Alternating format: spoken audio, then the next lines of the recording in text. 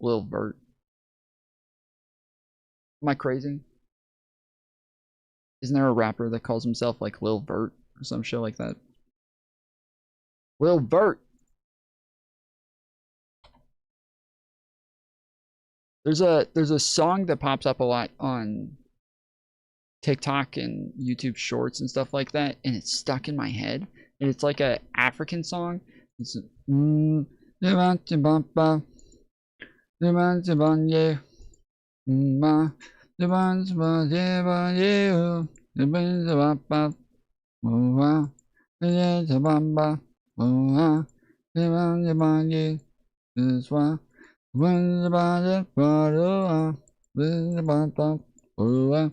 It's fucking stuck in my head, dude. I can't get it out of my head.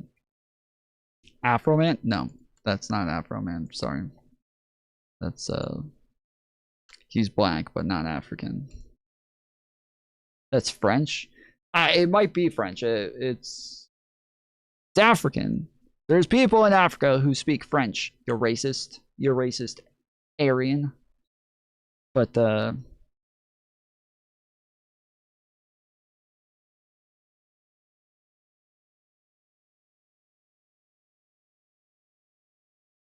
yeah, this is Mantis and I playing the game last night. Why am I so slow?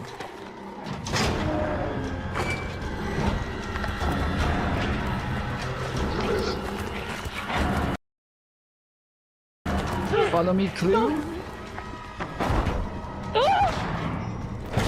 Oh my god! Oh shit! Oh shit! Oh god! Run, run, run, run, run, run, run, I'm going. Jump, bitch! Oh shit! Nice catch, Mr. Gnome. Look at Mantis! Look at her just standing there! I'm falling off the edge of the train! She's just standing there. She's like, oh. Sucks to suck. Look at her! She wants me to die, dude. Help him! Help him! Help him! I'm trying! You were gonna. I'm trying. Look at her. Look at her. Look at her. Look at her trying, Mr. Gnome. She's not even on the screen. She's just standing. I'm trying. Look at me trying, guys.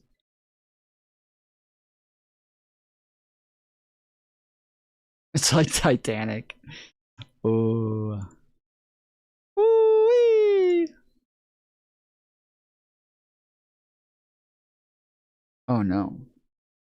Discord. Okay, there we go. I was about to say Discord just crashed. That's where all of my stuff is for today. We're about to have to just cancel stream real quick if I can't get this up.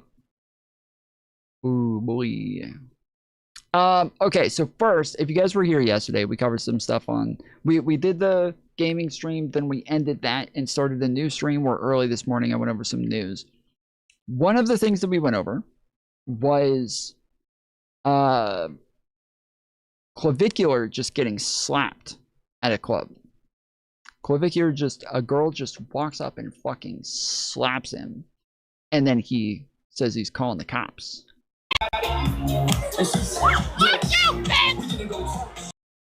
And then we all watched this and we're like, what? No fucking way, dude. This chick's crazy. It's just fucking crazy, bro. Like, this is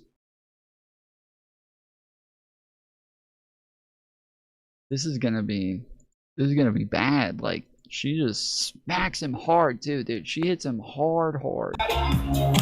Oh, like she wound up, bro. Whoo. And I don't know that he should mind all that much. He literally hits himself in the jaw with a hammer pretty regularly. So I don't know that that's probably like part of his regimen. He should probably hire this chick. Look at this chick's eyes over here. So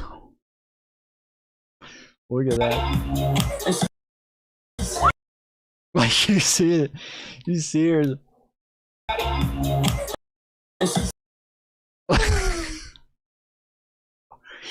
You see this clip?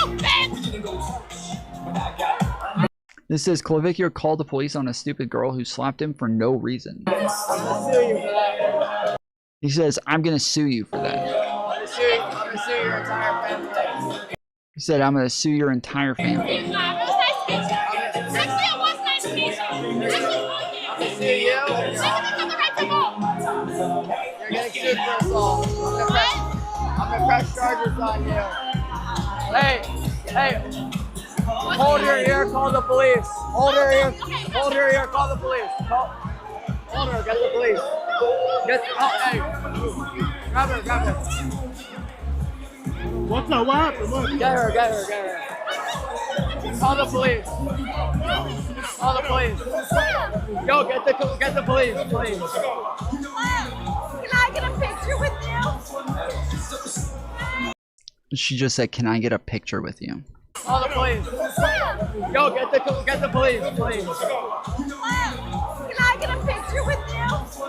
Oh, that was a different girl. Okay, I didn't realize that was a different girl. Police. So this looks fucking insane, dude. Like, this looks fucking crazy.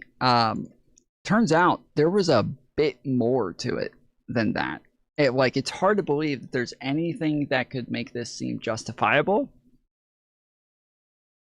You're about to find one of those very rare moments where this actually might be totally justifiable.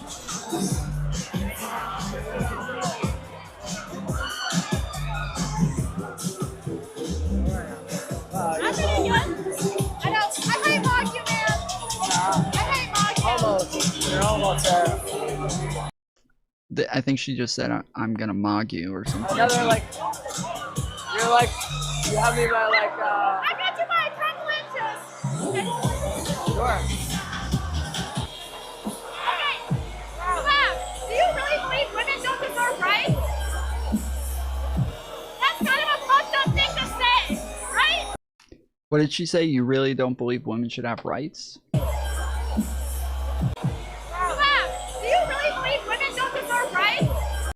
You really believe women don't deserve rights? That's kind of a fucked up thing to say, right? You said you don't believe women deserve rights? Like which one, dude? Got the clarify. Like all women. You said all women don't deserve rights? What the fuck is wrong with you for that? Like which one? You're weird as hell. Well, can you clarify what you mean? It's just, you were raised by a mother. Well, you know all women deserve rights. Not just fucking you, bitch. Like which one?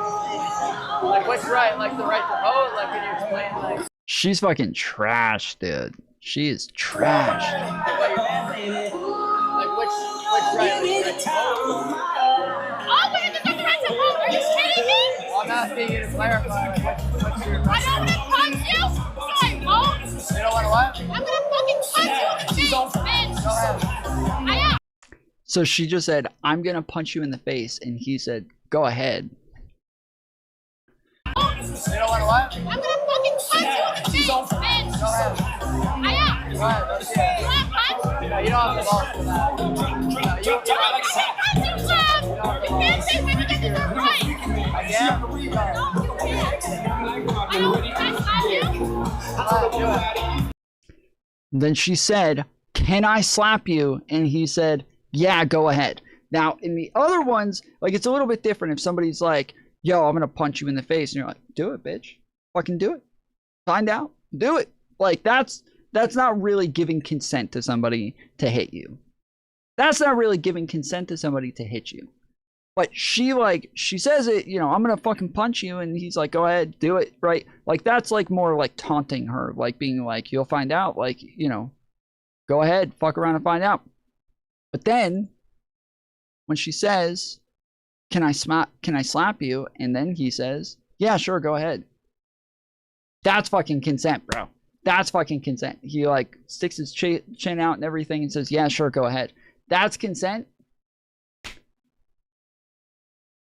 I don't think he expected a real slap. I don't know. She was pissed. I think he should have. I think when she first says, I want to punch you in the face, and then she and she's yelling at him about not wanting women to have rights and not wanting women to be able to vote.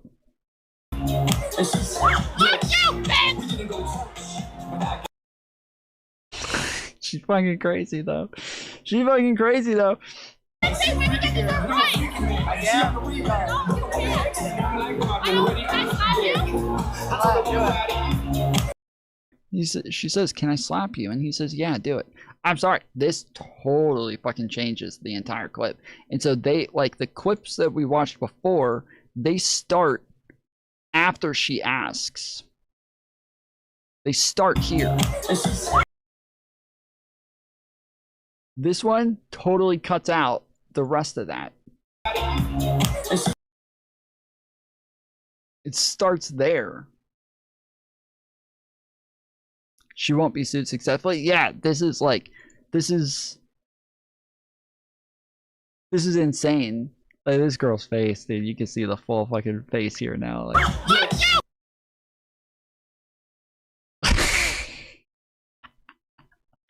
you can see her full face here now. That edit is whack though. It's fucking crazy, isn't it? It's crazy. This went viral yesterday. This was all over the place. Like, this was all over the place. This chick just rears back and smacks him, and then it's like, you know, doing this afterwards. You're like, what is that? But it's obvious, like, yeah, he gave her consent to do it, and then I guess he looked mad afterwards. So she was like, you know, like, hey, all in good fun, like, because she did ask. She did ask. Like, she asked if it was okay first. So I don't know. This is a very, very different perspective here. Call the police. That's all. He's slapping. Slap you? Yeah, call the police. Charge him. Press charges. Yeah, you did. Yeah, you did. Can I get another? Can I get another? Oh my God. Oh, fuck. Assault is assault. You're just literally saying nothing. If you give somebody the consent to hit you, they're allowed to hit you.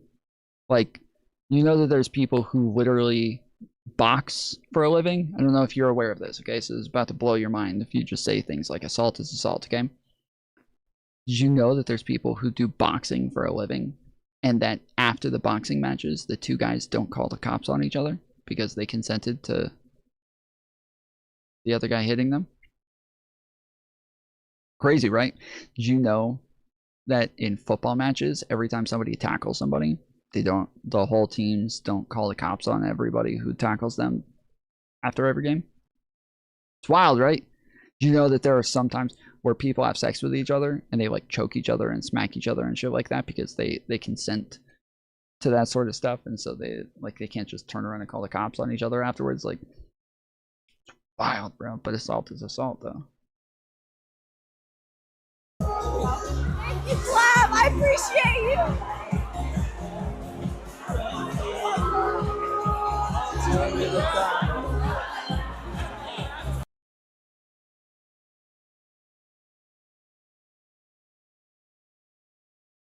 But yeah, so that was interesting. So Tim Pool, I saw it from him. He said, "Curious, the Bronca show. The viral clip just shows the slap and her getting grabbed. However, in the full clip, she says she asks, 'Can I slap you?' And he says either yeah or then do it. Is she criminally liable?" This person says, if I say kill me and you kill me, you're still liable for murder. That's such a stupid fucking argument. Eric says, from what I see, it's not literally serious. Oh. It's not literally serious. Oh. Someone being an asshole and threatening to hit you, being answered with something like, yeah, sure, asshole, whatever, isn't actually getting permission. You know that, man. LOL. I mean, let's not do this. Can I slap you? Do it. He gave full permission. He dared her. He didn't consent. I read it as, I dare you. There will be consequences. So the problem isn't just like what he means by it, but it's also the way that the other person can perceive it. So as I said, the first parts where she says, I'm going to punch you, and he's like, do it. Do it. Like, that's obviously taunting. That's obviously him being like, I dare you. I dare you. Fucking find out. But the second part where she stops and she's like, but no, can I can I slap you? And he's like, yeah, go ahead, do it. That is not the same as what he was saying before. That is actually like consent. That is inviting it. So this is very, very different. No, he clearly said you don't have the balls and do it, to mean you wouldn't dare assault me in front of the camera. She did it anyways, proving the lack of accountability and self-restraint women have. Oh, they have no accountability from women. That's what it is. As you sit here taking away all accountability from the guy who just told her that she could do it.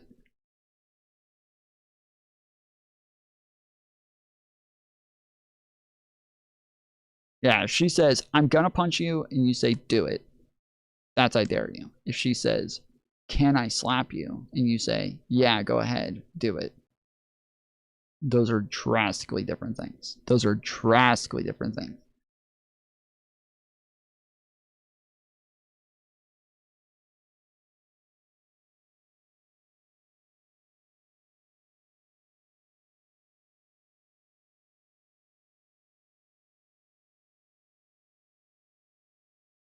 You are critical of the government of Israel.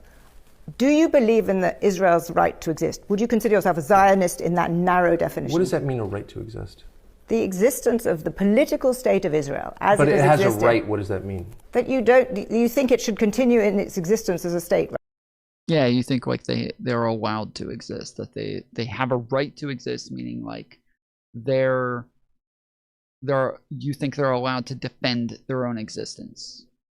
Right now. So you do not agree with Iran, for example. Well, let me just ask, since you... This is, again, I've said this numerous times. I'm glad that this conversation is actually being had by some people, because it's rare that people actually talk about the differences in Zionist terminology. Lots of people will just say like, oh, I hate Zionists, and like you ask them what a Zionist is, and they're like, oh, it's a genocidal ideology where you want to clear out all of the people who live in the in Palestine and take it over by Israel, and you have to vanquish all of the, like, okay, that's what you mean by Zionism. Okay, so like I think the majority of people, when they say Zionist, they just mean that like Israel has a right to exist. They believe Israel has a right to exist, that is Zionism. That's what most people mean when they say Zionist. But when like you have to actually ask that question, you have to actually like get into that with people and know what it is that they mean, in order to have a conversation about whether or not one is or is not a Zionist. And I'm glad that she's actually asking this question here, because that is important. State right now. So you do not agree with Iran, for example. Well, let me just ask, since you asked me the question, it's fair for me to get you to define the term so I can answer it. You've asked two questions. The first was, do you believe Israel has a right to exist? And the second question was, do you believe Israel should continue to go on as a nation state? And those are very different questions. So I often hear the phrase... Having been created as a political entity in 1948... Does it have a right to exist? Is that what you're asking? I don't want to get hung up on the right to... Should it continue to exist? That's how I define narrowly Zionism. Because the phrase you used was devised by the Israeli government. You already said, what do you mean by a right to exist? And she said, I mean that you should be able to still exist. That like you think they you want them to continue existing. She already defined all these terms, but now he's just circling back and asking the same questions again, even though she already defined the terms. And he's like, oh, well, it's important to know what you mean. She already told you what she means. Of course. Does it have a right to exist? And so my question to you would be, what does that mean? Why don't you answer my question? It's a very simple question. I don't know what your question is. Are you asking, does it have a right to exist, or do I want it to exist? Do I seek its destruction? She said that those are one and the same, not either or. She said they're the same. Fine. Answer it that way. Well, of course I don't seek its destruction. I've already said, as you know, because I said it to you, I don't want Israel to be destroyed or have to use nuclear weapons. We've established that you are in that narrow terms of Zionist. If that's how I'm in no sense a Zionist. I don't want any country to be destroyed, at all, and I don't want... That's not... So yeah, so let's see.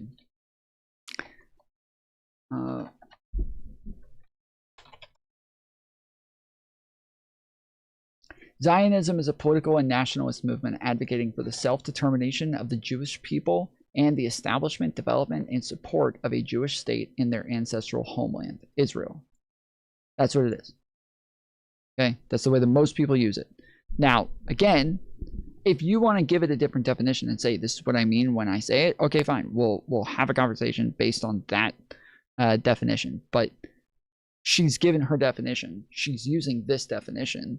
And then he keeps making it about, like, she's like, okay, well, then you're a Zionist. In the way that most people use the term Zionist, you're a Zionist. And he's like, no, I don't want people bombed. She didn't say anything about people being bombed. That was not part of the definition. That's not part of what she asked you. He's so bad faith. I want people to die, particularly ones who committed no crime, because I don't believe in killing innocents, period. That's the basis of Western civilization. Eastern civilization, it's a whole different view. They believe in collective punishment. I don't. So you're in no sense a Zionist? I don't even know what that means. Why don't you define the term, and then I'll tell you whether I am. I've just defined it. What's a Zionist? No other choice. I'm sick and tired of being abused because I'm white and male. Who's abusing you? I don't know anything about these people. When it comes to reality, I only get to know what people tell me, so I trust nothing. Who the fuck is what are you going off about, bro? If somebody's abusing you, you should just call the cops. I don't know why are you going to YouTube chats to talk about it? A Zionist, in my narrow term, this definition is that the state of Israel, the political state of Israel, has the right to continue existing. The right? Where does that right come from? What do you mean? These are like, I'm not being a lawyer about it. I just want to know what you're... You are, because before you were asking what a right means. She already gave you what a right means. And then you changed the definition to mean that people are getting bombed. And then now that she's saying again, okay, you're denying now. You just said a minute ago that you think they have a right to exist. Now you're denying that you think they have the right to exist. So I'm going to ask the question again. Do you think they have a right to exist? And he's like, where does the right come from? Who cares? Who cares? Who cares where it comes from? Like, it doesn't matter. She doesn't have to tell you where the right comes from in order for you to say whether or not you think they have a right. That's it. Like, she does not have to tell you. You can believe the right comes from God. You can believe the right comes from the state. You can believe the right comes from the United Nations. You can believe the right comes from whatever the fuck you want. It's about you and your fucking beliefs, but you refuse to answer the question and keep asking her about what she thinks about it instead. Refusing to answer the question.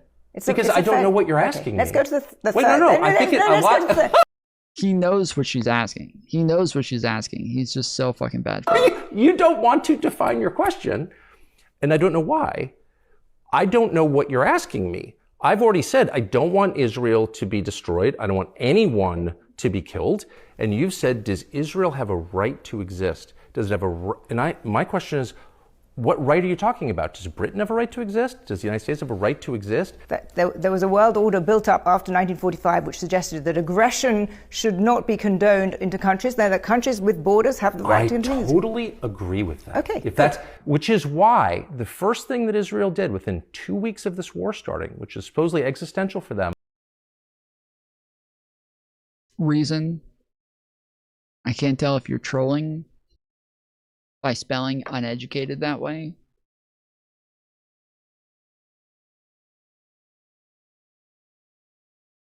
And having horrible grammar. Why does every uneducated, unejucated person has opinions on other uneducated people?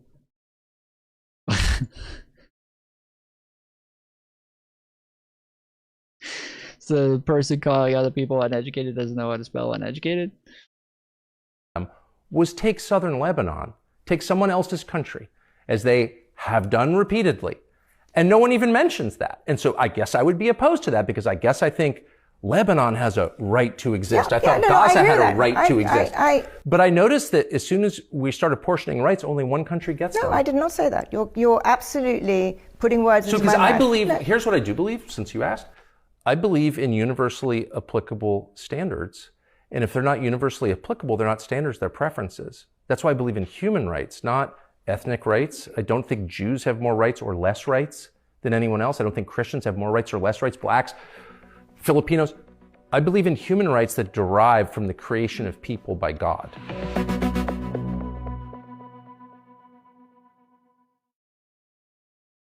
He's such an idiot, dude. He's so fucking bad faith. Like, she defined it for him so many times. She kept giving him the definitions of everything that she was saying, everything that she meant, everything. Like, she outlined all of it for him.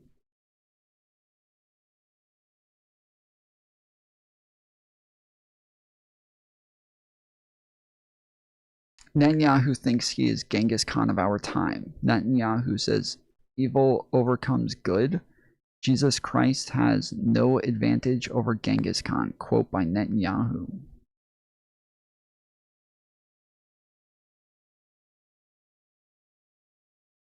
The one in all said that in vertical chat.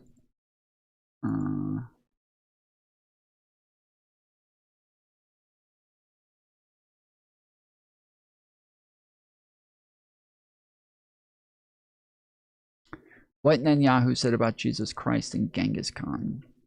Israeli Prime Minister Netanyahu has faced backlash for quoting historian Will Durant to say Jesus Christ has no advantage over Genghis Khan. To me, I don't read that and think he thinks he's Genghis Khan. I think, like, to me, a Jewish person doesn't believe that Jesus Christ is God. He doesn't believe that he's the Messiah. He believes that he's like another human. And so I don't know why that would matter. During an English language press conference in Jerusalem on Thursday, Netanyahu defended America and Israeli military operations in the Middle East, arguing in favor of the West asserting strength. History proves that unfortunately and unhappily, Jesus Christ has no advantage over Genghis Khan, he said, because if you are strong enough, ruthless enough, powerful enough, evil will overcome good. Aggression will overcome moderation. The comments sparked outrage online, with some calling them blasphemous, prompting Netanyahu to clarify his meaning in a post on X, saying, "No offense was meant." He said in another post that it was fake news about my attitude towards Christians who are protected and flourish in Israel. Let me be clear, I did not denigrate Jesus Christ at any of my news conference this evening, he said. Netanyahu has come out of hiding to mock Jesus Christ in the most blasphemous way imaginable. Jesus Christ has no advantage over Genghis Khan because if you are strong enough, ruthless enough, powerful enough, evil will overcome good. I don't know, why is that offensive? Why is that blasphemy? He's not a Christian. He's Jewish. Like,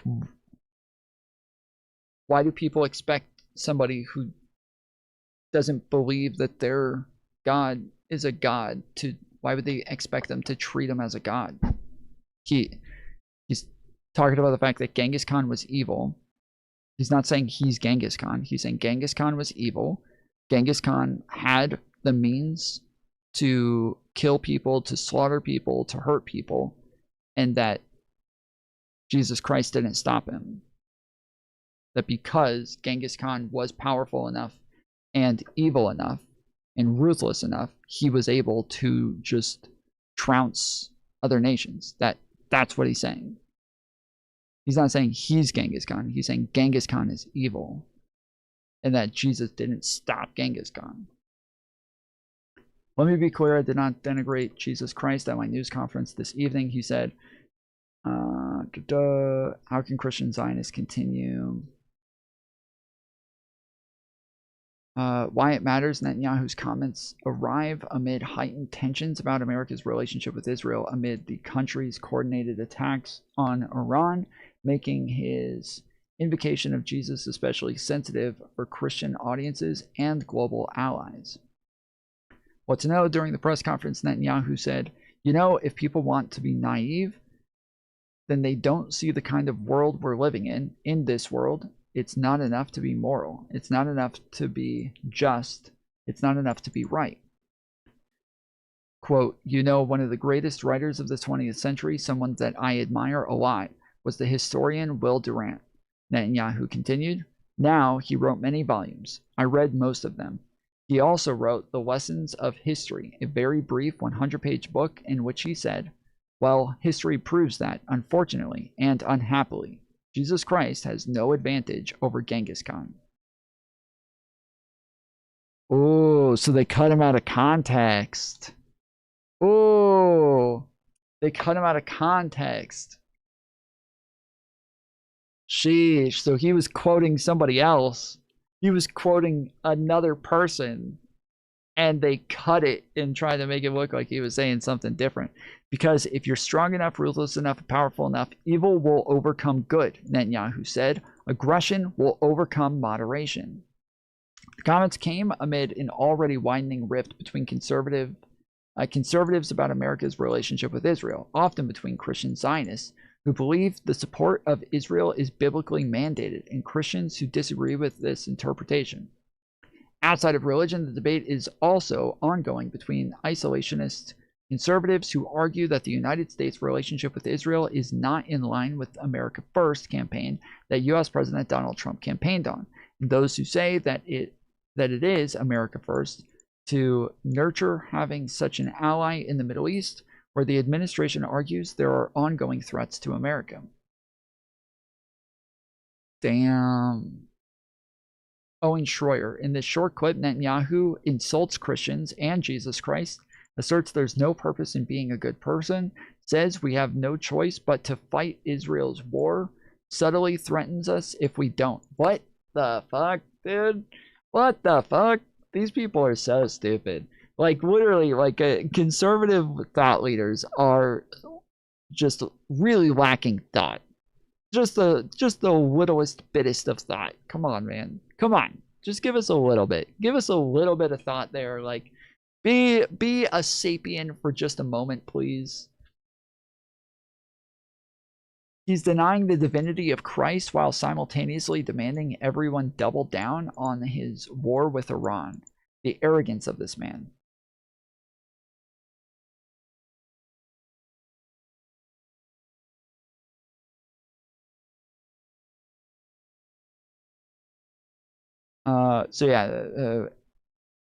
Netanyahu said on X, let me be clear, I did not denigrate Jesus Christ at my news conference this evening. To the contrary, I cited the great American historian Will Durant, a fervent admirer of Jesus Christ. Durant stated that morality by itself is not enough to ensure survival.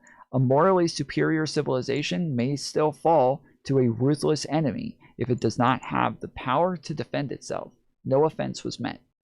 Yeah, this is obviously what he was saying. He was obviously saying that Genghis Khan is a bad guy, and Genghis Khan was able to do a lot of really horrible and evil things because he had the power to do so. And that if the righteous people who were on the other side had the power, they could have vanquished him, but they didn't. Because just having Jesus on your side is not enough in and of itself. You have to have the means in order to stop him. What kind of person who believes in a good thinks that evil overcomes good? I'm sorry, that is the case a lot. That is the, like, are you seriously trying to act as though evil never overcomes good? Do you really think that?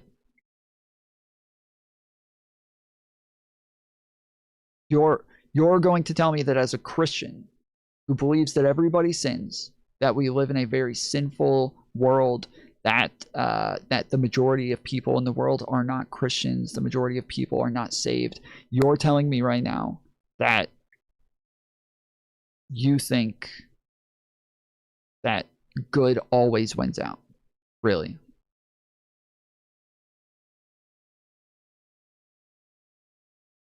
Foolery is woke now, he blocks God. I don't block anything. It automatically censors it on my screen.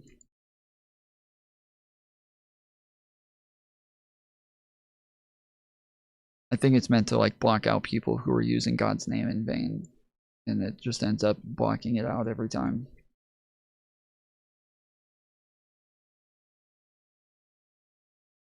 God is good. If you believe evil overcomes good, you don't believe in God. Can you answer the question, the one and all? Do you believe that evil ever overcomes good? Do you believe that ever happens? Do you believe that Genghis Khan was good? How about that? The one and all. You believe that Genghis Khan was good then, right? Answer that. Do you believe Genghis Khan was good? You would have to. You would have to believe that Genghis Khan was good and that Genghis Khan had Jesus on his side, right?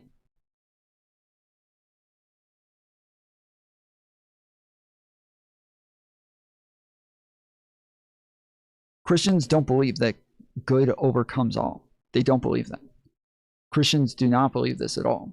I don't know what sect you're from, but the Protestants do not believe that in any way. Like they are very, very clear that like living is to struggle, that to like be alive in this world, that this is like the devil's domain, that this is where the devil is able to run free, and that we have to make our own decisions to like fight back against that, and we have to have the power and the will and the means to do so. And this is why we have community. This is why we have church. This is why people are supposed to congregate with one another and commune with one another and pray for one another, because it's not just enough for you to believe in God. You have to actively act on things in order to stop it. You can't just be good. That's not enough. Whoever does not recognize good and light lives in darkness and evil. Again, nobody's saying don't recognize it. We're saying you're the one who's refusing to recognize evil.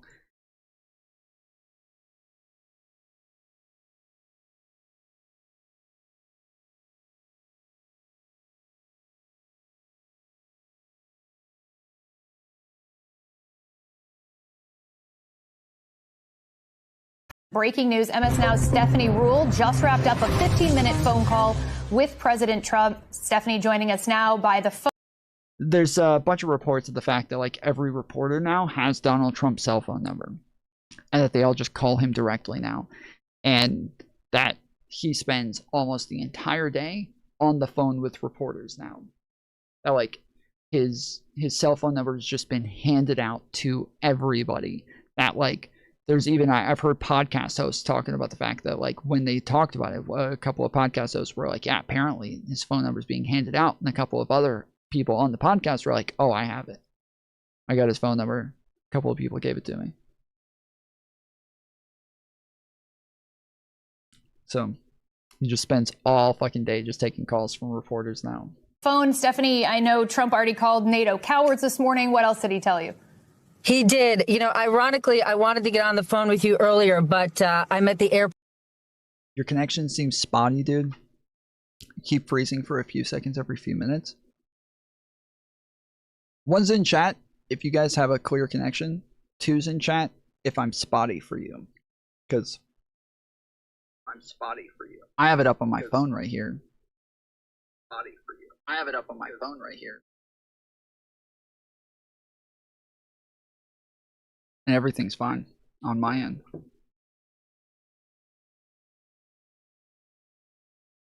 Everybody so far is putting ones in chat. Yeah, it might be. Yeah, I'm looking at my YouTube health. It says that my stream's been healthy the entire time. Yeah, it might be an issue on your end. I'm not sure. And it took me quite a long time to get. Yeah, if anybody has like freezing or anything, let me know. Get through TSA. The president and I had about a 15-minute phone call. We started, of course, talking about Iran.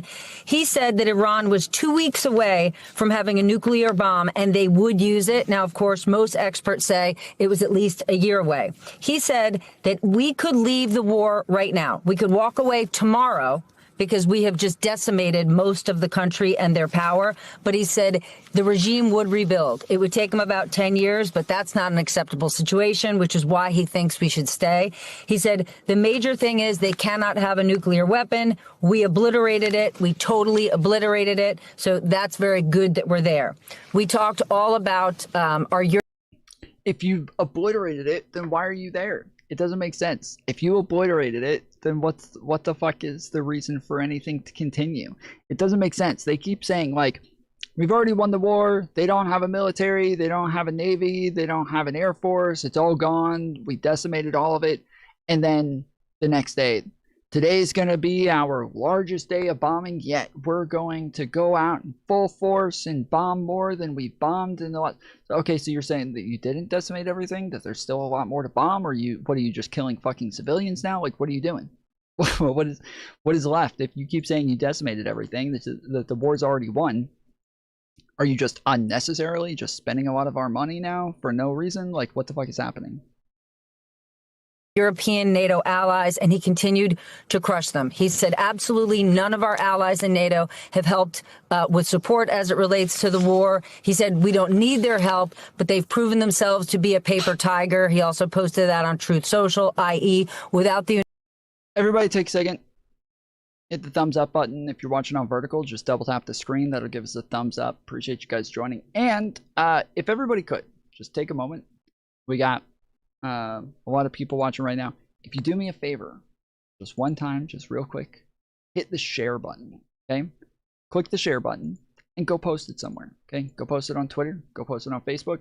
If you're on Discord, you got a bunch of groups that you're in, go post it in Discord real quick and tell people to come watch. Post it in a couple of Discords. Go share the stream, let people know that you're watching, and get some more people in here. We got a lot more to go over. We got a long way to go. I saw somebody asking why we haven't covered the NotSoErudite stuff on Tim Pool yet. We'll get to that later. We got maybe an hour or two of news to get through first, so we got a lot of news to go through. So we're gonna be here for a while, getting through a lot of the stuff that's happened today, and then we'll go over some debates later, most likely. If I do you that favor, what are you gonna do for me? I'm gonna put on the greatest content you've ever seen in your life, bitch. You better get ready. I'm gonna put on a fucking show. United States, NATO is nothing. And he said before he came to office, the United States, and you've heard this from him before, paid 100%. Now NATO allies are paying more, but they've done nothing. I asked about Ukraine helping and Ukraine supporting, and he said they've done nothing. Anything Zelensky has said as far as what Ukraine has done to help us, he's just doing for political and PR purposes. They've done nothing. He says Zelensky is very difficult to deal with. He says Zelensky is more difficult to deal with than Putin is. And he said Putin has also shown that he's not afraid of Europe at this point, or our European allies. He said I would clearly say that he expressed more trust in Putin than he does any of our European allies. We talked about the Texas primary. He said originally, when you find out Charlie Kirk is Governor Spencer from Utah, enjoy your show. They wanted to run against Jasmine Crockett, but Tallarico can be easily defeated, whether it's Ken Paxton or John Cornyn. He referred to Tallarico as a whack job. I asked him about our next steps as it relates to Cuba. He was sort of vague, but he said, just you watched, and he promised sort of changes, but he did not give any details. I asked him about what the White House is spending on. I asked if the ballroom was much bigger than they planned. Did it need to be that big? And he said, of course, it's under budget and ahead of schedule. But he said they plan to have future inaugurations in that ballroom since it's going to be drone-proof and bulletproof. I asked him about those comments he made. Decimate is 10% pedantic, and obliterate, why take Trump literally? After so many years, politicians lie, Trump sells / manipulates data. Nobody lies like Trump. I'm sorry. You guys, you're like a child when you keep doing this, like both sides things, where you're going to try to find a way to act like Trump is the same as everybody else. He's not. Nobody lies like Trump. Nobody lies at the extent that Trump lies. Nobody lies about the very serious things that Trump lies about. Nobody. We don't have examples of other people doing the same thing. It's not politics. It's not normal. It's not natural. And even if they did, we would call them out. We would hold them accountable. We would demand some sort of responsibility there. But you guys don't. You guys don't even call them out. You don't even care, and you just make excuses for it from beginning to end. That's all you do. It's like if you think that's just like normal in politics, then you should be doing something about it to try to change that. I don't think that's normal in politics. I think this is something that's very specific to Trump. But if you do, and you're admitting that these are lies, you're admitting that he's just like trying to stretch what the truth is, you should be calling him out for that. You should expect some more accountability from the person who is running your country. Like, You should expect a higher degree of responsibility from this person. You guys treat him like he's just some like little school child. It's so stupid. About Gavin Newsom and dyslexia. I gave him the opportunity to sort of take those comments back, saying someone with dyslexia, with those learning disabilities, shouldn't be in the White House. He didn't take the comments back. Zelensky sacrificed 8 million Ukrainians to BlackRock's globalist New World Order while his wife went handbag shopping in Paris. Donald Trump works with BlackRock. Why? First off, Zelensky was already super rich. I don't know why you guys, like, he was a famous actor before he ever became the leader of Ukraine. He was already ridiculously rich, so I don't know why you guys act like he needed BlackRock's money in order to do that. First off. Secondly, Donald Trump has close relationships with BlackRock. You guys don't give a fuck when it's Trump, right? Nobody cares about BlackRock when it's Trump who's close with them, but you know, Zelensky has some ties with BlackRock, and all of a sudden it's some big deal. Donald Trump's close ties with BlackRock, and his wife is going shopping for handbags. Nobody gives a fuck. He continued to go after Gavin Newsom, and then, you know, talk quite a bit more about how unfairly he's being treated by the media. And I know, Steph, you've talked about how hurtful those comments have been. Did you tell him that you're stymied at the airport and ask him about the DHS? Yeah, also 8 million is kind of fucking insane. Isn't that like... Isn't that like... Didn't they have like maybe 1 million die so far? How many Ukrainians have died in Russian war? Estimates on deaths in the war with Russia vary widely. 140,000. Oh, okay, yeah, it's not even close. Okay. Not even close to 1 million.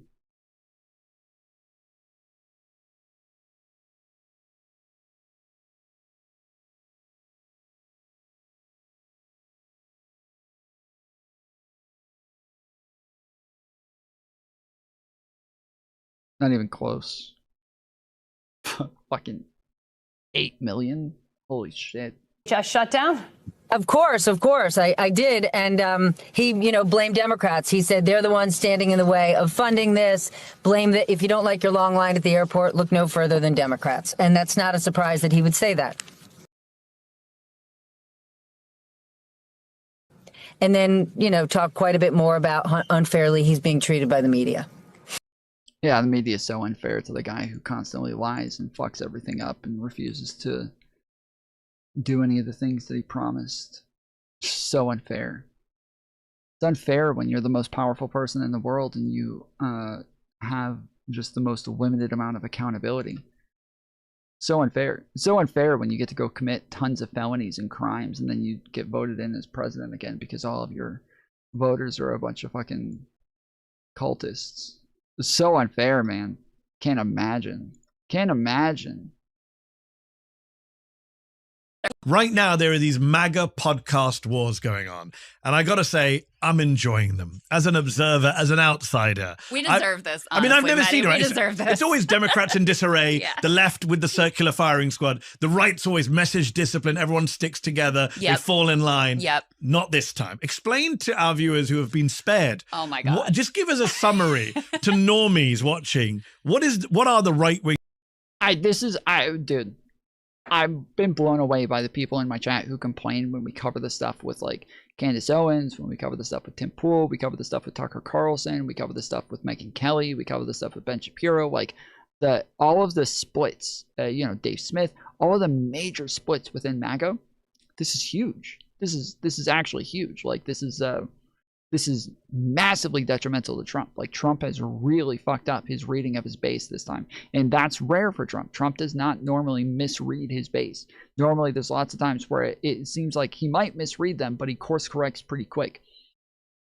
This time, he's wholly fucking up his entire constituency. Like it is falling apart at the seams. And this is a huge thing going on, because normally, like I said, like everybody is in line. They're very cultish. They're very like on point with their talking points. They're all saying the same things now, and it's all about like you said, you know, Democrats in disarray, Democrats, you know, in full coke mode, Democrats, you know, can't handle it. Like it's always this all over the place. Now they're talking about each other. Now they're calling out each other. Now it's, you know, Megyn Kelly going after Ben Shapiro and Piers Morgan and Tucker Carlson. Like all of these people are all splitting up and calling each other out and fighting with each other nonstop. And it's big. It's very big.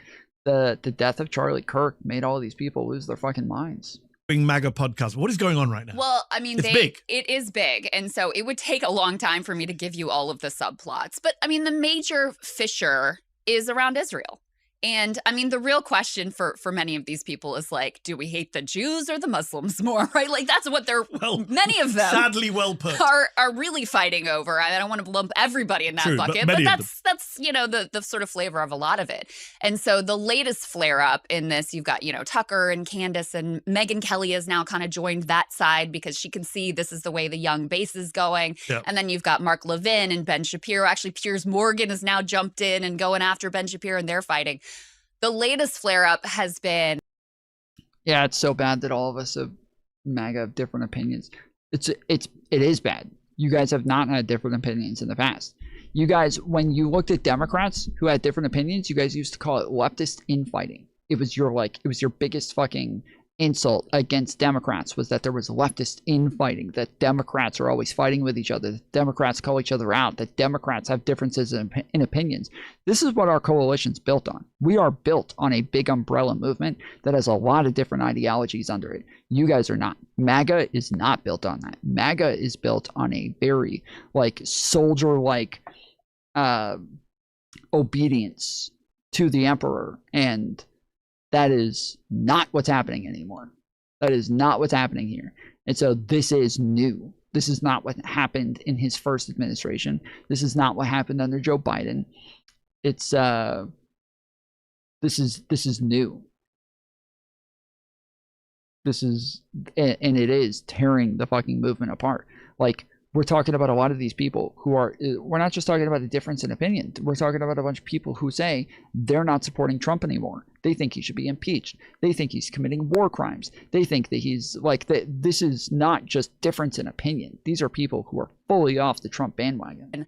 Mark Levin has apparently been going after Megyn Kelly pretty relentlessly for a long time. Because he's gone after me too. He's an awful person. Super Zionist, awful person, you know, and was a never Trumper, by the way. Always should remind people, and these Trump acolytes, they used to hate Trump. And that's true of a lot of the people who are his biggest fans. I mean, Ben Shapiro was not a Trump guy, right? You know, this is a sign that everybody. Your umbrella only covers people that believe the same stupid shit you do. That's to an extent. But again, we're talking about to an extent, yes, you have to have similar beliefs to an extent, yes. But we have a lot of disagreements. Again, you can't call it leftist infighting and then say that we all have the same beliefs. That's, I don't know what the fuck that even means. Like, there's leftist infighting again. Oh, well, leftists always fighting with each other. Oh, man. But you guys all just believe the same exact things. What the fuck? There's no shot. No shot, dude. Pick one. Everyone else is kicked out and called right wing. I don't know what that means. I don't know what you're talking about. I've been a conservative for the first 33 years of my life. My values didn't change all that much. My morals didn't change all that much. I just actually believe the things that conservatives pretend to believe. He knows the Trump era is coming to an end one way or another. He's incredibly unpopular. They're going to get destroyed in the midterms if they're free and fair remotely at all.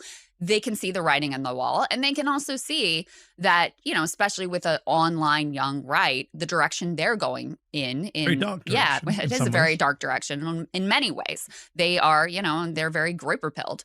So they're sort of reading the room of how this thing is coming apart. And in the same way that after Bernie lost in 2020, there was a lot of like left liberal, left on left fighting and squabbling and drama, et cetera. They're kind of in that moment now where Trump has betrayed, you know, some of his promises. I would say it was all very foreseeable, but they, you know, there is an element that feels very betrayed. There is a sense of who's going to take the reins next. What is that direction going to look like? And so all of these personal grievances also that were underneath the surface, those are coming up too, which is why I say like partly it's about Israel and like Jews versus Muslims. Partly it's just these like incredibly petty, personal, vicious beefs. Yep. This is big stuff, though. This is big stuff. MAGA is definitely falling apart. It's looking rough out there. And thank God it's just in time for the answer to the question. It's just in time for the midterms, because Democrats have been winning very disproportionately to Republicans. Democrats have been winning gubernatorial races. They've been winning Senate races. They've been running, House races. They've been winning mayoral races. They've been winning pretty much everything disproportionately. They have been winning big time. Big time. Is the answer to the question that Israel does what it wants and we just have to live with it? Because that's the question the world is asking themselves. If Israel decides to continue moving up the escalation ladder, attacking energy, retaliatory attacks, that's not just Israel's problem anymore. That's the whole world's problem suddenly. Well, look, it sounded to me today like President Trump was not happy about this strike, and it sounded like Prime Minister Netanyahu got the message. So, look, my anticipation is that we're heavily influential to them. Yeah, so this is, again, Trump reading the tea leaves. He finally had like a snapback on Israel because he realized that his movement is kind of being torn apart over the stuff that's going on with Israel. So he needed to virtue signal to people a little bit. And he's done this a couple of times. It's like the third time that he's done something where he like puts out a message where he's like, Israel is out of hand. He's done this numerous times in the past. It doesn't mean anything. It's just a virtue signal. But he tweeted out or put out on Truth Social the other day. He said, Israel, out of anger for what has taken place in the Middle East, has violently lashed out at a major facility known as South Pars gas field in Iran. A relatively small section of the whole has been hit.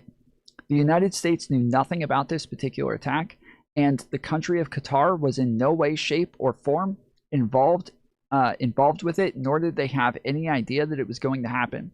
I don't know why he says this. He makes it sound like Iran thought that Qatar was involved. It's really fucking stupid. Like, he's trying to find a way to be upset with Israel. Like, that's what when we say that this is a virtue signal, he's trying to find some way to be upset with Israel. And so Israel bombed a gas field. Iran obviously knows that they can't bomb Israel as easily as they can bomb other countries, so they just went and bombed Qatar. And then Trump acts like, dude, Iran didn't know that Qatar didn't bomb them. Iran didn't know that this was Israel who bombed them. There's no fucking way that he thinks this. It's so stupid. It's actually so fucking brainless that he said this, because there's no way he thinks that Iran thought Qatar bombed them. In the very beginning of the war, where Israel and the United States were bombing when they were bombing Iran immediately started bombing Qatar and the UAE and Saudi Arabia and Oman. Like, they're bombing everybody around them. Trump didn't come out then and it's like, wait, guys, you didn't know those countries weren't part of it. I think it's just that he doesn't want Qatar to be mad at him. True, but he can say this. He can say it in a way that doesn't that it's apologetic to Qatar without throwing Israel under the bus, right? But in this case, he seems like he wants to really make it sound like he's really mad at Israel. He's really, oh, Israel, you better stop. Oh boy. Yeah, he says, the United States knew nothing about this particular attack, and the country of Qatar was in no way, shape, or form involved with it, nor did it have any idea that it was going to happen. Unfortunately, Iran did not know this. Oh, they didn't know. They didn't know that Iran wasn't involved, guys. Or sorry, that Qatar wasn't involved. Or any of the pertinent facts pertaining to the South Pars attack, and unjustifiably and unfairly attacked a portion of Qatar's LNG gas facility. No more attacks will be made by Israel pertaining to this extremely important and valuable South Pars field, unless Iran unwisely decides to attack a very innocent, in this case Qatar, in which instance the United States of America, with or without the help or consent of Israel, will massively blow up the entirety of the South Pars gas field at an amount of strength and power that Iran has never seen or witnessed before. Never seen or witnessed before. Nobody's ever seen it. Oh, it's so big, it'll be the biggest that no one's ever seen. I do not want to authorize this level of violence and destruction because of the long-term implications that it will have on the future of Iran. But if Qatar's LNG is again attacked, I will not hesitate to do so. Thank you for your attention to this matter, President Donald J. Trump. That's what they're talking about here. Is the answer to the question that Israel does what it wants and we just have to live with it? Because that's the question the world is asking themselves. If Israel decides to continue moving up the escalation ladder, attacking energy, retaliatory attacks, that's not just Israel's problem anymore. That's the whole world's problem suddenly. Well, look, it sounded to me today like President Trump was not happy about this strike, and it sounded like Prime Minister Netanyahu got the message. So, look, my anticipation is that we're heavily influential to them. We don't run them, and they don't run us. We're allies, but they don't control us. Yeah, and I don't know that we're necessarily control them. We're the senior partner. They're the junior partner. We have the weapons. We give them the weapons. We're funding this war. We're the great power. They're our client state. So in theory, we should be able to have the more than a 50% say in whether American blood and treasure is spent to perpetuate this war for months and months. And it's pretty clear from what President Trump said today that the war he wants to get out very soon. He keeps saying it. And it's clear he wants to get out very soon. And it's pretty clear from what Netanyahu said today that he doesn't want to get out very soon. Well, so both of those people can't win. One of them is going to be right and one of them is going to be wrong. So who's going to win that disagreement? Is it going to be Trump and we're going to end the war soon? Or is it going to be Bibi and the war is going to go on for a very long time? Both of them can't be right, Scott. And in the end, we're going to find out who really wears the pants in this bromance. Well, look, the bottom line is that Israel cannot exist, will not exist, has said they won't exist any longer with an Iranian state that is funding terror proxies and committing the kind of atrocities against Israel that we saw on October the 7th. They have wiped out the terror proxies for the most part.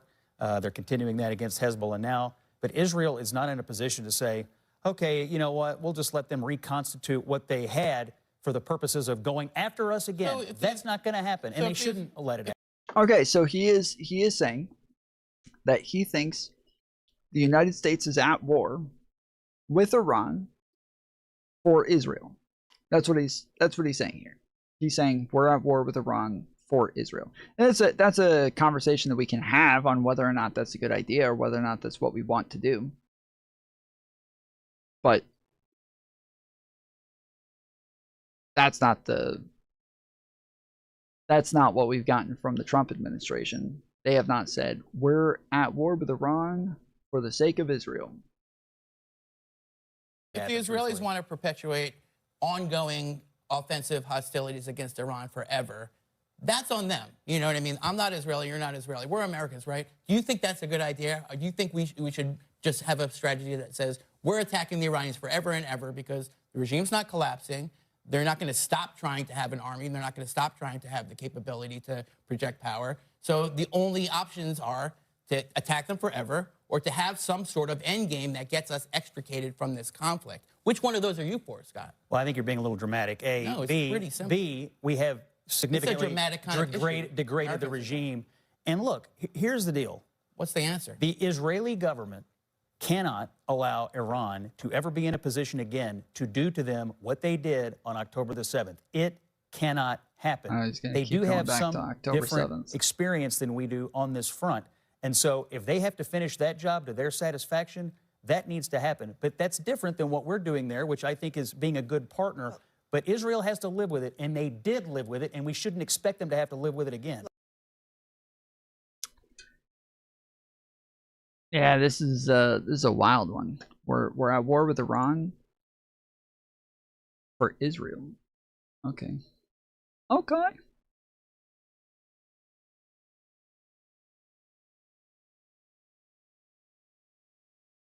Of simulation theory often point to video games as a way to explain, if not prove, that our reality is artificial. In a video game, the only data that is rendered is what the player sees or interacts with. If you're playing a video game and there's a car or building a mile away, that entire object isn't rendered. The game engine only renders the bare minimum of information to make the object look real. A distant building is rendered as just a few pixels, not that complicated.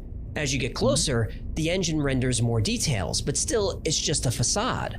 The engine doesn't bother calculating what's inside the building until you actually go in. The game engine always knows how much data to send you and doesn't bother with anything else. If we live in a simulation, it would make sense that our reality is rendered the same way. And we could test this. Wait, what do you mean we can test this? Specifically, we can use the double slit experiment. Here's how it goes.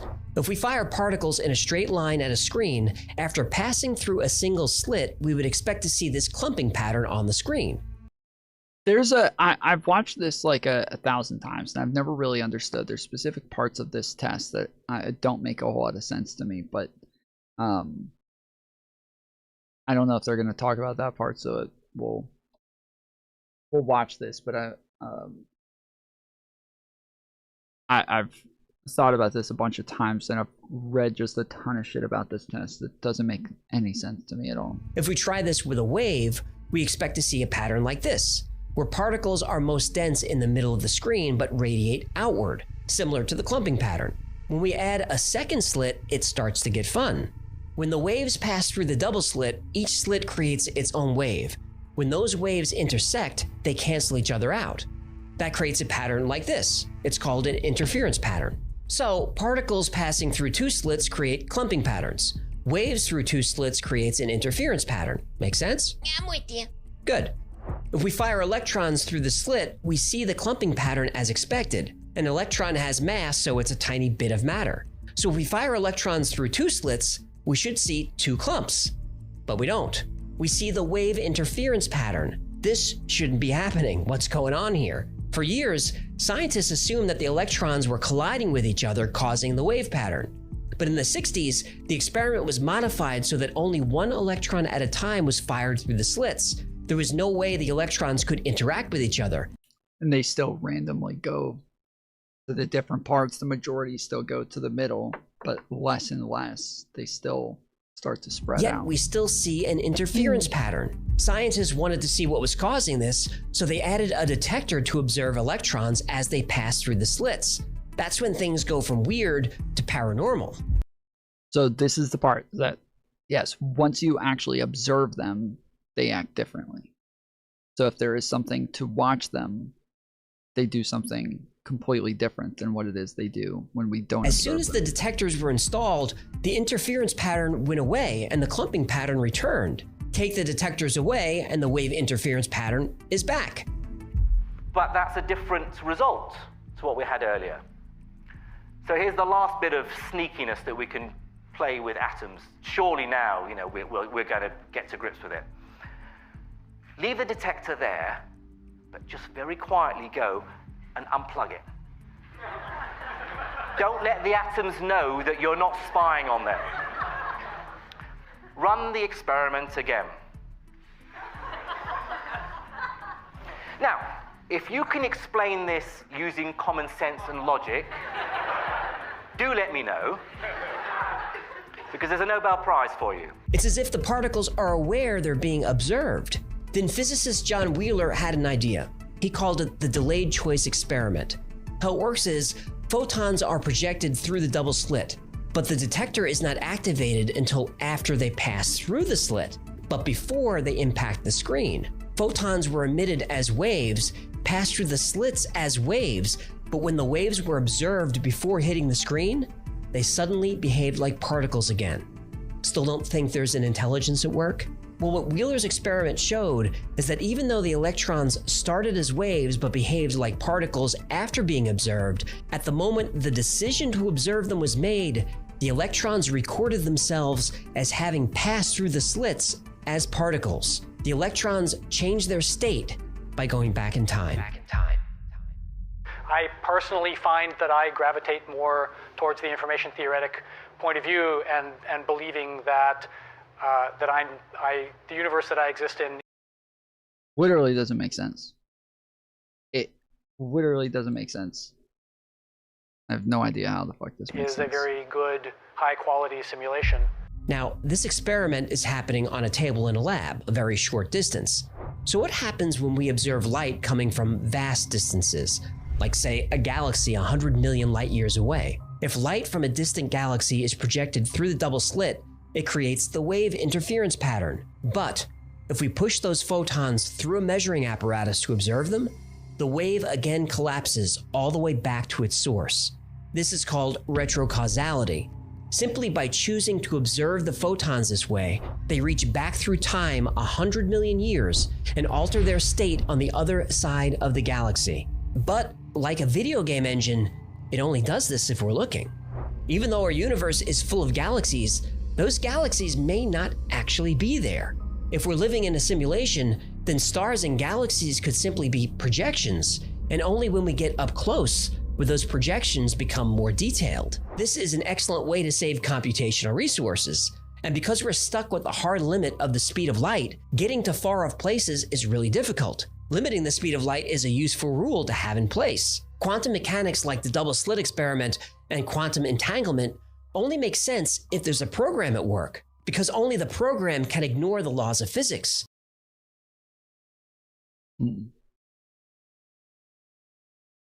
Interesting.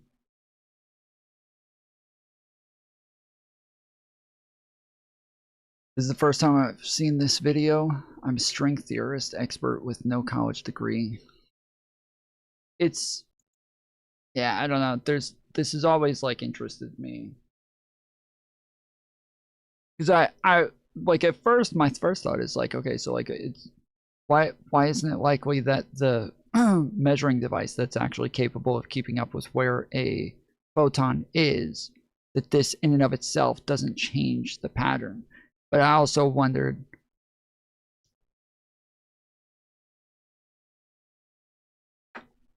I wonder about how the measuring device works and how close it would have to be in order to actually see things, see the photons, and that if you moved it farther back to where it could only see some of them but not others, if the ones that it could see still acted different while the others still went in waves. But I just have so many questions about like how that would actually work, the different types of tests that have been done on it.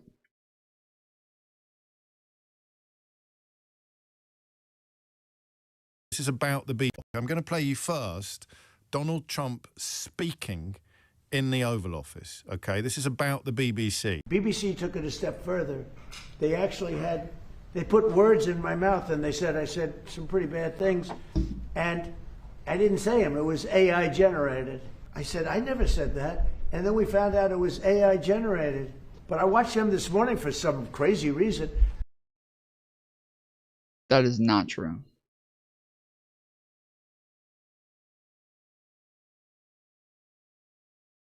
Is he talking about the January 6th documentary where they clipped like two separate parts back to back and it made it sound like he said something that he didn't say? Because for those people who are here who are just like, oh, well, everybody lies, who cares? Well, the BBC fired people over this. The BBC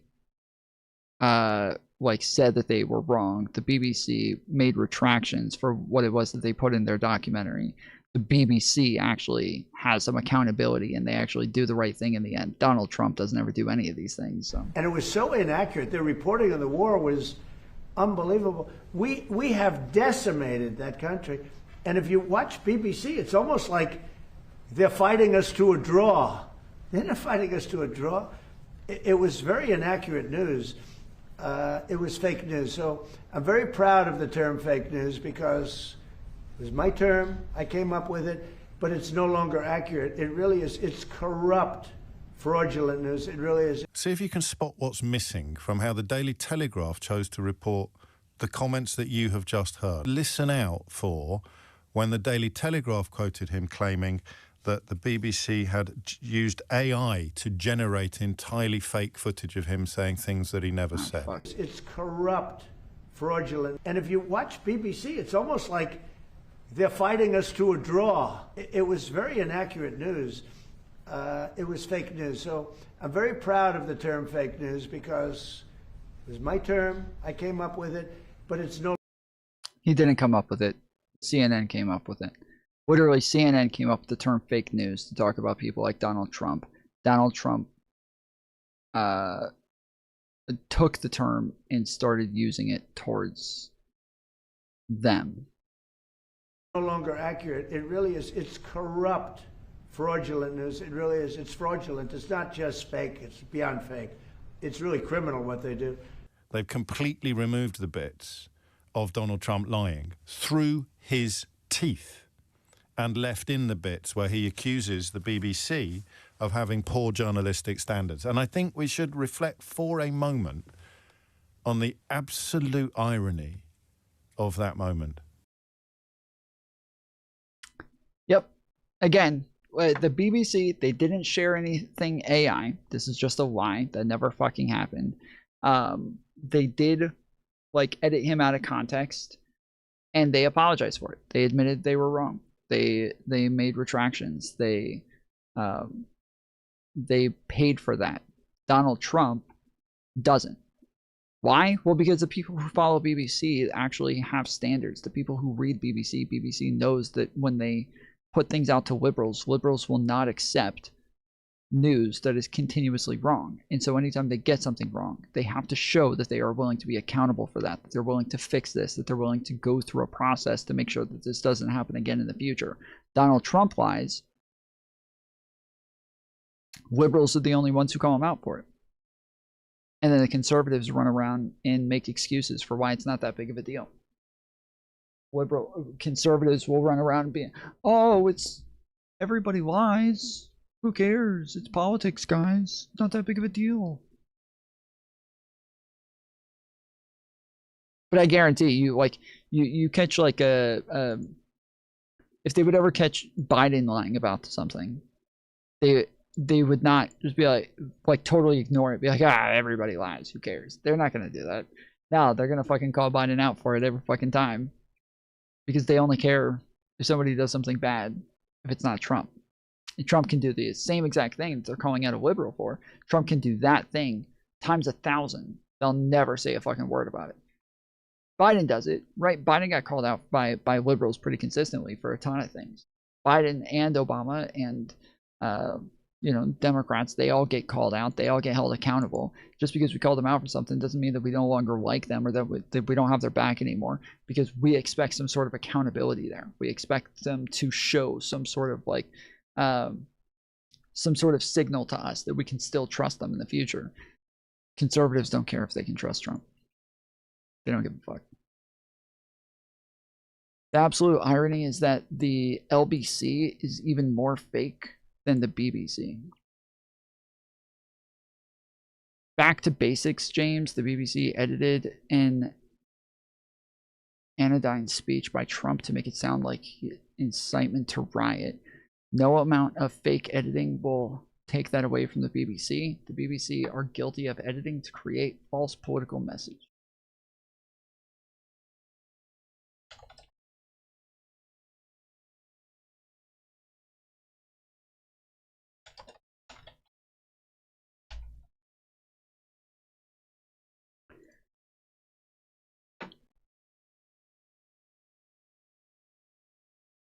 BBC apologizes to Trump over the panorama edit, but refuses to pay compensation. The BBC has apologized to U.S. President Donald Trump.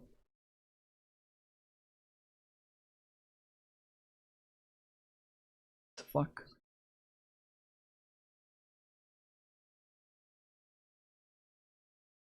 Oh shit, this is behind the paywall now too? Sheesh!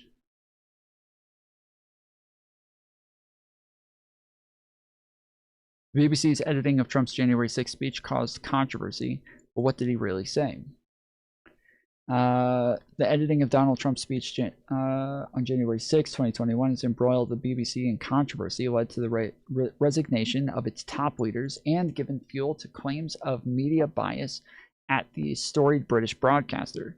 The dossier from a former external advisor to the BBC's Editorial Standards Committee flagged the edit, among other instances of purported bias in the outlet's coverage, which was leaked to The Telegraph. As a public sector organization, the BBC is required to be impartial, though it often faces claims of bias, particularly from the right. In a broadcast of the news show Panorama before 2024 election, Trump's speech was edited to put together two sentences that were actually 54 minutes apart, making it appear as though he was telling people they would walk to the Capitol and fight like hell. After Trump's speech, thousands of his supporters descended on the U.S. Capitol, blah, blah, blah. Scandal provided Trump another avenue to attack the media, this time overseas, and to relitigate the circumstances of the 2021 election and his attempts to overturn the results. He has threatened legal action against the BBC. So yeah, this is...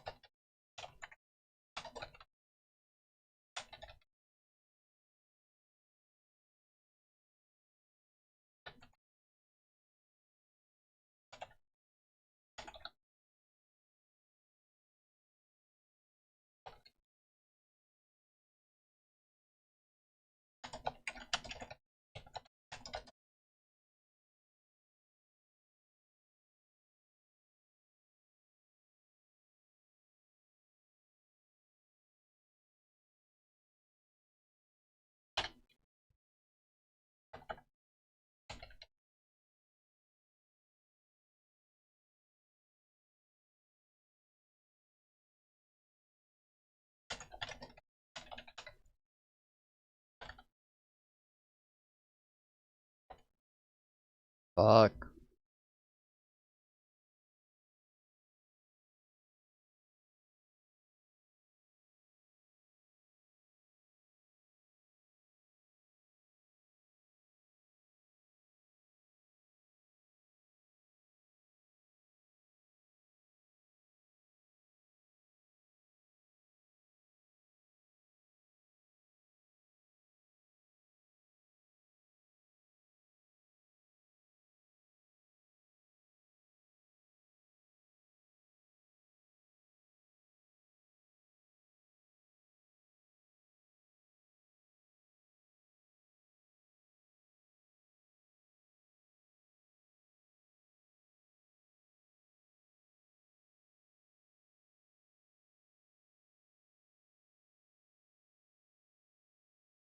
Yep, this is so stupid.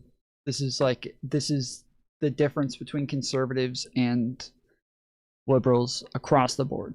Liberals expect accountability. Liberals will be held accountable. Liberals will admit when they're wrong. Liberals will fire people if they do something fucked up. Liberals will resign when they do things like this. Donald Trump, if he was a liberal, he would have resigned a million times by now. Donald Trump, literally, I don't even think that's an exaggeration. I think Donald Trump, if he was a liberal, if he was held to liberal standards, Donald Trump would have resigned a million times already. Donald Trump does something that a liberal can never do. he does this 10 times a day.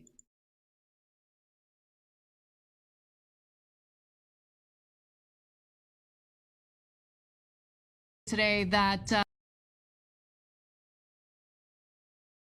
the New York Times reported today that the elementary school in Iran that was struck, killing 175 people, was struck by a Tomahawk missile, which only the United States has. Israel doesn't have them, Iran doesn't have them. Plus, the idea that Iran would target their own elementary school, killing little girls, is a laughable claim, to say the least. Nonetheless, Trump made that claim. But putting that aside, Ben Shapiro had some comments about it. I haven't seen this video yet, so I'm sure it'll make my blood boil. Let's take a look. A lot of Trump's critics today are pointing out this tragic incident with Yeah, that's Democrats. Remember, Obama bombed a country we weren't at war with and killed a 16-year-old brown kid that was an American. If Trump had done that, he'd be jailed. Trump did do that. What are you talking about? Are you crazy? Are you fucking serious right now? Are you fucking kidding me right now? Is this a joke? Is this a joke? Are you joking right now? Are you a fucking bot? How much Russia paying you to fucking say this shit? You gotta be kidding me. You gotta be fucking kidding me right now. This is like when conservatives come in all the time when we're talking about like Trump going to war or something like that, and they start saying like, well, Obama set the record for drone bombings. Yes, and Donald Trump more than doubled that fucking record. Obama did that in 8 years. Donald Trump doubled it in 4 years. Donald Trump had more casualties. Like, you gotta be fucking kidding me. You're gonna turn around and say you didn't do this shit.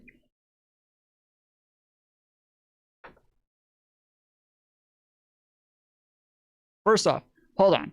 Trump killed a 16-year-old American. Where's that? Okay, so when you say Trump killed, right? We're saying the Trump administration, right? You're not saying Trump literally, because Obama didn't literally, okay?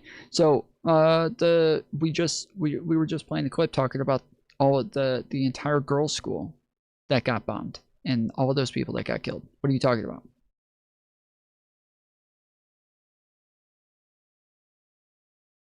You're going to answer the question? You might be a little bit behind because I just did.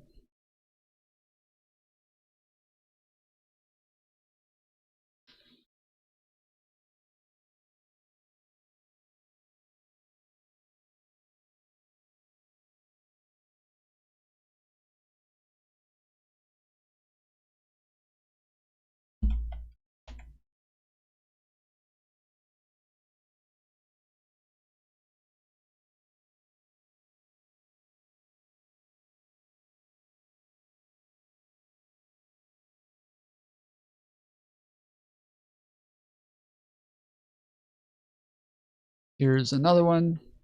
This is 2017 U.S. military action authorized by the Trump administration resulted in civilian casualties, including children in Yemen and Syria.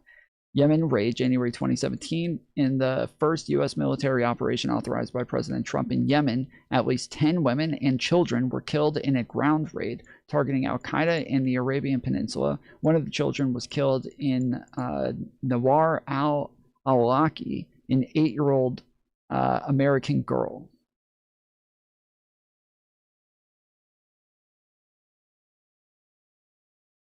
You gotta be fucking kidding me, dude. This is what I'm talking about. You are proving my point, just so you know. You are proving my fucking point that Obama can do something one fucking time, you guys will make the biggest fucking deal about it. You guys will act like this is fucking insane. How could Obama actually do something like this? How could anybody put up with this? But he gets a lot of criticism for it. We can go find tons of mainstream media outlets talking about Obama's bombings and how unethical it was. We could go find it all over the fucking place. And we can see that Obama actually instituted tons of new policies to make it to where way less people there were going to be way less casualties in drone bombings. He wrote a whole new fucking script on how to go about drone bombings to get the least amount of people to die in those.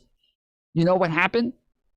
Donald Trump, as soon as he got in office, got rid of all of those. He got rid of all of the new regulations on drone bombings and then went on a fucking screed just setting records on drone bombings and setting records on casualties. You got to be fucking kidding me. No, you avoided the question about Obama killing a 16-year-old American child. Wait, what was the question about that I missed? Oh, American child. Wait, you didn't say American. You said a brown child. Anwar al-Awlaki was not a child. Anwar al-Awlaki was... Wait, you think Anwar al-Awlaki was... You said, yeah, that's Democrat. Remember Obama bombed the country where we weren't at war with and killed a 16-year-old brown kid that was an American. If Trump had done that, he'd be in jail. Okay, so Trump did do that. He's not in jail. So you said I didn't answer the question about Obama. You didn't ask a question about Obama. You made a statement about Obama and said if Trump did this, he would be in jail. Well, Trump did it tons of times. I'm showing you right here. You're acting like I'm obfuscating. Why are you upset about Trump doing it if Obama does it? I didn't say I would. Where the fuck are you crazy? You're actually fucking stupid, aren't you? You must be fucking MAGA. You must be fucking MAGA to be this fucking stupid, dude. You're the one who came in. You said Democrats do this. If Trump had done it, he would be in jail. Okay, well, Trump did do it. I didn't say I was upset about this. I'm saying Trump does this. Trump does this. He's done it more than anybody. He's not in jail. And Obama had to, like, answer for these things. Obama had accountability. Obama, everybody knows that Obama did this because the media reported on it all over the place. Trump, he does it all the fucking time, so it doesn't mean much.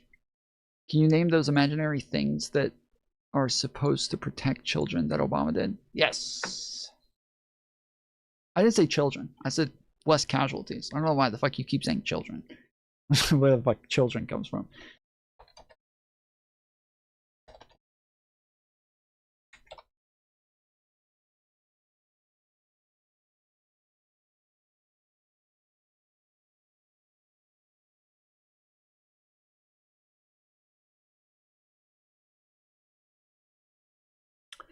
Brookings Institute. Finally, Obama breaks his silence on drones. Over the last 4 years, there has been a strange irony. One of the greatest speakers of our era has largely kept silent about one of the signature aspects of his presidency. Signature aspects of his presidency. Again, this is something that was talked about so much. Talked about by everybody. He was 16 years old. I don't know why the fuck you keep saying that. Under President Obama's leadership, U.S. civilian intelligence agencies have carried out a series of not so covert operations and so-called secret wars that have reached a huge scale. There have been nearly 400 drone strikes in Pakistan and Yemen since 2008, in periods of activity that have ebbed and flowed, dependent on everything from the availability of intelligence to local political tides. Let's see. This. Oh wait, this isn't the right one. American Civil Liberties Union. There we go. The Obama administration released a summary today of the numbers of non-combatants that it killed outside of war zones. So remember, the Obama administration released numbers on non-combatants that they killed in war zones because this is also what they called the drone bombing transparency laws that they made to where they had to release any time that they killed somebody with drone bombings. The government had to release that information and that data every single time. Again, Donald Trump got rid of this. Donald Trump got in office, immediately got rid of the Transparency Act for drone bombings and made it to where he didn't have to report it anymore.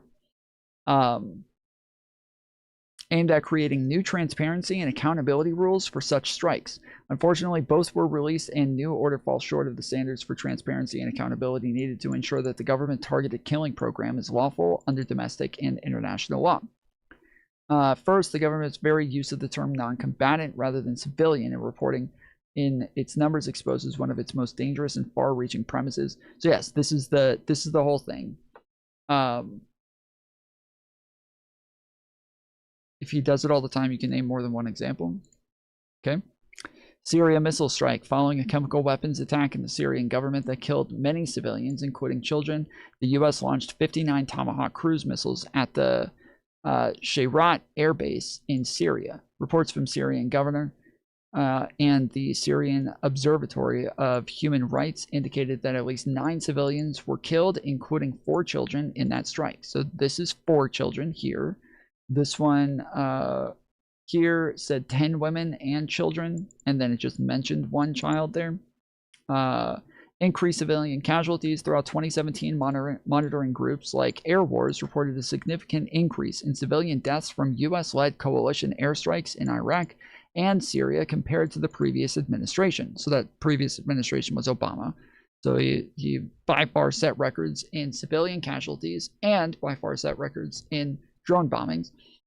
Later incidents involving high child casualties occurred under the Trump administration, including a 2018 airstrike in Yemen by Saudi-led coalition backed by the U.S. that hit a school bus that killed dozens of children. Recent 2026 reports also detail a U.S. strike on an elementary school in Iran in the early days of recent conflict, which killed over 100 children due to outdated intelligence. So when you come and you say, oh, dude, Obama killed this one person, and if Trump ever killed this one person who was a brown child, he would be in jail. Well, we're in the hundreds for Donald Trump. We're in the hundreds for the amount of brown children that he killed. Not in jail. So, co-partner. The New York Times reported today that the elementary school in Iran that was struck, killing 175 people, was struck by a Tomahawk missile, which only the United States has. Israel doesn't have them. Iran doesn't have them. Plus, the idea that Iran would target their own elementary school, killing little girls, is a laughable claim, to say the least. Nonetheless, Trump made that claim. But putting that aside, Ben Shapiro had some comments about it. I haven't seen this video yet, so I'm sure it'll make my blood boil. Let's take a look. A lot of Trump's critics today are pointing out this tragic incident within. Releasing the numbers isn't some grand plan to lower the numbers, bro. I didn't say it was. I didn't say it was. I guess if you want me to go over the whole thing.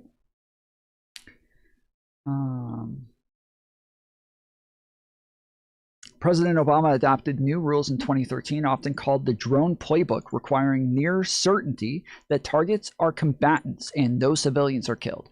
These policies mandated that strikes in non-conflict zones like Yemen and Pakistan only occur when capture is not feasible and threats are continuous. Targeting standards strike require near certainty the terrorist target is present and that non-combatants will be killed or injured. Capture first policy. Lethal force was deemed a last resort and used only when capturing a suspect is not feasible. Threat assessment. Target had to pose a continuing and imminent threat to U.S. persons. Geographical limits. The rules applied to areas outside of active war zones, e.g. Yemen and Somalia. Presidential approval. The president was required to personally approve the targeting of U.S. citizens with a review process for other strikes. Transparency measure. In 2016, an executive order was signed to require an annual report on the number of strikes that the civilian toll. These rules were a response to concerns about civilian casualties and aimed to bring the covert program under stricter legal and political control. Note that these rules were largely revoked by the Trump administration in 2019. So, there you go. Now, some accountability, okay? So we're saying that Democrats are willing to admit when they're wrong. They're willing to take some accountability. They're willing to hold each other accountable. So let's see. Are you going to admit that you were wrong about the fact that Trump would be in jail if he had ever done something like that?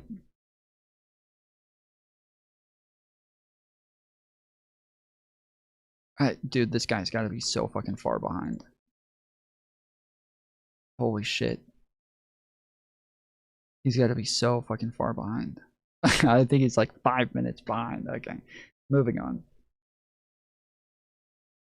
Y'all let me know pretty quick if he takes accountability. If not, we're just going to ban him. An Iranian school in which 160 girls were killed. That is indeed tragic, and it's terrible. And it's also called collateral damage in war. It is unclear at this point whether the munitions were American or Iranian. We'll find out. Here is the point. Do you really believe that the Trump administration knew there were girls at a school and they decided to hit it with a tomahawk? Do you really believe that? If you do, you hate not only Trump but America, truly. I don't think there's not really anybody that I've seen that's actually claiming that, like Trump, that the Trump administration was trying to kill those children. I haven't seen anybody say this outside of like Twitter. Like I'm sure there's people on Twitter and TikTok who are saying this. I mean, like real legitimate news sources that are on Ben Shapiro's level.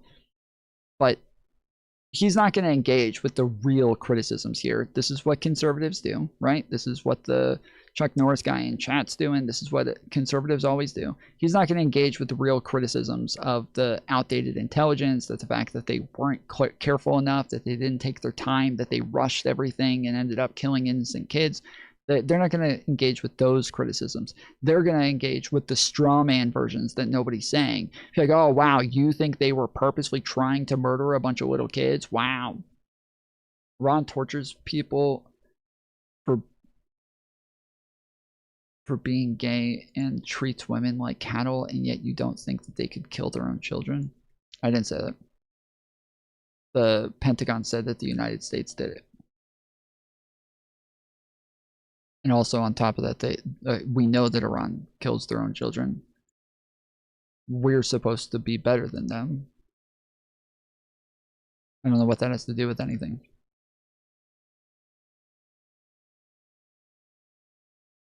Yeah, whatever you're reading from on the right is about a 5-minute delay on it. Because that is a scurrilous lie. Iran, by the way, would. If Iran had the ability to launch a cruise missile at an Israeli school filled with schoolgirls, they absolutely would hit it on purpose. They do it constantly. I think Ben Drone playbook and policies are not concrete law, bro. I don't think I said anything about laws. I was talking about the regulations that Obama put in place for this. I don't know why that matters either way. Even if I did say law, which I don't think I did, but even if I did say that, like if I did, I'm wrong, okay? I'm wrong. But even if I did, it doesn't make a difference. We're talking about the accountability here. We're talking about whether or not this happened. We're talking about those things. So we're gonna need you to quit coping and engage with what's being said. Ben Shapiro hates America. Because Ben Shapiro is happy to see American soldiers die on behalf of his precious Israel. I know he likes to use that line against his detractors or anyone who dare criticize Israel. Israel is a terror state. I think that they've proven that to the vast majority of the American people, which is why public opinion toward Israel is in the gutter where it belongs. But to claim that you would hate America for pointing your finger at the United States for dropping a freaking Tomahawk missile on a girls' school. What did she say? Opinion toward Israel is in the gutter where it belongs. Let's see.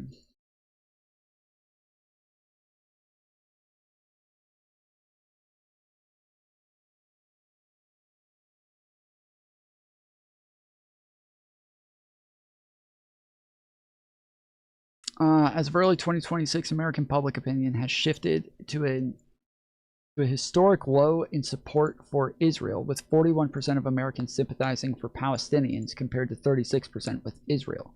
Notes a February 2026 Gallup poll. The conflict caused deep partisan divides, with 59% holding unfavorable views of the Israeli government and growing majority viewing the military action in Gaza as going too far. According to Pew Research in 2026 and a Gallup poll as well. Declining sympathy for the first time in decades. Sympathy for Palestinians has surpassed that for Israelis, marking a major shift from previous years. Military action for views. As of late 2025, 39% of Americans believe Israel is going too far in its military operations, up to 31% a year prior. A plurality of Americans, 40%, now believe Israel is intentionally killing civilians in Gaza, nearly double the proportion from 2023. Roughly 7 in 10 Democrats now believe Israel's military response has gone too far. Younger Americans and Democrats are far more critical of the Israeli government compared to older Republicans or conservative voters. Aid and support. So yeah, so that's, again, this is So this is saying 59% of Americans hold an unfavorable view of Israel. So this is about 60% hold an unfavorable view.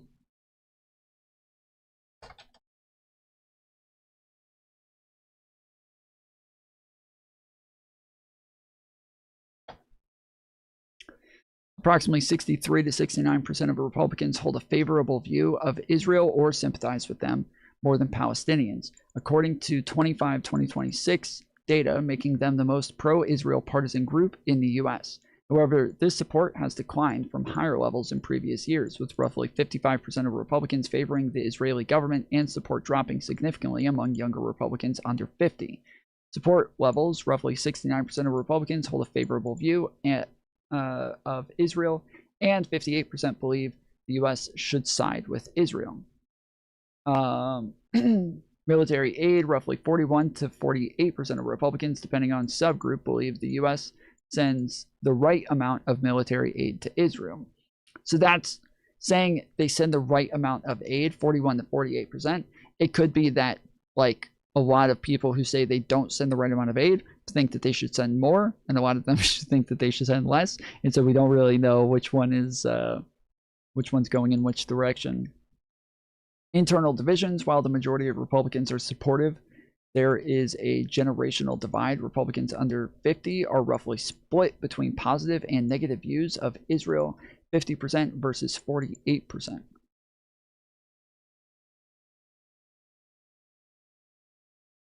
Damn. Government versus people. 55% of Republicans view the Israeli government positively.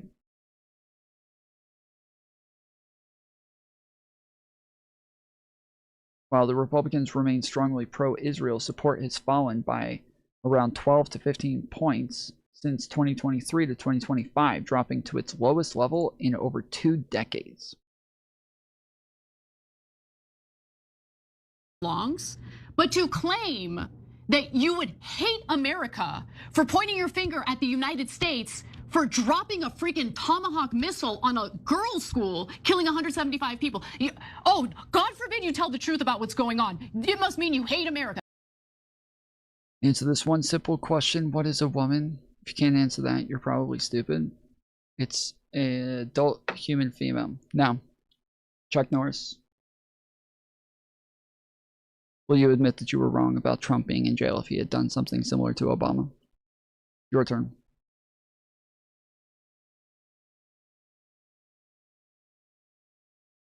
Regulations, policies, and rules are not concrete laws. They are nice suggestions that nobody said they were laws. All right, we're banning this dumbass motherfucker.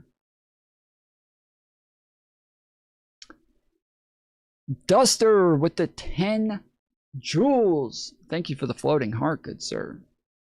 Appreciate it. Let's get some W's in chat for Duster. If you guys want to support the channel, you can go to the main part of the channel or go to the description for the stream that you're watching right now. But the best way to do it is to go to the main part of the channel and click the links to drop down. At the very bottom, it has tip the channel. If you click on that link, you can send a tip to the channel that I get immediately, and you can write a note on there that'll be read through TTS. You can do it with PayPal, or you can do it with any debit or credit card. Type in the message here. Currently, our weekly top tippers is pretty low here, guys. We got Aaron at $20, J-Rod at $10, Mantis at $5, Arian at $2. We're really struggling over here, guys, okay? Really struggling over here. So if you guys want to send a donation, you can use Super Chats with YouTube, but YouTube takes 1/3 out of all of those Super Chats.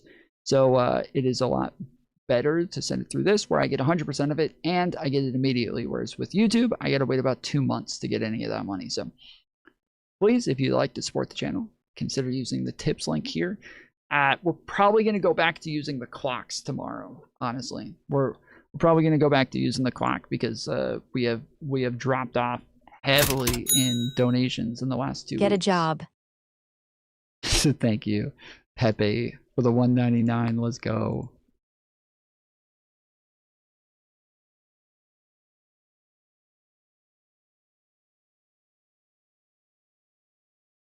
America. No.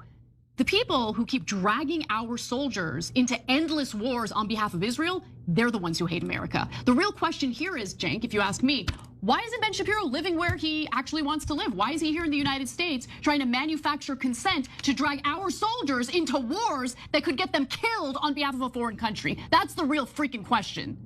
Yeah. So Mark Levin, Laura Loomer, traitors to this Katie country. Miller have all said that. Aram Sound tipped $20. Tom booting morons from chat since 2020. Bald. Baldy bald bald baldy bald bald bald bald bald bald baldy and bald. Nope. Not bald. Not bald. I recovered from baldness.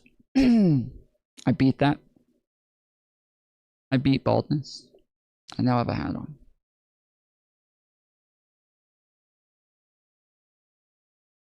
Thanks to you guys and your support for the channel, I was able to afford a hat.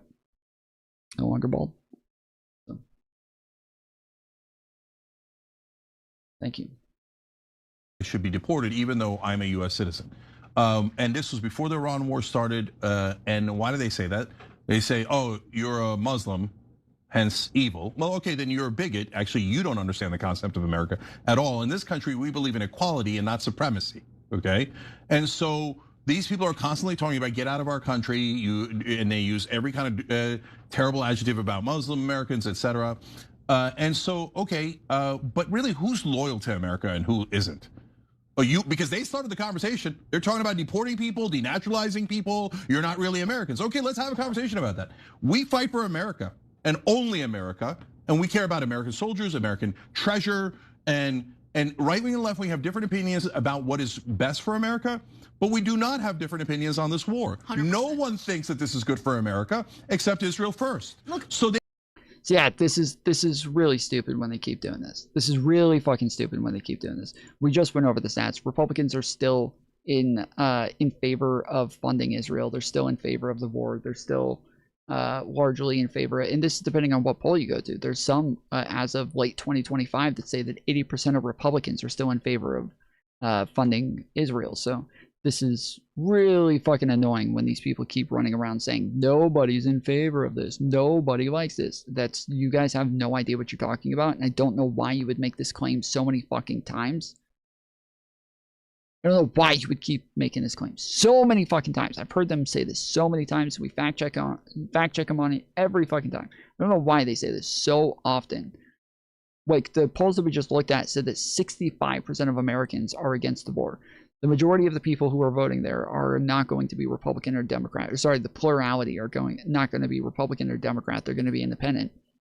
Democrats are very staunchly anti-Israel. Independents are very staunchly anti-Israel. Republicans are not. So this is really annoying. They are asking everyone, and getting it from our politicians, to betray this country on behalf of the country that they actually love and support, which is Israel. So you want to start talking deportations? I'd be careful if I was you. So, and then they'll get catch. R.I.P. Chuck Norris, yep. Just killed him again. All sorts of feelings. They'll say, what do you mean? How dare you? Are you saying dual loyalty? Are you saying pro? Yes. Okay. I'm saying dual loyalty. Yes, I'm saying that. In fact, I'm saying even worse. I think that he's far more loyal to Israel than the United States. I don't think it's close. No, it's not close. I'll give you an example. Ben Shapiro fancies himself a fiscal conservative, okay? He's always talking about the debt. He's always talking about the solvency or lack of solvency when it comes to our Social Security program. Have you heard him complain even once about the now multiple times the US government, the executive branch, circumvented Congress, went around Congress in order to send tens of billions of dollars to Israel for this war? Well, that's weird. He's never once mentioned it, Anna. He wants you to retire later in life because, oh, well, I mean, Social Security, we're spending too much money on it. It's not solvent. When it comes to us going into more debt to fight Israel's wars for them, never any complaints from Ben Shapiro. Did Ben Shapiro complain about the $300 billion we've given to Israel? Never, not once. Did he complain about the $31 billion we've given to them in the middle of the genocide? Money well spent, according to Shapiro. Has he complained about the $1 to $2 billion a day this war is costing us? Against Iran? Nope, no. So all of that money, by the way, we don't have. We borrow from China, Japan, and other countries. You and I are gonna have to pay interest on that for the rest of our lives so that Israel doesn't have to. so that Israel doesn't have to borrow the money, and they don't have to pay it back, and they don't have to pay the interest. Us sucker Americans are forced to pay that on behalf of Israel for the rest of our lives. But Ben Shapiro says, you don't get to retire at 65. Back to the mines. Right. Back to the assembly lines, you dirty Americans. And don't you dare question Israel, otherwise we'll have you arrested, deported, and denaturalized. I see who the new fascists are. It's not unclear at all. And this is exactly how a fascist talks. Did you see him talking about this dead school-age girls and boys? He said, now it's called collateral damage. He's a piece of crap. Okay. Okay. So now if you said, hey, you know what? Hamas, actually a third of the people that they killed were military and the rest, I guess, were collateral damage. He'd be like, how dare you, right? Those are human beings, Israelis. Not like useless Americans or useless Palestinians that we just call, or Iranians that we call collateral damage, right? No, it's not collateral damage when Hamas does it. And it's also not collateral damage when Israel does it. I'm gonna say this for the millionth time. Israel has a worse civilian kill ratio than Hamas does. Yep. They're bigger terrorists than Hamas. They kill more civilians on purpose as a ratio. And then when you talk about the raw numbers, they've done 70 October 7th, and it wasn't collateral damage. It was done on purpose. And look at that, they stole 53% of Gaza, and they're not leaving, just like we told you they were going to. And all of this paid for by you and me, by Americans. And then you know what he'll say about your pocketbook? Collateral damage. So listen, brother, the jury's in. No one thinks that you even care about America. We all know you're obsessed with serving beloved homeland Israel. Okay, so self-deport, okay? Just move to Tel Aviv and be done with it. You're an utter fraud. No one believes you on the left or the right anymore, or the right. So enjoy the crash of your... Yeah, he's just so wrong. He's just so fucking wrong, dude. It's so weird. Like, obviously there is a massive split within MAGA right now because there are few pundits who are coming out against Israel. There's few, right? There's Tucker Carlson, there's Candace Owens, there's... I guess Dave Smith could be considered one. There's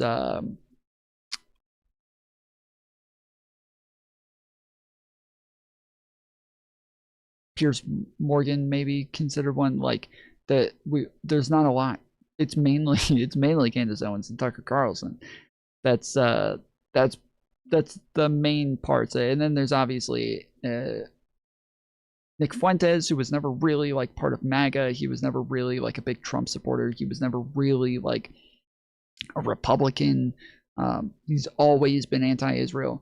But these big splits, these big divisions are happening. And it's still a minority of the conservatives who are doing this. It's, you know, you're not going to hear Dave Rubin say anything about the problems with Israel. You're not going to hear Ben Shapiro say anything about this. Most of the Daily Wire guys are all going to stay quiet. Jordan Peterson isn't going to come out against this. Tim Pool doesn't talk about it all that much. All of these people, they're not. The majority of right-wing pundits are not coming out against Israel. The majority of them don't have much to say about this. They're either ignoring it or they're fighting with, people like Officer Tatum. They're fighting against all of the people who are anti-Israel. That is still the norm on the right. Dave Rubin's still a thing.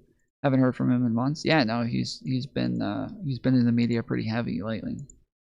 Disgusting website and your network and all. Oh no, culture wars. Americans hate each other. Die for us. Pay for everything for us. And make sure you hate each other, because that's the culture wars are the only ways we can divide you. Bingo. And take advantage of you so that you serve Israel.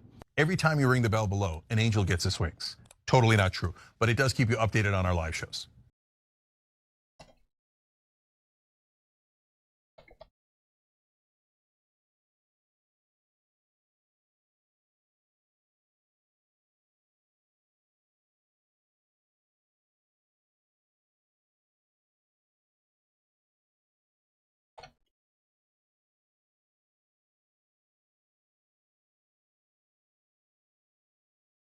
It's funny. They keep talking about how the other side's lying. The other side doesn't know what they're talking about, but we literally just fact-checked numerous things that they said that they repeated numerous times. They got a lot of that shit wrong. 2IT is so fucking stupid, dude. a few questions. How are you doing? I'm well, thank you so much. How are you? I'm fine. Sorry, I How's it didn't know going? that you were entering. No, sorry. okay. Not you though. Not you, Mark. We're going to check you out, I believe. Are we ready? Wait.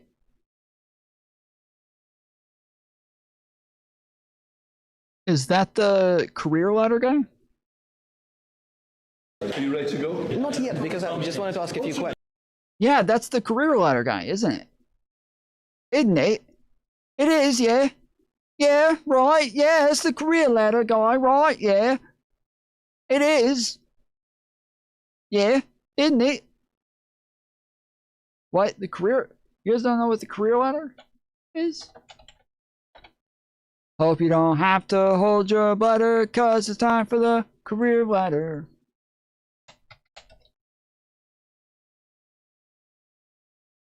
Hi. Hi. How's it going? It's going well. How are you? I think this is going to be the easiest one I've ever gotten. Do you have a job? I have a job. Okay, get on the ladder, please. Astronaut. Yes, you're right. Oh, what? How did he know, dude? Hi. Sorry, can I ask you a quick question for my channel? Of course. Can you get on the ladder? What's your name? Annie. Don't tell me what you do for a living. I will guess. You're never going to guess what I do. Yes, I will. Welcome to the career ladder. That's him. That's him. Hope you don't have to hold your bladder, cause it's time for the career ladder. Okay, Annie, what animal would be good at your job? A duck. Are you well paid? I think so. How much was your highest paid job? £580. Very specific. Do you work at a big company? No. Are your clients people or businesses? Mostly people. Do you help people? I do. After you doing your job, people are better off. Trump has the best policy. That's why America voted for him. President's not a policymaker. They're an executive. They don't make policies. 1. 2, the majority of Americans disagree with the things that Trump has been doing as executive. Even the people who voted for him are upset with him, feel like he has not been doing what it is that they voted for him to do. 3, when you go look at the promises that he made, we can see he has drastically failed on them. And we're not talking about ones where like, hey, we'll have to wait and see. There's time. We'll have to find out. No, he has already like blatantly gone against exactly what it was that he said he was going to do as president. He has already made sure that he has gone the exact opposite direction of what it was that he ran on. So sorry, but this is TDS, the new pandemic. So okay, so what part do you disagree with? We'll get into the facts. Let's go. You think I have TDS, right? I don't have the facts. You have the facts, right? You're the one who knows what's going on. So all right, let's get into it. What part of what I just said do you disagree with? And don't say all of it like a fucking brainless retard. Give me an example. Give me one thing that I can prove to you.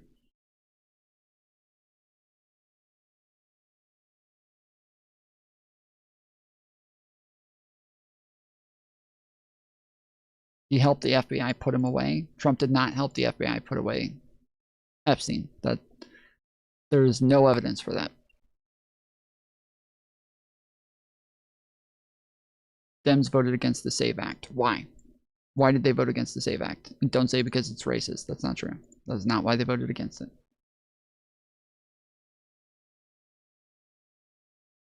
We're waiting. Yep. We're waiting. I don't think he's gotten the answers. You ain't got the answers, Sway. I have my soundboard on here, and I just haven't downloaded any sounds for it yet. Illegal immigrants? Nope. Nope, nope, nope.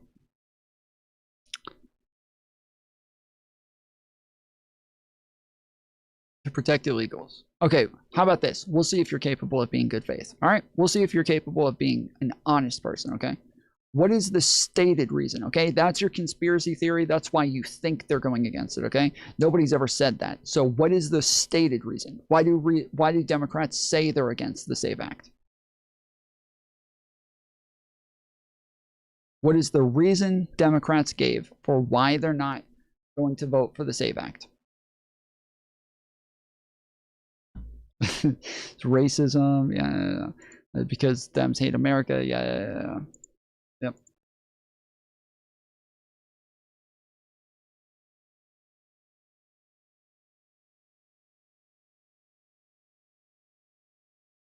against showing ID, proof of citizenship.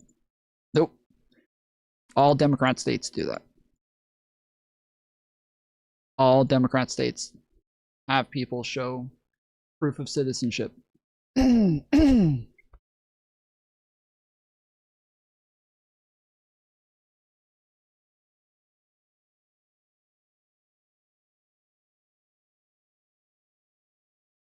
don't know. See, it's wild. You literally don't even know. You don't know what Democrats' reasoning is for not going with this. You know what the conspiracy theory is. You know what Republicans have come up with as their way to cope about this. You have no idea what Democrats have said is the reason for why they're voting against it. All you say is, nope, joke. Okay, how about this? How about this? I don't know what I'm talking about, right? I'm just coping here. I'm just saying no. How about you come on, and I will allow you to present the evidence and prove me wrong. Okay? You can prove this is what they said. This is what happened. Then tell us, okay, it is because a large portion of the country would not be capable of voting under the standards in the SAVE Act. Like when I say a large portion, I'm talking about like half the country. About half the country would not be capable of voting in the next election. I'm talking about citizens. So one of the requirements is that you would have to show a passport, okay? This is not, we're not saying a passport is one of the things you could show. No, you have to show a passport. You have to show Social Security card, birth certificate, and a passport. Not one of the three. You have to show all three. Half of Americans don't have passports.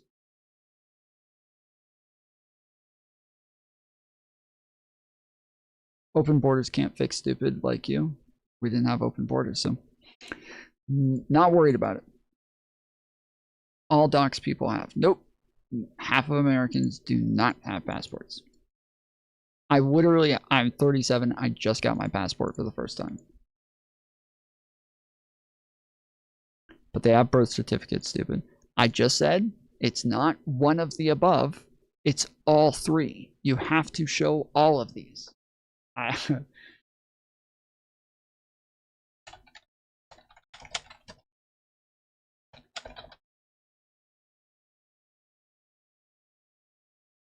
Thank you, Mr. President. I had spoken a little bit earlier about what was happening with Homeland Security funding. And one of the things that we are hearing from so many school groups and church groups, people and families that were coming up for spring break.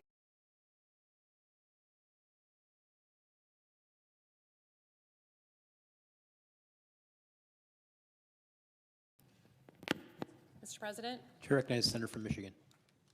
Thank you, Mr. President. I rise today against the so-called Save America Act. Mr. President, I believe that our elections are the foundation of our democracy. Most Americans do. It's how we protect our country from tyranny and dictatorship. It's how we remain the greatest country in the world. But the SAVE Act does not safeguard our elections. It does the opposite. My Republican colleagues like to repeat over and over that this is about voter ID at the polls, that showing ID at the polls is something that we have to do, and that's what this bill is about. That already happens. Most Americans, 99.999% of Americans, do what everyone else does. They walk into the polls on Election Day. They bring their ID. The volunteers and the clerks check your ID, and they see you check it to the voting rolls, and they say, come on in and go ahead and vote. That already happens across the country and certainly the state of Michigan. This bill is not about voter ID, which hopefully all Americans are in agreement about. It's about making it harder to vote so that more Americans are excluded from voting. It requires that Americans have proof of citizenship in order to vote. So just by example, I brought my Michigan license, okay? Michigan license, my official, it's the official safe version. There is no proof of citizenship. It says my address, it says my eye color, it says all these things, but it does not have my citizenship. It's just not on the license. And for most of Americans, it's not on the license. So I'm pretty sure she's wrong. How many states have a a different class of license. Let's see.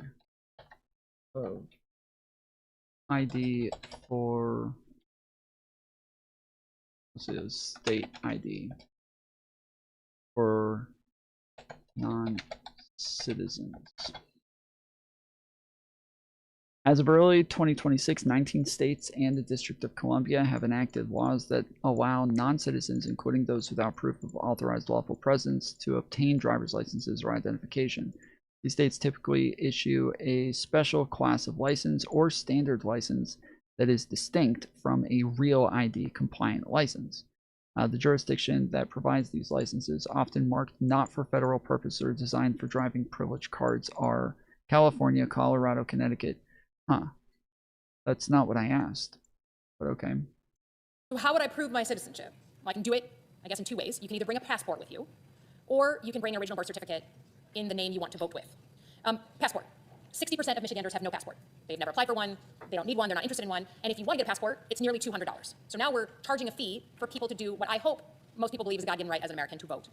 And then if not, you've got to have an original copy of your birth certificate in the name you want to vote in. Well, as you can imagine, for millions and millions of women who took their married name, took their husband's name, their birth certificate doesn't show the name they plan to vote. Oh, that's right. That was the other thing, is that yes, your birth certificate has to match the name on your license, but for every woman who ever changed her last name when she got married, her birth certificate does not match the name on her license. So vote with. So it puts an unbelievable onerous requirement on those married women. This bill also truly constrains mail-in voting. This is going to hurt senior citizens, military, folks in nursing homes, college students who don't live at home. This is intended simply to make it harder to vote. yeah, what she said earlier as well is that like every state, she said 99% of Americans have to present an ID at the polling station. That's also incorrect. They don't have to present an ID at the polling station. Every American, 99%, yes, they do have to present an ID in order to vote, but just not at the polling station. So most, like all of these states that they say aren't voter ID states, where the Republicans are always complaining like, oh, we want voter ID to show. Okay, you're just saying you want them to show their ID at the polling station, whereas all of these other states, they have to show their ID when they register to vote. They have to show all this information when they register, and then yes, there's like processes with like signature matching and identification and things like that at the polling station. Just not it's not always an ID. There's other processes that they use to match your ID to, or your identity to your ID. And I want to double tap this because Michiganders weighed in on the ballot on this very issue. In 2018, Michiganders voted in a law that said that anyone could vote absentee for any reason, and it passed with 67% of the vote. So yeah, I don't know.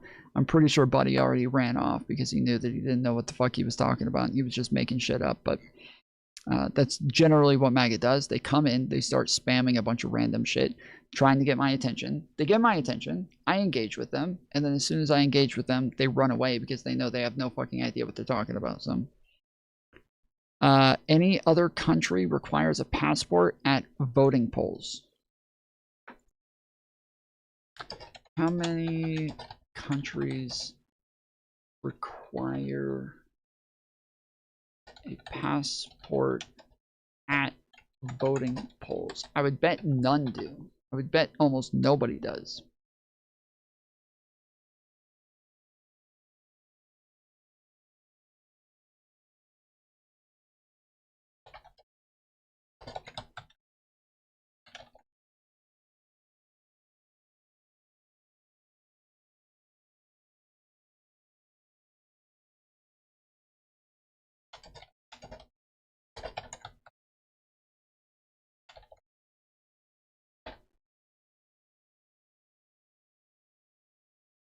Oh my goodness, this is so fucking stupid.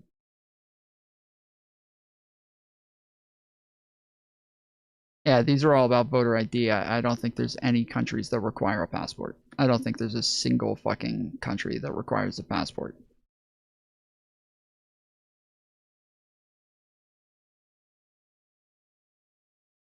I don't think there's one.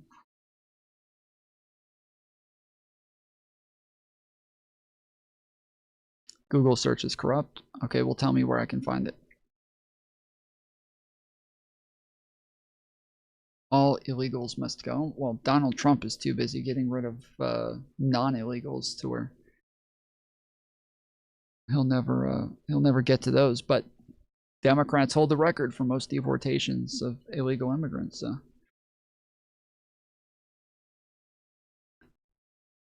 Yeah, heck pack. No countries require passports at the voting station. Nobody does. Definitely. Yeah, anyways, Did you? This is the career ladder. So what they do is they invite you on. You get to stand on the ladder, and then he gets, I think it's 2 minutes, maybe 60 seconds, but he gets a certain amount of time to guess what job you have, and he asks a bunch of different questions to try to get to it. But yes, he's limited on time. Trump is deporting them all. Liberal males are not men. Co-partner, baby girl.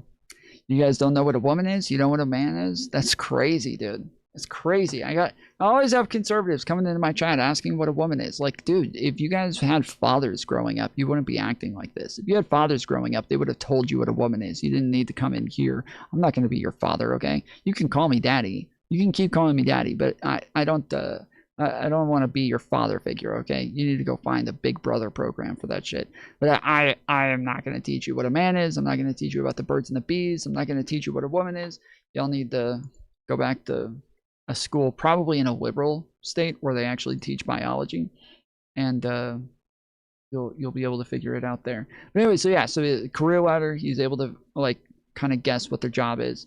And they just stand on the ladder. I don't know why they do a ladder, but they do a ladder. They stand on the ladder. You get 60 seconds to guess their Have to job. study or go through special training to do what you do? Yes. What type of training? Special training. Is it okay, it looks like health 3 related? minutes. You're on the right track. Mental health? You're still on the right track. Something to do with their mind? Still Meditation? on the right track. Not meditation. They feel calmer at the end of it. It's like famous clients? Yes. Who? Some footballers. I don't think I can tell you on here. Okay. Sorry, I'm sorry. Is she a physical therapist? Good luck. Thank you. Sorry, can I ask you a quick question for my channel? I've got an easy job, but can I give it a try? All right, get on the ladder, please. All right. Construction. Okay. Yes, new record, baby, let's go! Do you have a job? I do. How old are you? I'm 13. Okay, I need your parental.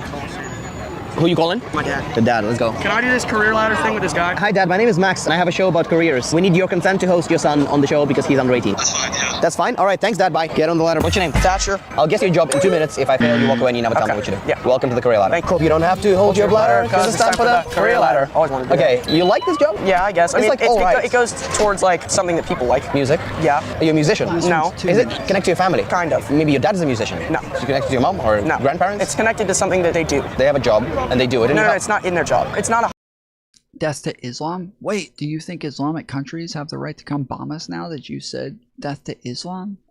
Do you think that it's okay for them to come in here and now you think it's rightful for them to come in and start bombing us, right? Because if Iran says death to America, it's okay for us to go in there and bomb them according to MAGA. So now that you're saying death to Islam, now it's okay for them to come bomb us, right? Whoa, we got to get rid of you, buddy.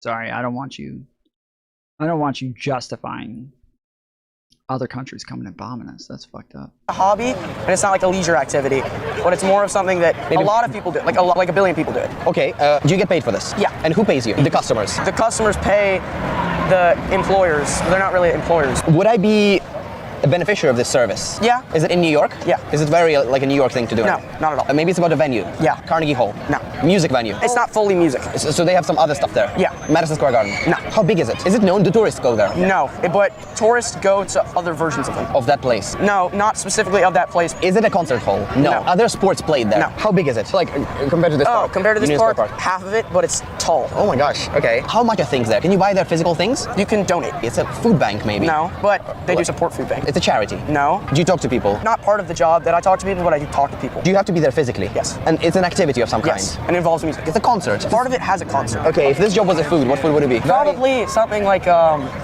something unique, but also not that unique. Remember, 1 billion people do it, or they go to it. 1 billion people do it? Yes. Religion? Yes. Christianity? Yes. Church? Yes. And you are working at a church? Yeah. Helping with like carrying? So what is he, like an offering holder? Or oh, what are they called? Altar boy? Is he an altar boy? No, close. The candles is close. Oh, you do the choir? Yes. Yeah! Do. Oh my Okay, God, sing. literally. Do. Do you have a job? So yeah, that's the career ladder guy. That's him apparently talking to Zelensky. I'm sorry. I know you have to go soon, so we're just gonna speak here a little bit, and then you can walk. Let's do it. My name is Max. Good to meet you. Max, good to meet you. Пане президент. You speak Ukrainian language? Звичайно, так. Але якщо можна англійською, будь ласка. Для нашої аудиторії, так. Ну добре, ладно. He has great Ukrainian language. You know, I make a lot of videos about the Russian invasion of Ukraine, a lot of videos about Ukraine. One of the most popular comments that we get on the videos is, Max, we like you a lot, we like your videos, we're very sorry for... Yeah, see, oh, I didn't know he made videos about politics. I didn't know that. What? I was just about to say, wait, maybe that's not him.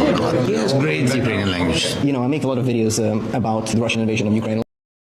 I was just thinking for a second, maybe that's not him. Maybe he just looks and sounds exactly like this About guy. Ukraine. One of the But then most popular comments that we get on the videos is, Max... They showed this. This is him on the career ladder. This is him with Guy Fieri. We like you a lot. We like your videos. We're very sorry for what's happening to your home, to your country. But let's face it, Russia is winning. I don't think there's any evidence to that. In your position, what would you say to this? It's a big part of Russian disinformation. Russia is not winning. They didn't get any goals what they wanted from the very beginning. They wanted to occupy totally Donbass, 100%. They didn't get it. And of course, they wanted to occupy the capital. They also didn't get it. Now they lose 35,000 per month. People are number one. The land is the second question. But people are the most important. My audience is not checking the updates from the front line as they used to do. What is the situation like right now on the front line if we take the last year or two? We're almost at the same positions.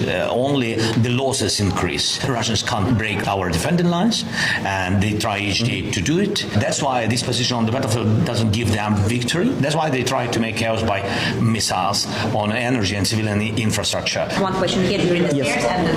Okay, let's go. How is Ukraine helping the UK? We are number one today in the security sky by using our technologies, drones and systems of electronic warfare. No, there is no any country in the world that can really destroy, for example, during one day, 500 Iranian drones. I'm sure that we will have success. Out of the world leaders, who would you say you have some of the best relationships with, and who do you have some of the worst relationships with? There is real chemistry. So who do you have the best chemistry with? France, UK, Finland, Denmark, Poland. The worst is Hungarian, but it's not about people. Just you to know. I mean, this is the personalities. I don't like diplomatic lying. Just to. I know, Kia. If you want to hop on, you just rambled off a lot of bullshit in the chat. So if you're not one of those people who's fatherless, who doesn't know how to stand up for yourself, my father taught me never to make a statement that I wasn't willing to defend. But I don't expect that from MAGA. I don't expect them to do those sorts of things. But yes, if you are somebody who actually had a father and willing to stand behind your statements, you can hop on and we can get into how dumb everything you just said was. Be nice for somebody. I don't want to be nice. I want to be strong for my country and to be very honest with our parties. Ukraine in 10 years. What is very important, the independent country, and I hope that young people will come back who are now at schools or university will come back and renovate Ukraine. We need our... All right. Mr. Speaker, okay, I'm so sorry. Okay. I'm so sorry. Thank you very much. Did I know Kia run already? Typical MAGA. Typical MAGA.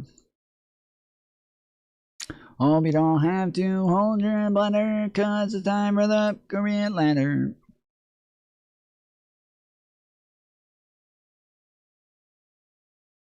Do you deny leaking to Tucker the Mark Levin meeting? Yeah, I deny that.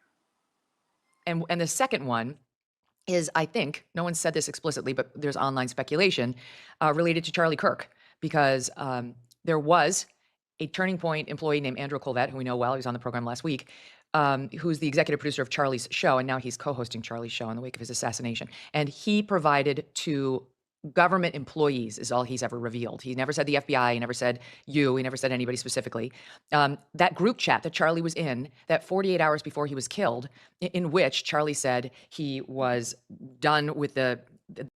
Oh, okay, sorry. I know, Kia. I read the latter. It looks like half of what you said got cut out.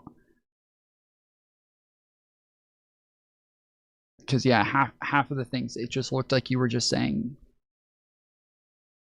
Haitians are eating the cats and dogs. Trump never met E. Jean Carroll. Cognitive exams are a measure of intelligence.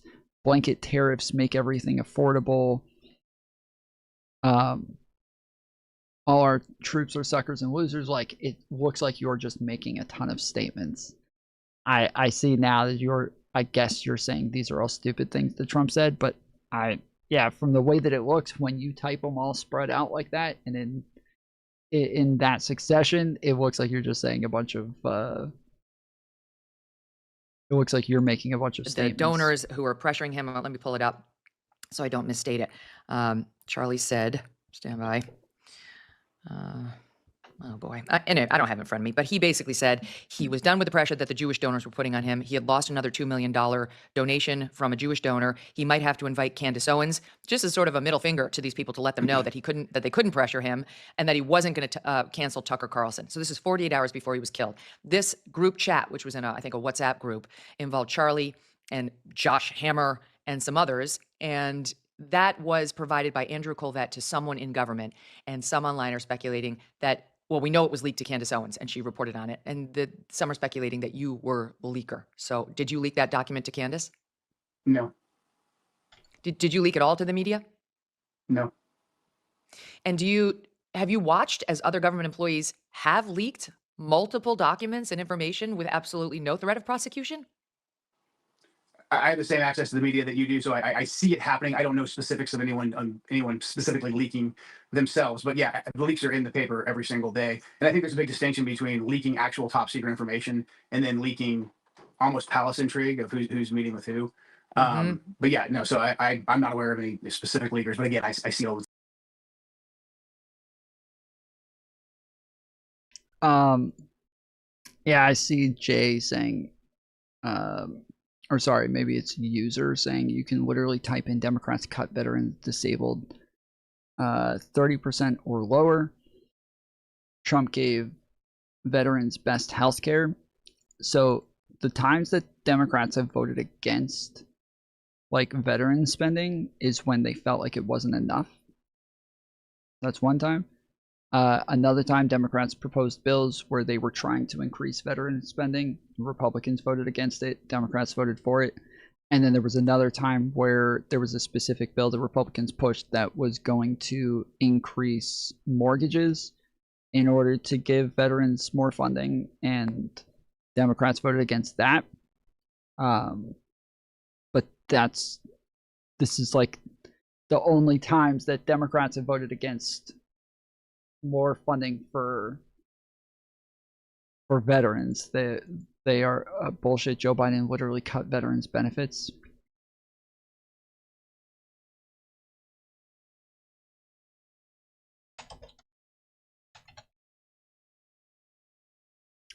No, President Joe Biden has not generally cut funding for veterans. Rather, his administration has overseen record funding increases, including the PACT Act, which expanded benefits. However, the VA has faced significant funding shortfalls, leading to proposed budget caps and temporary service reductions 2024 to 2025.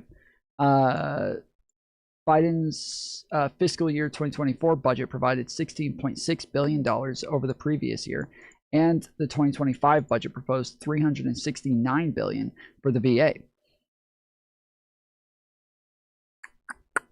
Signed in 2022, the law represents the largest expansion of veteran benefits in generations, providing health care to millions of veterans exposed to toxins. Despite higher overall spending, the VA... Tom, you're getting one guide. This is the first time I've engaged with this person. What do you mean I'm getting one guide hard? It was literally the first comment of theirs that I've engaged with.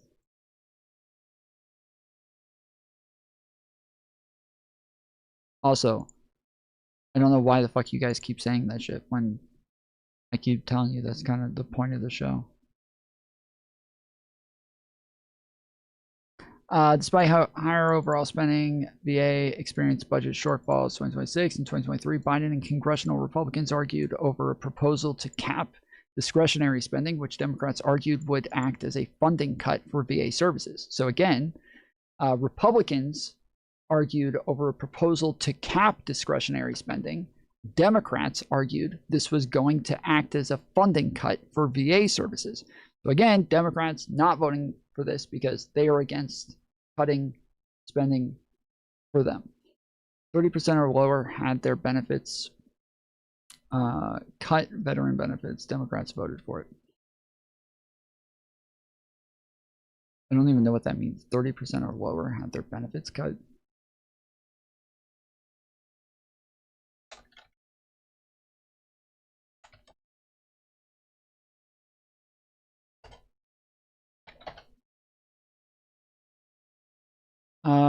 Yes, Democrats have voted against certain Republican-led spending bills that included funding for the Department of Veterans Affairs in 2025 and 2026, often citing objection to policy riders regarding abortion, gender-affirming care, privatization, or funding mechanisms.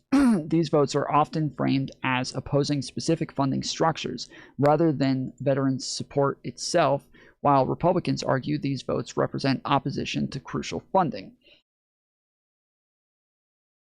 While the Democrats voted for veteran funding is often context dependent, with votes for, against, or against specific funding methods depending on the legislation. While they generally support increased funding, they have opposed Republican-led bills that would fund, for example, veteran benefits by increasing mortgage fees, or when they believe the funding amount is insufficient. Democrats generally support funding for the PACT Act and the VA healthcare services. So again, Democrats have had the largest expansion of VA VA.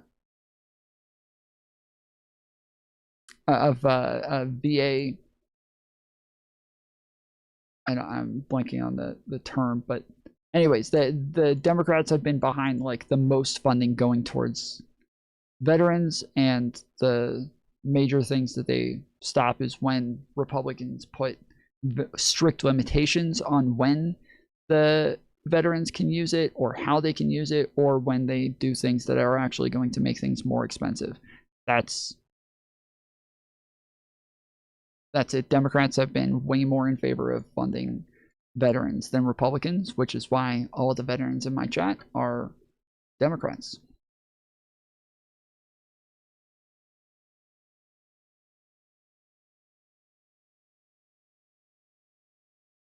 I've never really seen a figure like Charlie Kirk be assassinated pretty much purely because of their beliefs.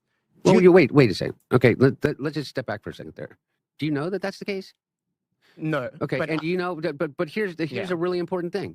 That is the narrative that is being spun by the right. I was just about to say, how the fuck does he know that? How the fuck does he know why Charlie Kirk was assassinated? Where the hell did he get that from? I can't think of another one. Yeah, okay. Well, here I can think of another one. I can think of another one that this kid, if it was this kid, was a groiper.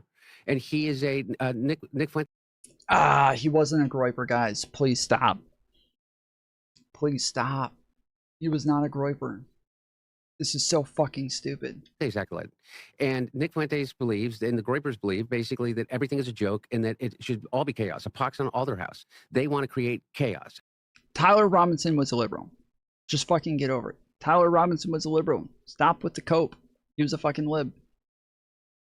And so it didn't matter whether you shot Charlie Kirk or whether you shot the Charlie Kirk's equivalent on the left. And I don't know who that would be. Probably someone like Hassan Pike. Yeah. So so there's an answer. He wasn't necessarily shot for his beliefs. He was shot because he was one of the loudest people speaking out there. And so that's my point. I don't know whether Charlie Kirk was shot. We don't know yet. Okay, you guys sound like MAGA right now. I'm serious. Like we have more than enough evidence and information to come to a conclusion here. We do. Like, if you're gonna keep playing this game of like, oh well, we don't know. We do. We know. We have more than enough evidence. We don't have anything to contradict this evidence. We don't have anything to push back against this evidence. We have zero evidence in one direction. We have a lot of evidence in the other direction. That's pretty simple. There's no fucking reason to act like he wasn't a liberal. That's where all of the evidence leads. There isn't evidence to say otherwise. We might be able to find out more at trial. Sure.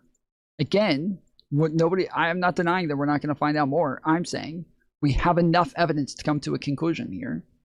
And that all of that evidence leads us in one direction. We have more than enough evidence. Again, we have testimony from friends. We have testimony from his mom. We have testimony from his dad. We have Discord messages. We have ideology. We have like a ton of things that all lead in one single direction. And to keep saying, well, we don't know that. Okay, you may not know, but those of us who are being logical here and not trying to find a way out of this, we know. What testimony? He grew up MAGA? So what? I don't know what that has to do with anything. Because what he believed, or whether he was shot by a disaffected white male. Non-fun. Appreciate the raid, good sir. Let's get some W non-funs in chat, guys. We got 2 streams going right now. We got the vertical and we got the landscape.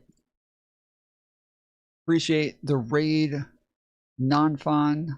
Make sure you guys follow non-fun. His links at the top of chat right now. Go check him out. An incel that had ready access to high caliber rifle and the capacity to be able to shoot a kill shot from over 200 yards from prone from a roof, and somehow disassembled the rifle before he got off the roof without it being able to seen on video. And then amazingly, after being able to do that, was so dumb that he wrote a full confession over text message to his supposed trans roommate that may have been his boyfriend, exonerating his father and blah, blah, blah, blah, blah.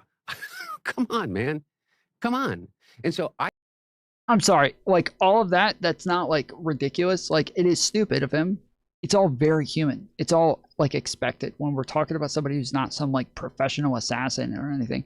Like when you do something and then it blows up and everybody's talking about it and it's all over the news, all over the internet. It is the most talked about thing in the world. And you have just like changed fucking history with what you just did. It's really hard when you're just a normal person. You're not a fucking sociopath. You're not a fucking nut job. A normal person would want to tell somebody, especially whoever it is that they're closest to. They would want to go tell those people. So this is fucking stupid. I don't know why Charlie Kirk was shot. Candace Owens says Charlie Kirk was shot because he was about to. He was liberal based on what? Testimony? His MAGA parents? Yes. And his friends? How do we know his parents aren't biased? I'm sorry. You can't keep doing this, Allie. I don't know why. Like, you literally sound like MAGA right now. Like, you literally sound like MAGA. Like, when we're going over testimony about what it is that Donald Trump did to a young girl, right? And we're talking about, like, things that are corroborated from one person to the next, and we have 3 different people who are all telling us the same thing. And then they say, how do we know they're not all biased? Do you have evidence of that? Do you have evidence that, do you have a reason to doubt this? Do you have some way to go against what is now being corroborated by numerous parties? Do you have this reason to state this, or are you just choosing to avoid the statement just because it's convenient? Disavow Israel. Okay, I don't know why Charlie Kirk was shot, but I do know this: it's only served. He was a leftist, not a liberal. I haven't seen any evidence for that. He might have been.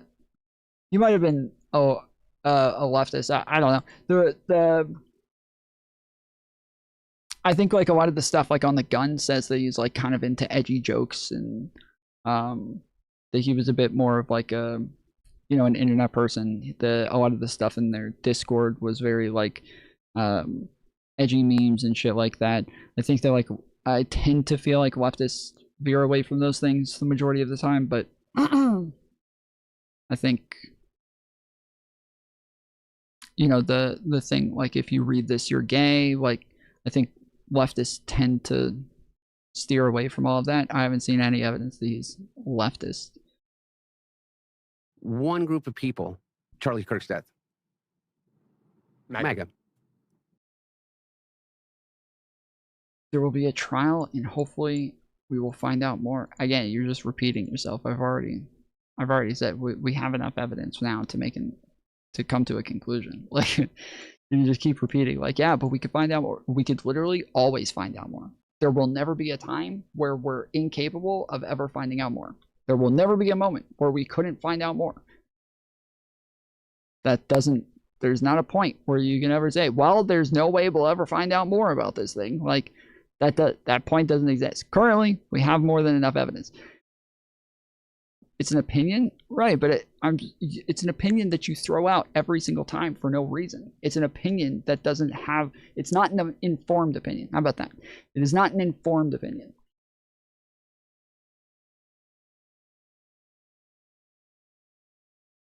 We have, like, when we watched Turkey Tom's documentary on this, we went through his best friend's fucking, like, entire story about their lives leading up to the shooting. And that, I had already said we had enough evidence before that.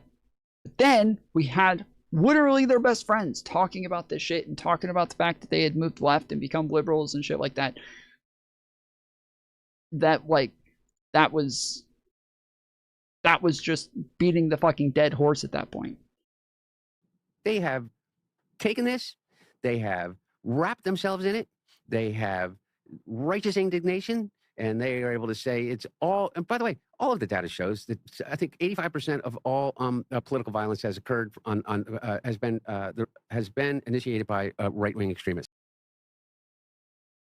That's their opinion. You're okay. This is otherworldly levels of cope.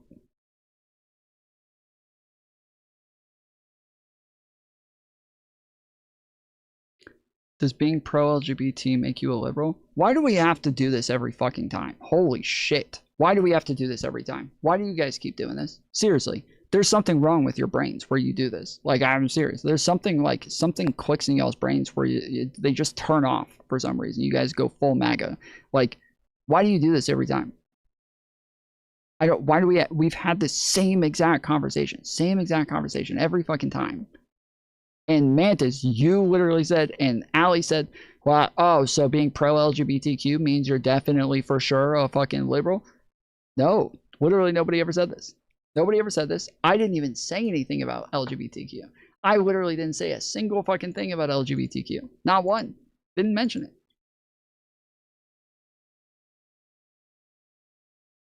I do think it's part of the evidence. I do think that when we're looking at the evidence, we're going to look at things and say, okay, this makes somebody more likely to be this thing than that thing, or more likely to lean in this direction than that direction. And if that thing that is more likely also aligns with the rest of the evidence, then that's how we come to conclusions. That's how this works. So yes, if we're saying, hey, his mom says he's a liberal, his dad says he's a liberal, his friends say he's a liberal, and then also he's dating a trans person, and he is seemingly pro-LGBTQ. He doesn't like Charlie Kirk. Like, there's all of these things. None of it, not a single one of these things. His friends didn't say that. His friends didn't say that. What do you mean?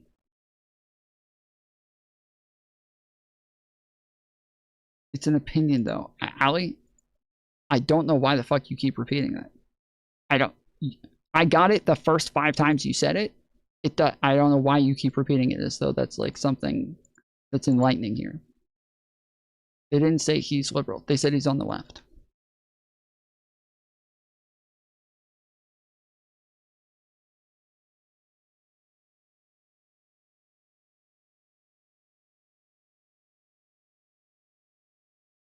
They said it had become more and more political and that they moved left.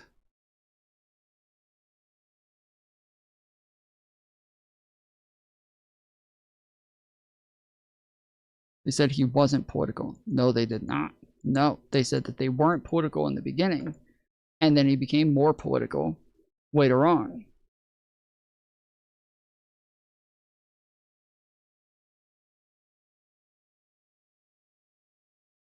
But I don't want to keep like re-going over the same fucking things, because you guys will forget in a week and then just have the same exact conversation with me again. So I'm not gonna keep relitigating the same shit if you guys are gonna keep coping about it. Hey everybody, it's Gene with America First Legal. You might have seen my post. Okay, whatever, who gives a shit? He's probably on the left anyways for fucking trans person. Okay. Yeah, you guys are the ones who are fighting me on it. Like, I'm just saying, like, I don't know why people keep calling him a groiper. There's no evidence that he's a groiper. Like, if we're looking at evidence, evidence says that he's a fucking liberal. If we're gonna listen to somebody sitting there saying that he's a groiper, or that it's likely he's a groiper, or that he might be a groiper, well, yeah, I'm sorry, but it's perfectly fine in this situation for me to be pointing out that he's almost definitely a fucking liberal when there's no evidence for that. Could you be wrong? Yes. Could you be coping?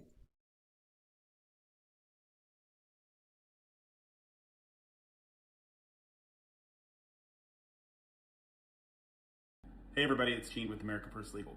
You might have seen my post last night on X. ICE officers and agents are under unprecedented assaults from the radical left. They're being defamed, they're being doxxed, they're being subjected to illegal harassment. Our team at America First Legal is prepared to help them fight back.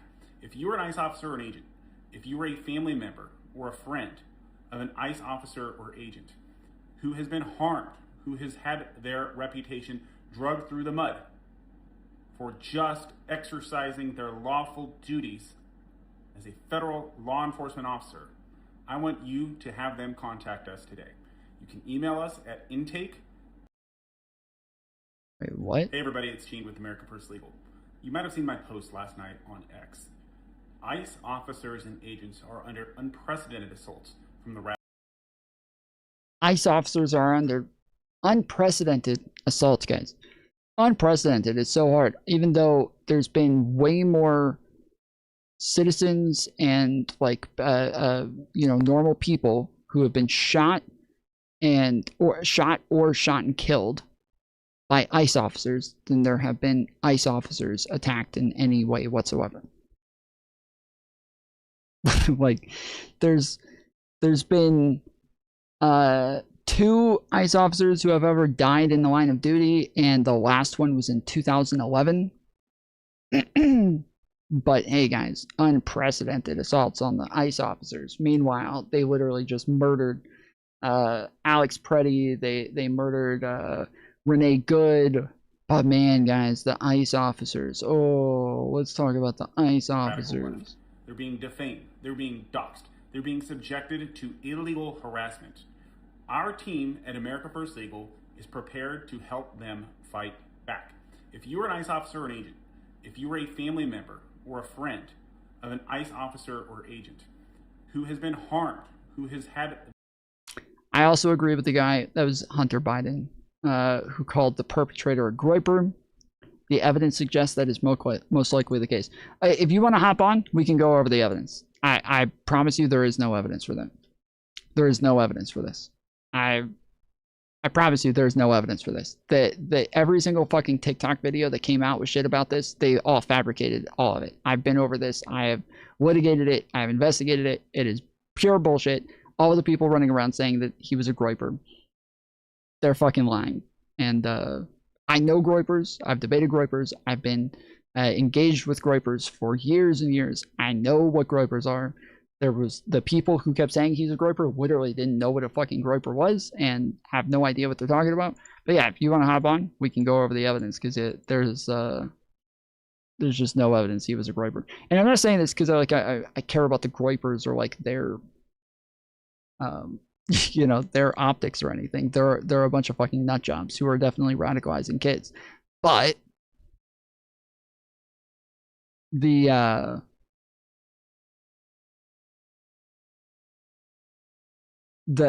care about this because it's annoying to me when like people on the left are putting out just as much or just as like not just as much but just as hyperbolic misinformation as the right does, when this is like a huge criticism that I have is of the right. It's really annoying when I turn around and there's a bunch of people on the left doing the same exact thing. Their reputation dragged through the mud for just exercising their lawful duties as a federal law enforcement officer, I want you to have them contact us today. You can email us at intake. This is so fucking stupid, dude. Co-parter bitches.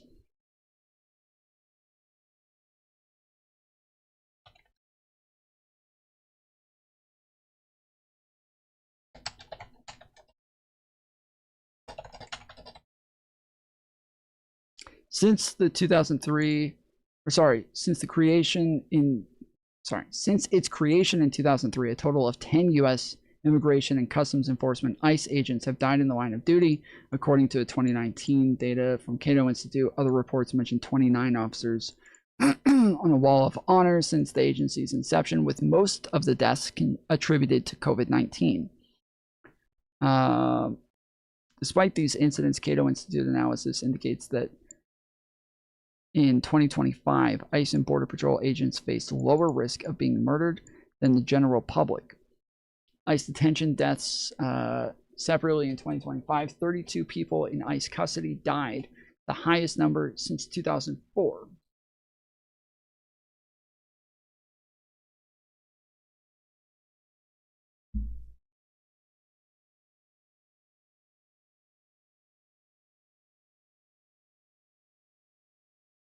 How many people have died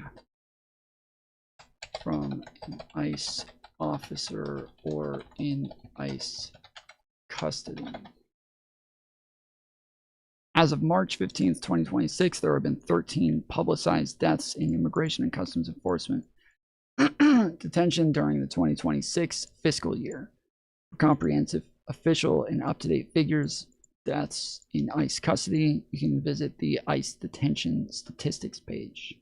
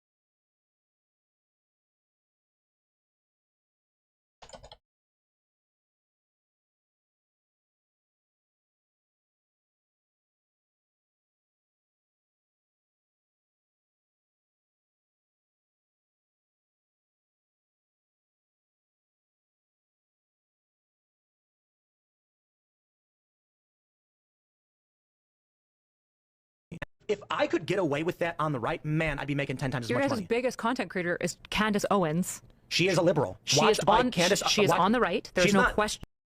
She's a liberal. She's a liberal. Anybody who goes against conservatives is a liberal, right? Anybody who disagrees with conservatives on things and the overall, they're a liberal. Okay. So she's constantly attacking conservatives, constantly attacking Trump. That makes them a liberal. So if somebody's constantly attacking Democrats, like leftists, communists, socialists, they're always attacking liberals, they're always attacking Democrats, does that make them right-wing?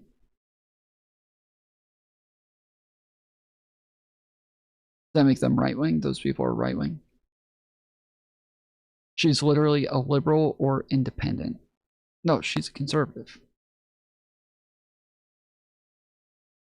She's a conservative.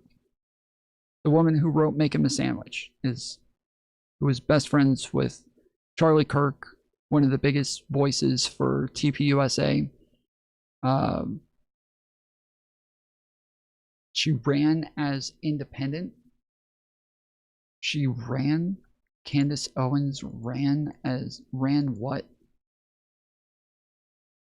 If I could get away with that on the right, man, I'd be making 10 times as Your much guys' money. biggest content creator is Candace Owens. She is a liberal. She is on the right. There's no question. She is completely on the right. There isn't I don't know what to tell you. She's for traditional values. She wants conservative fiscal policy. She was pro-Trump, right? Like she's on the right. She is on the right. She's not part of left. And what do you have? We have one receipt where she strings together a whole narrative theory about Erica Kirk. You could fairly Kirk. say she's neither. We couldn't say that. She's either. That's so stupid, dude. That is so fucking stupid. Yeah, this is like, he says she's a liberal. He says this all the time. He always says she's a liberal, right? The second he gets the slightest bit of pushback, he's like, okay, well, maybe she's neither. Okay, you haven't been saying she's neither for the longest fucking time. You've been saying she's a liberal for the longest time. She is obviously a conservative. She is blatantly a fucking conservative.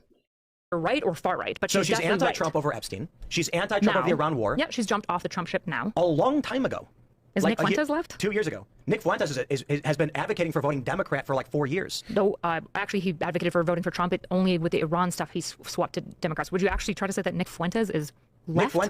Nick Fuentes has been on and off the Trump train numerous times.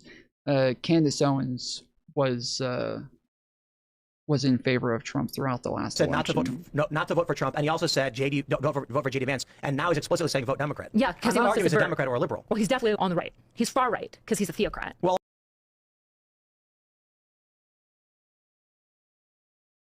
We're going to watch some more of this a little bit later, but I got, I think there's another clip here.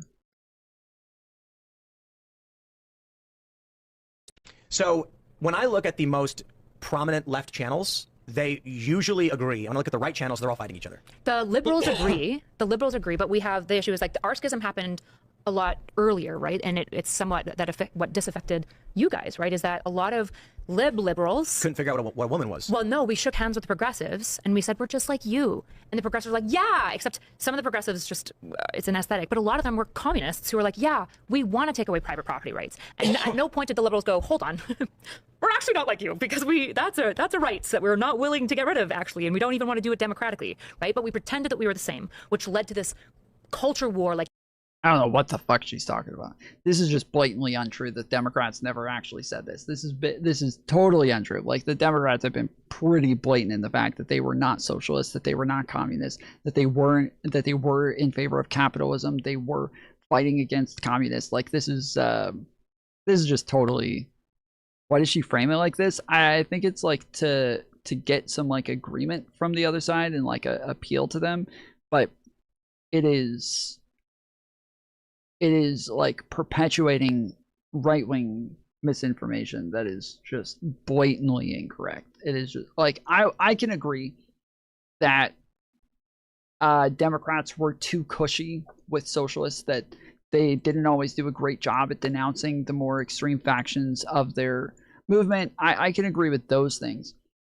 But the fact that they were never like, no, we are in favor of property rights. Well, like, no, that they never said that they were capitalists, that they were in favor of private property, or that they never like, no, they did say these things. They always said these things. Like during the Obama run, they like everybody was accusing them, Obama of being a communist and a socialist. Democrats were very staunch in the fact that they weren't.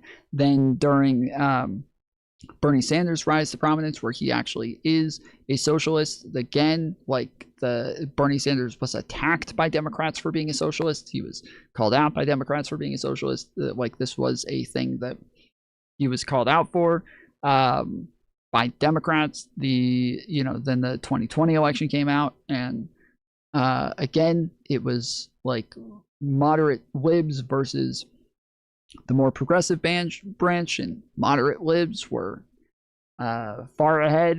I think the top two candidates were like Pete Buttigieg and Joe Biden, and then maybe Bernie Sanders afterwards.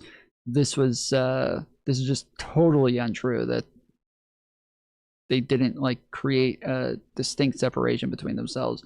Again, I think it's true that like they've been a little bit too, they've played a little bit too much footsie with the progressives, but this framing of they never said, no, we are in favor of private property. That's just, they definitely said this. Point did the liberals go, hold on, we're actually not like you, because that's a right that we're not willing to get rid of, actually, and we don't even want to do it democratically, right? But we pretended that we were the same, which led to this culture war, like takeover, where we were like canceling and Ouroboros-ing ourselves, and it was awful. I don't think that that's a good thing. And I think we're seeing the same unfortunate dance happening on the right now. So when I look at, like, this has been one of the major problems that progressives have had, or like leftists have had with Democrats, is that Democrats have been staunchly against socialists and communists. Like, this is one of the problems that they have had with the liberals, is that the liberals are in favor of private property and that they have been clear about these things.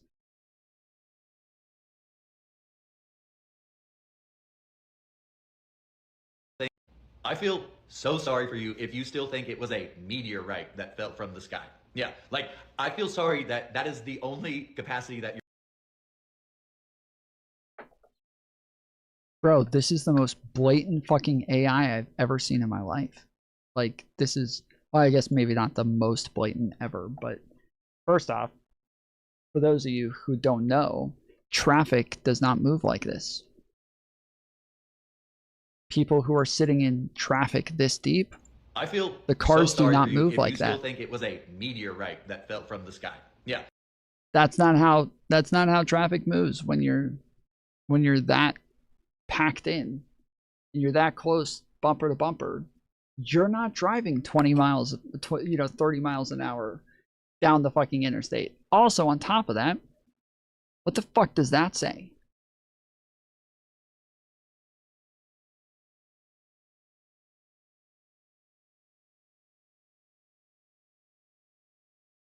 What the fuck is that?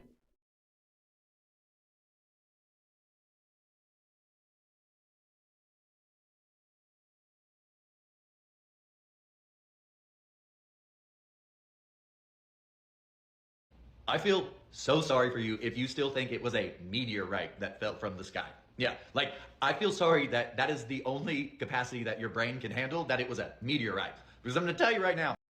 Look at that traffic just fucking flowing. Meteorite that fell from the sky. Just driving. Yeah, like, they're just I going. feel sorry that that is the only capacity that your brain can handle, that it was a meteorite. Because I'm going to tell you right now, that was not a meteorite. But if that's what you want to believe and that's all your mind can handle, that's on you. That's not me. But this meteorite that everyone thinks it was, sorry, I'm just laughing at the fact that people think it was a meteorite. Now, the reason that I'm laughing is because so many reports are claiming that it fell in multiple states. Now, sure, things can break apart and fall when it comes to the atmosphere, but I don't recall one meteorite. So many reports. I haven't even heard of this. Meteorite.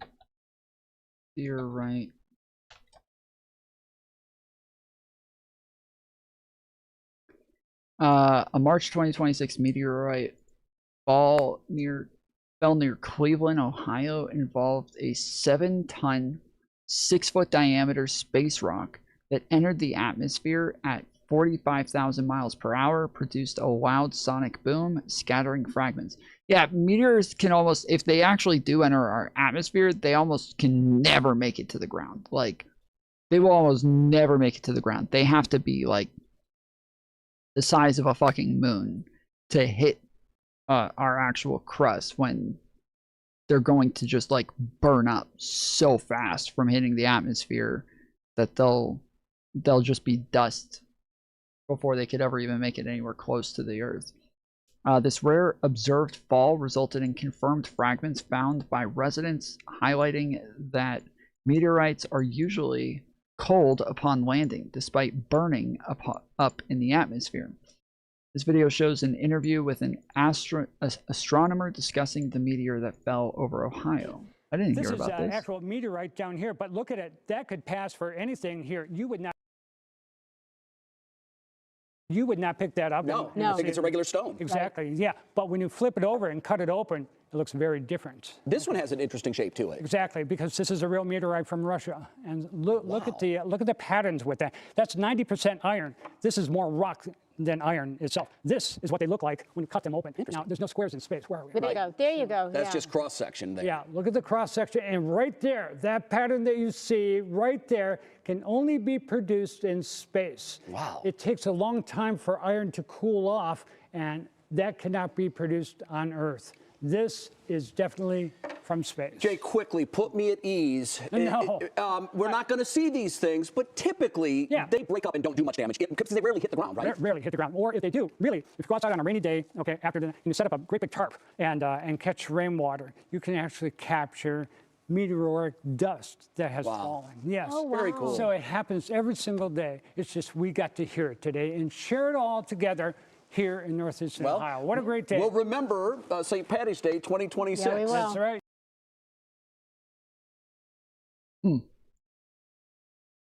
Breaking up and going into 5 different states. And actually one guy has a photo from his front yard where the meteorite is physically glowing. Now, some reports are saying, especially from NASA, are saying that it was 3 feet in diameter, but then multiple people are... What the fuck is this, dude? What is he even showing footage of here? What is he even showing footage of here? That, like, it blew through a fucking house and blew up the fucking car? And exploded? But then multiple... What is this footage? People are claiming that this meteorite was much... Oh, it blew up the whole neighborhood. Larger Oh. in different areas in different states. Yeah, And yeah, one of blew up the whole fucking Okay. My bad, yeah. Okay, so this one was the size of a the man. resident areas where this meteorite fell, the residents are claiming that there are unmarked and very suspicious blacked out SUVs all over the area. Now, call me what you want, but I don't remember the last time a meteorite required unmarked black SUVs. But hey, I know what I believe in and I know the truth. So I just wanted to say, if you're one of those that still believe in the meteorite that fell from the sky. Some reports said that Will Smith was there. That's what I heard. I heard some reports claiming that Will Smith was there. We're going to leave it at that.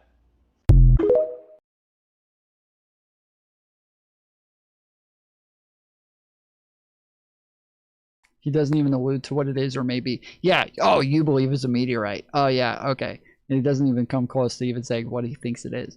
Bro, you are so corny. You made that video so hard to watch. I'm sorry. I shouldn't have said that, but bro, come on. Is this the actual poster? Is this him? Script Keeper Elect?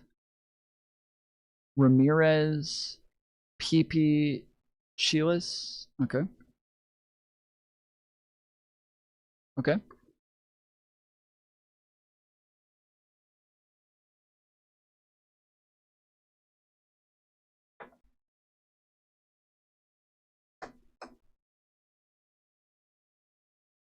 Why are we having, it seems like to be a continuing nagging problem with the Strait of Hormuz. We've all but destroyed Iran's navy, their leadership. I mean, there are 5 or 6 people remaining who seem relevant.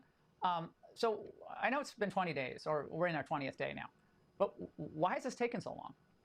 Well, I would look at it the exact opposite, which is, how has this happened so fast?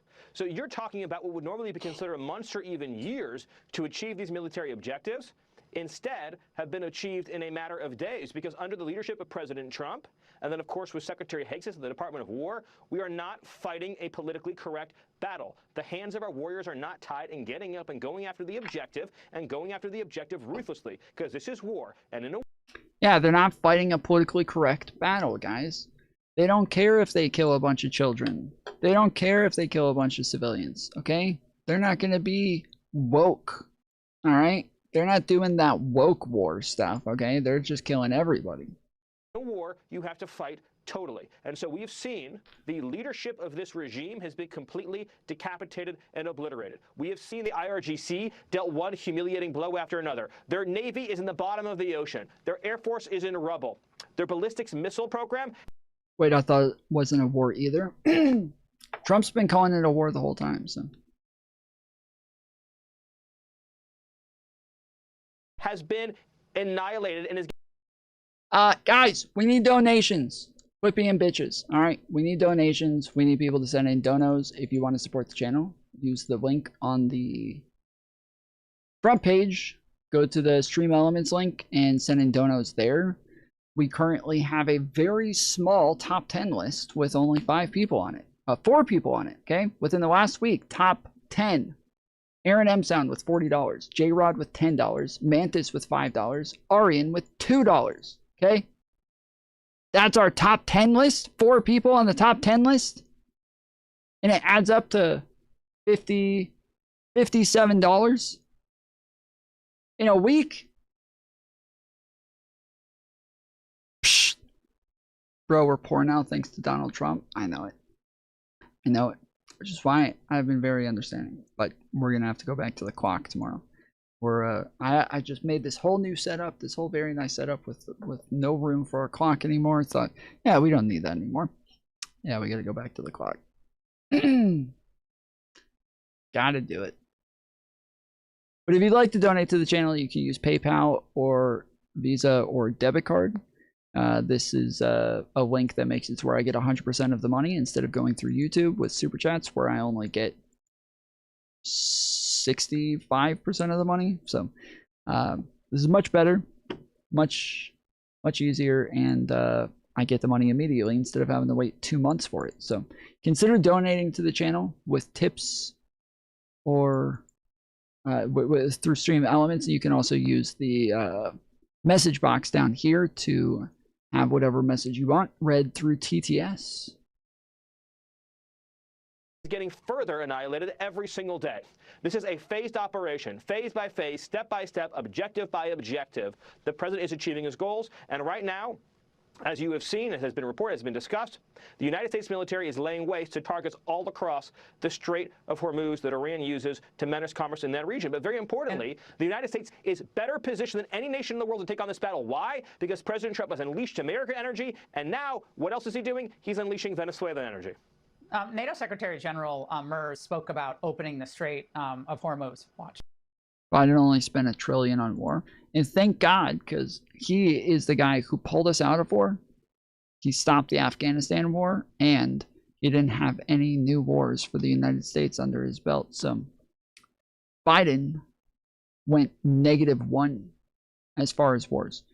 We only had 1 war that we were still fighting in Afghanistan. He pulled us out of that. -1. Donald Trump, he's going up in wars. When it comes to the Strait of Hormuz, I've been in contact with many allies. We all agree, of course, that strait has to open up again. And what I know is that allies are working together, discussing how to do that. What is the best way to do it? They're working on that collectively to find a way forward. Obviously, that's root. Have any NATO members told you that they're going to help?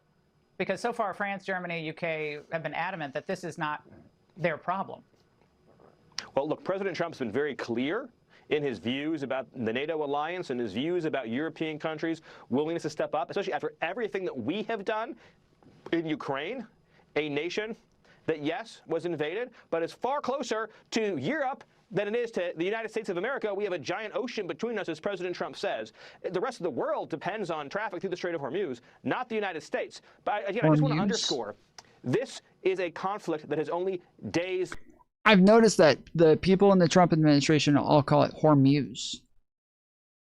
I've only heard like Hegseth, Kane, and now Steve Miller all call it Hormuz, whereas everybody else that I've heard say it call it Hormuz.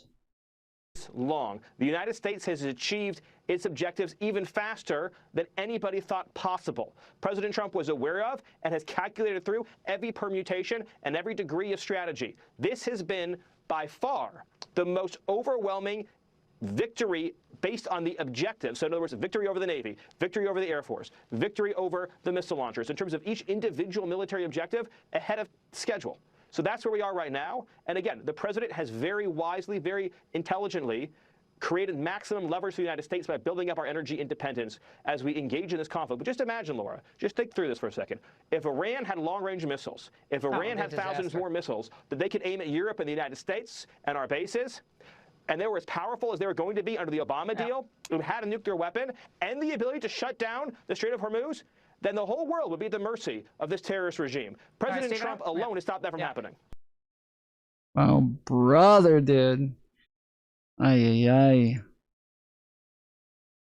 Because they've totally stopped them from shutting down Hormuz. It's just, they've completely stopped that. Part of a larger story, Mr. Berman. I would just say that John Fetterman is doing as well with Pennsylvania Democrats as the New York Giants are as liked in the state of Pennsylvania or the Commonwealth of Pennsylvania. I mean, just look at this. Among Pennsylvania Democrats, the net approval of Fetterman. Back in 2023, he was a Democrat liberal darling. He was at plus 68 points. Look at how low he has fallen down to negative 40 points. He's down there with the Titanic among Democrats in the Commonwealth of Pennsylvania. And, you know, to put a comparison point on, you know, we always talk about how Chuck Schumer is not well liked by the Democratic base nationwide. Chuck Schumer has a net popularity rating of about -2 points. He is 38 points more popular than John Fetterman is with Pennsylvania Democrats. And I was also looking at Kristen Sinema, who, of course, ended up leaving the Democratic Party in Arizona. She was considerably more popular just before she shifted over than John Fetterman is at -40 points. Is this a 108-point swing? This is an 108-point swing. Very good mathematics here.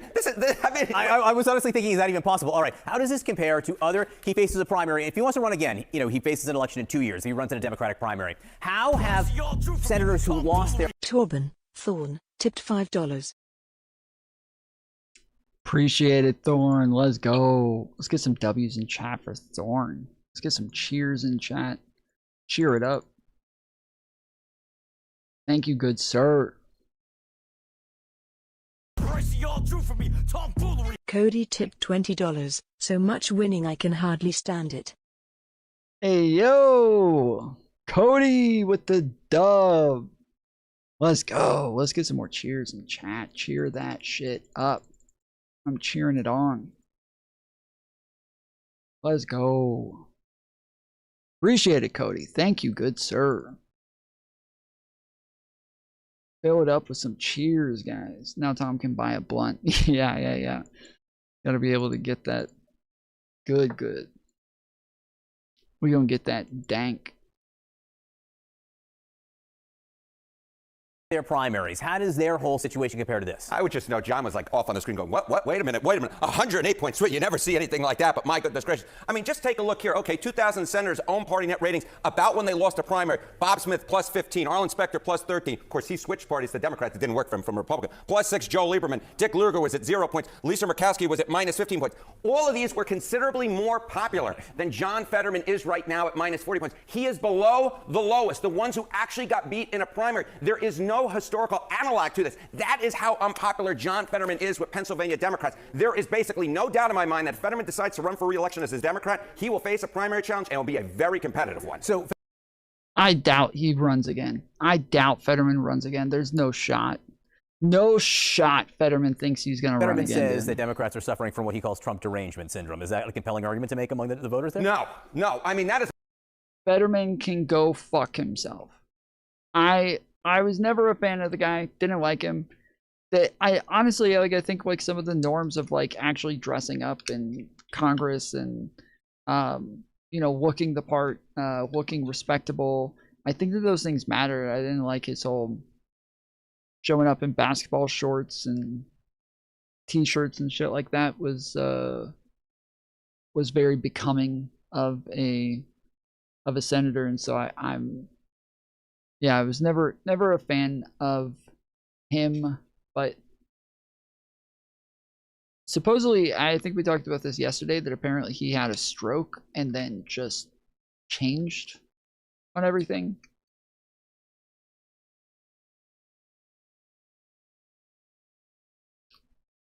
It's the last thing that Democrats want to hear. I mean, look at this. Lowest approval among Dems at this point in term 2. Donald Trump has just a 4-point approval rating. George. Look up when the highest raises were more. User, you can't be this fucking stupid. That's not how the economy works. Things don't go in order like that.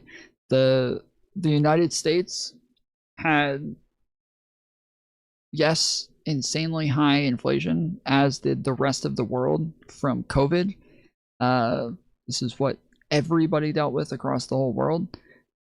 Donald Trump definitely mismanaged COVID to an extent, but nobody blamed the inflation on Trump, right? Nobody said that it was his fault. But you guys have such fucking Biden derangement syndrome that you will turn around and blame Biden for the inflation from COVID. Like, holy shit. How fucking insane do you actually have to be to blame Biden? Did it go down? Yes, we recovered from inflation under Biden. Yes. It went down under Biden. Yes, we recovered under Biden. Yes. Biden was the one who recovered us from inflation. We had the fastest and best recovery from inflation in the G7 countries. Yes.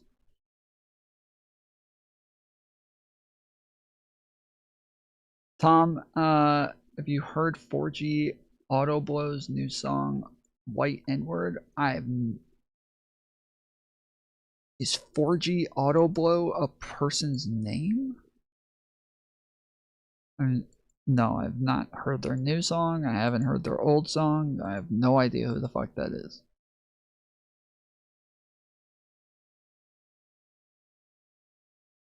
Yeah, not only did Biden bring down the inflation, but wages outpaced inflation under Biden. Like, meaning that the overall inflation didn't have that much of an effect on people's bank accounts when their wages are outpacing the inflation. Tom, are you ignoring the jobs loss during the pandemic? No, but again, Biden had record-breaking job growth.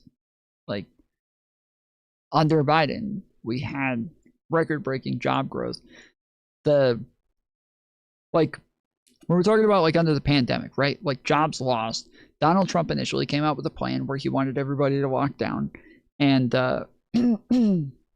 not criticizing him for it. Like, it was probably the best idea to try to get everybody on the same plan and try to get all the states to lock down together. But that is, like, what was causing a lot of the job loss were the lockdowns. And then that was one part. But then on top of that, businesses were going out of business because of the problems with shipping and transportation. And so that caused a lot of, like, companies to have to downsize anyways because they weren't able to sell as much. And then there ended up being, like, massive shortages on products to where like there were issues across the board that happened from COVID that I don't know why you would ask if I'm ignoring that. It wasn't related to what we were talking about, but it's also not like a thing that was it wasn't Trump's fault that happened. It wasn't Biden's fault either, but yeah, it wasn't like me ignoring it wasn't. I don't know what that had to do with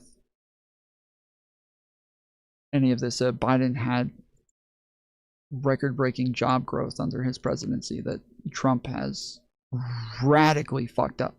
Like, Trump has radically fucked up job growth in America. George W. Bush was not, well, like, was it 10%? Richard Nixon was at 11%. Donald Trump is the lowest of the low on this point. The bottom line is this. John Fetterman, when you look at his net popularity rating at minus 40 points, he's on a completely other planet from Chuck Schumer, who is also unpopular, and he's on a different galaxy entirely from other incumbents who actually lost re-election far less popular than them. We set it up by talking about his vote to push Markwayne Mullin through committee. How likely do the prediction markets think Markwayne Mullin is to get confirmed? Yeah, John Fetterman basically was the bow on this, because just take a look here. Okay, Chance Mullin's confirmed as DHS secretary, and this is before May of 2026. Look at this, a 98% chance according to the Calendar prediction market. John Fetterman is the big reason why Markwayne Mullin is going to get confirmed as DHS secretary. Another reason for Democrats who already didn't like him to dislike him even more. All right, and thank you very much for that. Thank you. I like you, though.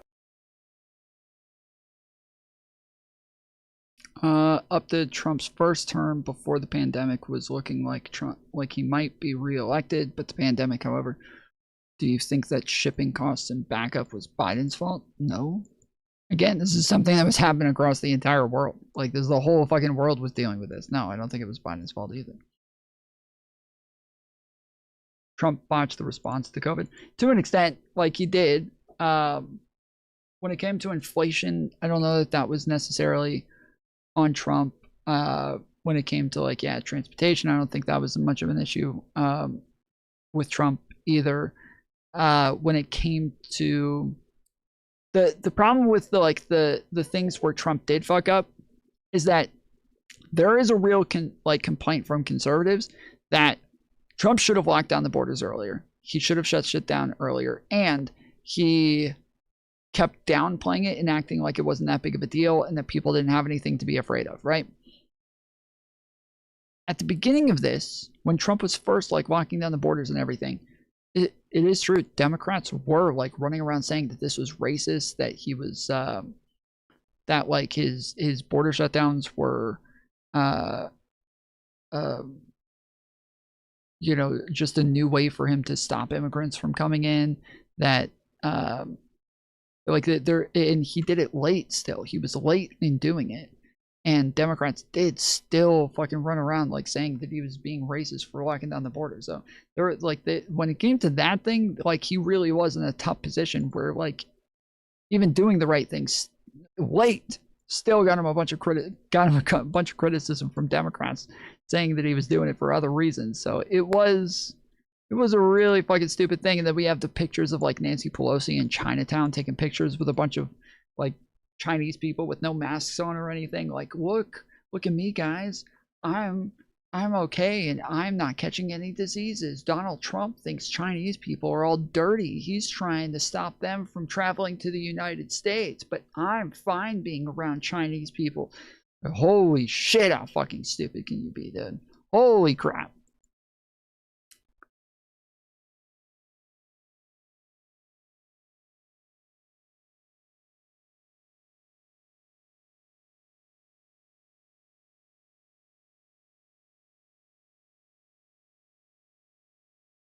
All right, I'm going to run to the potty real quick.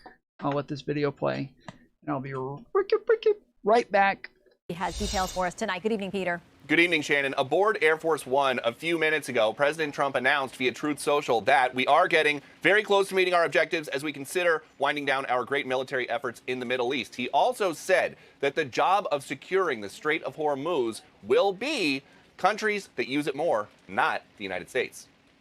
Well, I think we've won. But the conflict continues. 4,500 sailors and Marines based in San Diego are deploying to the Middle East as the USS Boxer Amphibious Ready Group joins Epic Fury. According to an Axios report about next moves, quote, the Trump administration is considering plans to occupy or blockade Iran's Karg Island to pressure Iran to reopen the Strait of Hormuz. A White House official tells Fox, as President Trump said, he has no plans to send troops anywhere. It's certainly a place that people are talking about, but I can't say no. The president's fury with allies is growing as he posts, without the USA, NATO is a paper tiger. They didn't want to join the fight. Cowards, and we will remember. The Pentagon is disputing a CNN report that claims a recent internal assessment from the Defense Intelligence Agency that was circulating inside the Pentagon in recent weeks determined that Iran could potentially keep the passage shut for anywhere from 1 to 6 months. Chief spokesman Sean Parnell writes the DIA is one of many intelligence agencies at the Pentagon that plans for the very worst possible outcome. The 6-month closure of the Strait of Hormuz is an impossibility and completely unacceptable to the Secretary of War. President Trump left the White House after a busy week with a parting shot about a green necktie. That I have to take a little journey. We have to get and he would agree, but he's not going to say it. And this is not St. Patrick's Day, by the way. What are you doing with that tie? But we had to go off on a circuitous path and take care of business. This is the tie. You couldn't really see it in the shot there over my shoulder. It is green, and we have known in the rules of fashion for a long time that you can't wear white after Labor Day. This evening we learned that at the Trump White House, you cannot wear green after St. Patrick's Day. Shannon. We're not going to have you arrested for a fashion crime. I will trust you on your sartorial choices there, Peter. Unless I wear this tie again. Well, I'm going to leave that. The president's the commander-in-chief. He might be able to levy some executive order against that tie at some point, but we like it here. Thanks, Peter.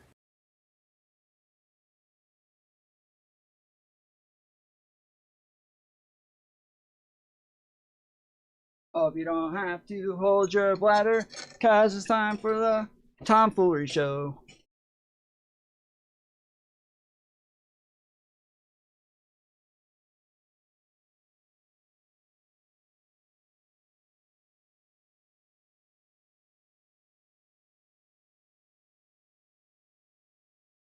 Nice kicking me for being wrong. Somebody kicked you?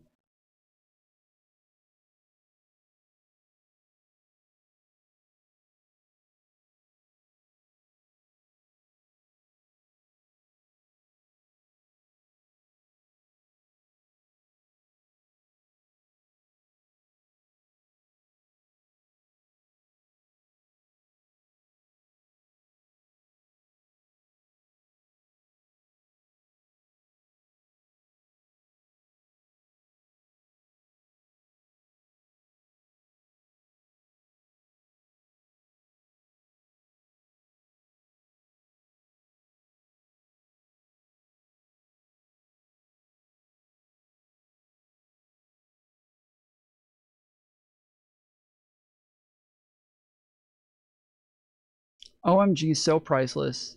The Milk Bar TV counts how many times Candace Owens references herself versus God at her Catholic conference in D.C. Hello, everybody. Thank you so much. Thank you. Truly an honor to be here. This is my first Catholic event, so I will never forget this. I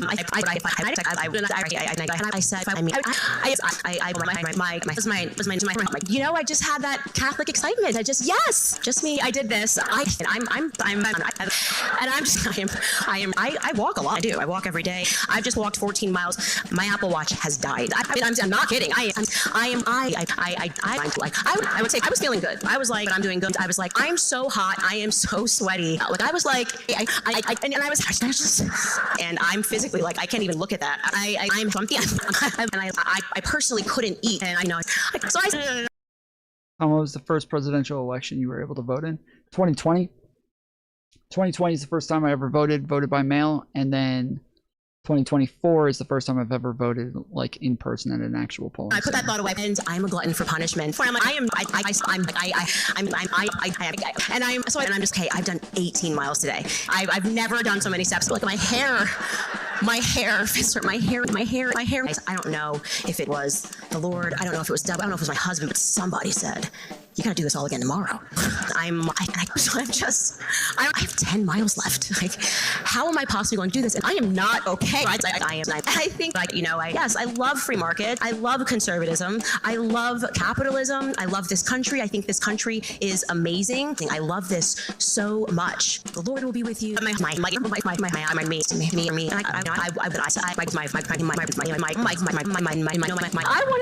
go.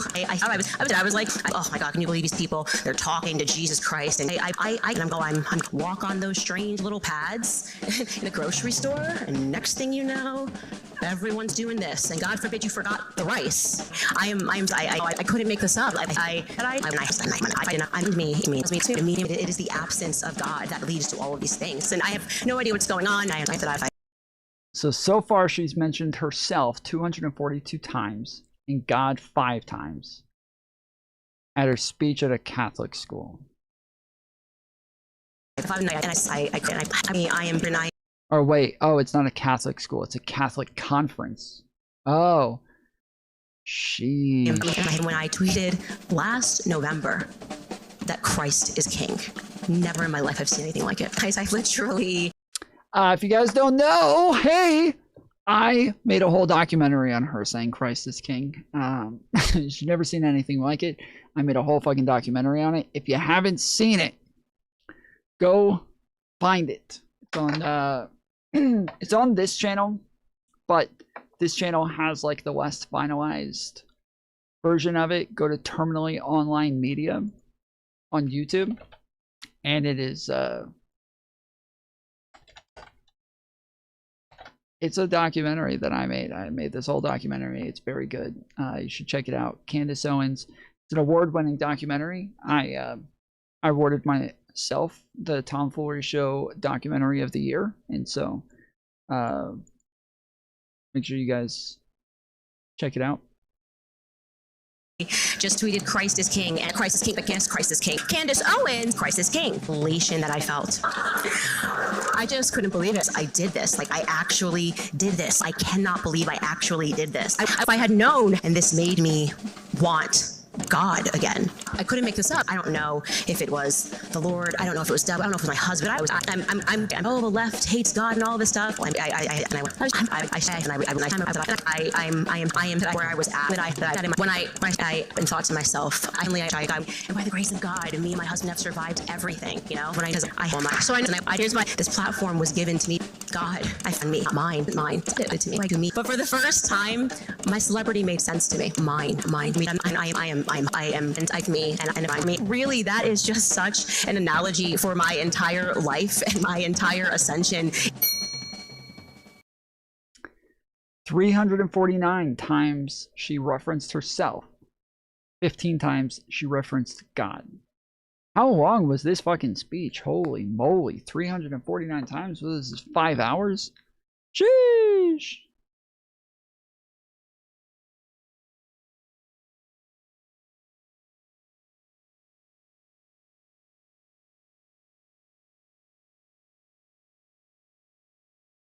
That's fucking crazy, bro.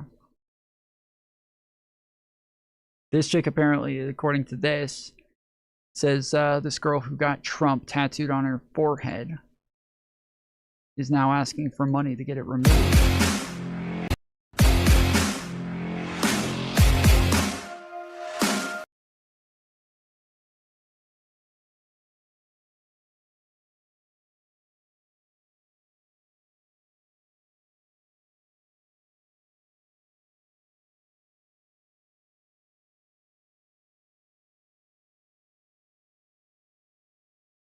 So fucking stupid. So fucking stupid, mate.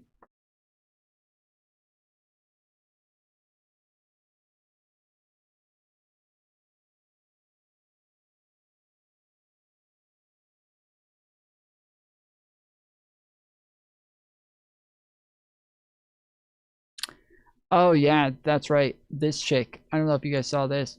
The new Bachelorette. The entire season has been canceled because the Bachelorette, the main girl, okay, so that means they brought one woman on to choose from like 50 other men, right? She had a video from her ex-boyfriend come out recently of where she was insanely fucking abusive and did some really fucked up shit. And they canceled the entire fucking season. Look at this. This is her. This is called physical abuse. Yeah. Yeah. See, Taylor, this is all you do. It's the only thing you know how to do. Holy I don't give a Let me go. Stop. Let me turn off the speed up. Dude, leave me alone. Holy crap, dude. That's a full fucking metal chair right there. That she just hit him with point blank. Holy crap. Then that says that's Taylor's daughter right there on the couch, who apparently gets hit by one of these chairs. Your daughter is Here raped. comes another one. Here. Oh my gosh. Oh my Ow, dude. Shit.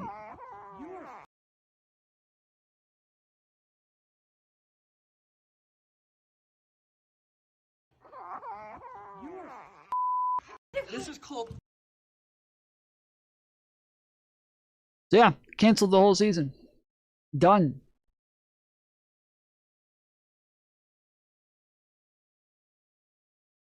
Done. Adios. Now, with that said,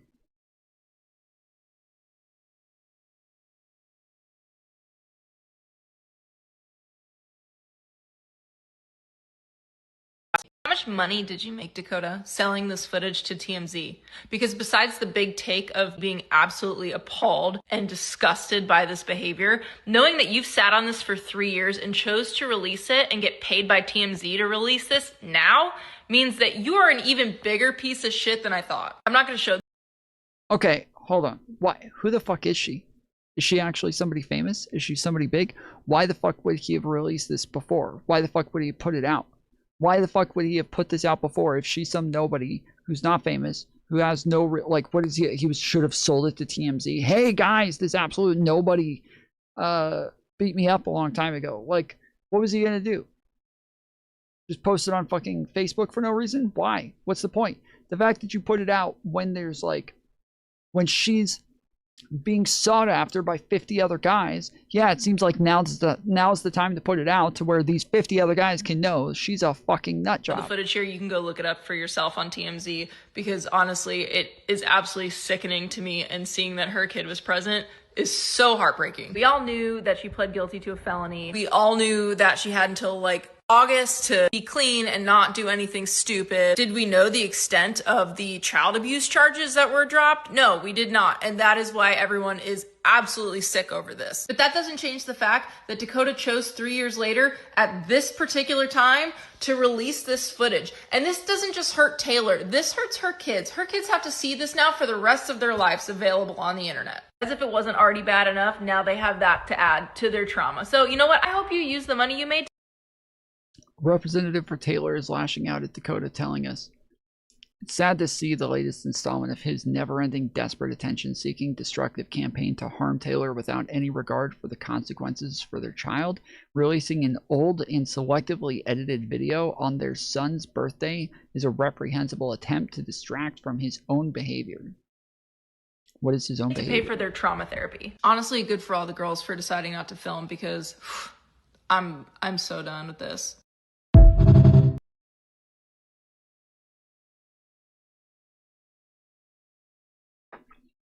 Imagine calling an abuse victim an even bigger piece of shit than I thought, because he didn't immediately release a video of him being violently abused. You are utterly deranged and detached from reality. So this is an @ of that person, and they blocked him to where the @ does not show up anymore. So let's find them.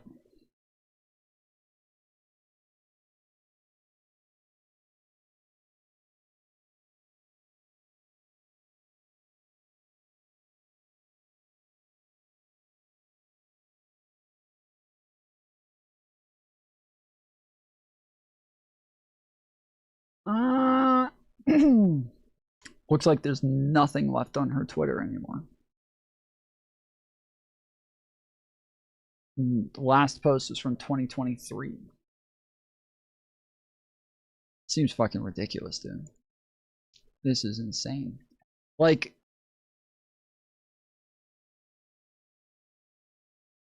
nobody does that to women, right? Like, 3 years after a string. except for like maybe conservatives do. Conservatives will come out and be like, well, why didn't you release this information back a long time ago? Why didn't you come out with the accusations when it first happened? Like, lots of times people do want to let things lie. They want to let things go away. They want to let it disappear. They don't want to make a big deal about it.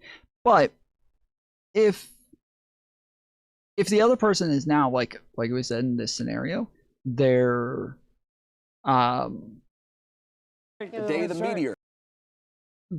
they're all like, she's got a bunch of guys who are coming after her trying to date her. That's one thing. You know, she has she's becoming famous. She's somebody who's being highly sought after, all of these things.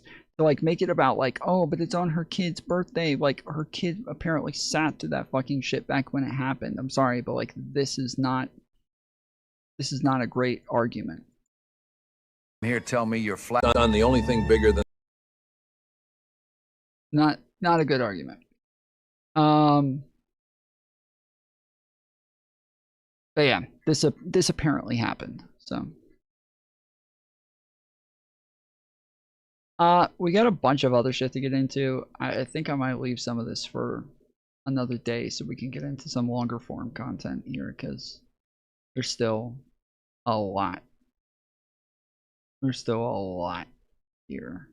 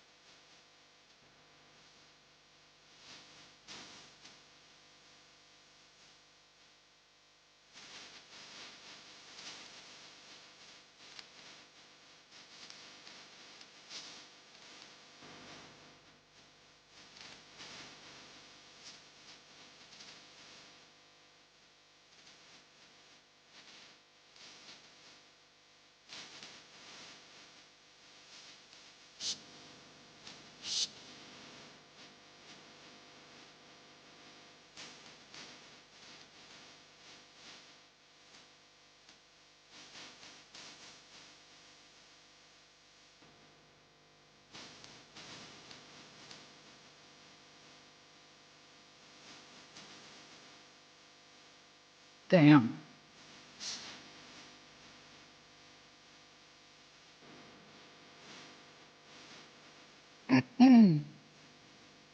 That's pretty.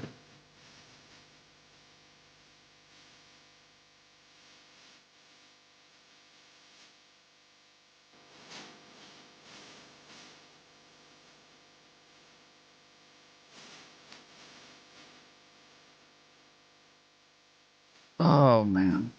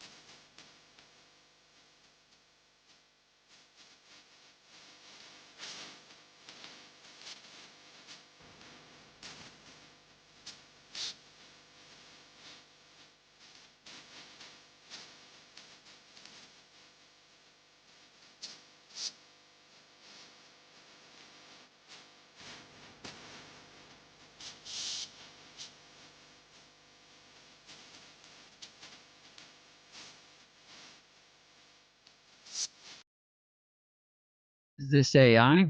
Probably not. Do you guys know there's a fucking conspiracy theory now that this guy was killed because of his comedy talking about like presidents going to war and shit like that. The guy from The Whitest Kids You Know, I'm blanking on his name, but there's a bunch of people running around now saying that he was murdered.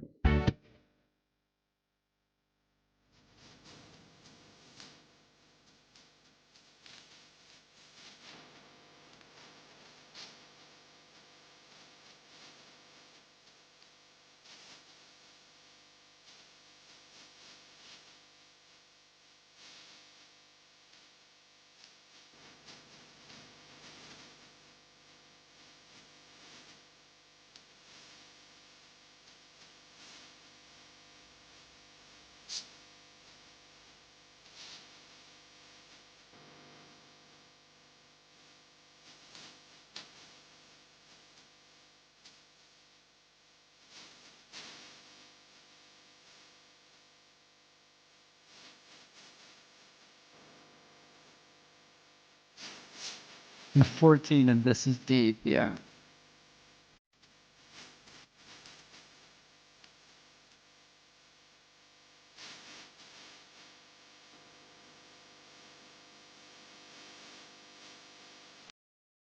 Oh, of course, Liz. Poor Russians. Poor Russians.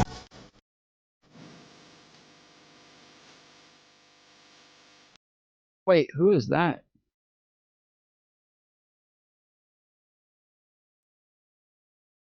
Who is that supposed to be?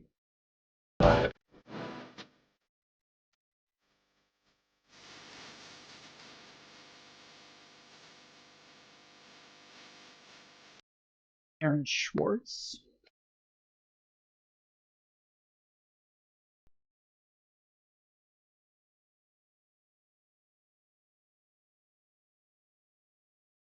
American computer programmer and entrepreneur.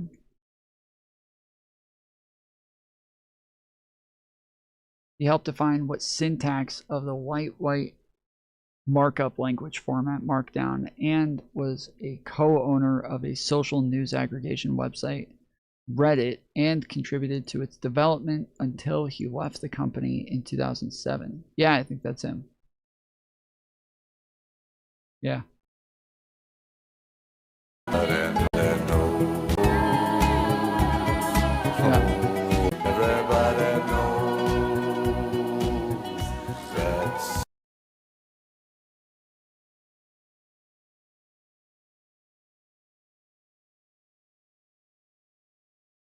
I think everybody knows, guys.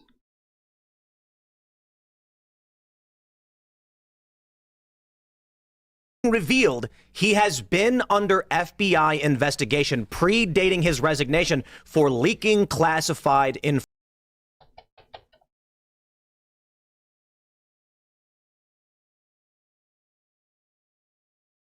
Joe Kent, the Trump official who resigned, is now it is now being revealed he has been under FBI investigation predating his resignation for leaking classified information. Of course, this is particularly interesting considering matching beanies. Nah, his is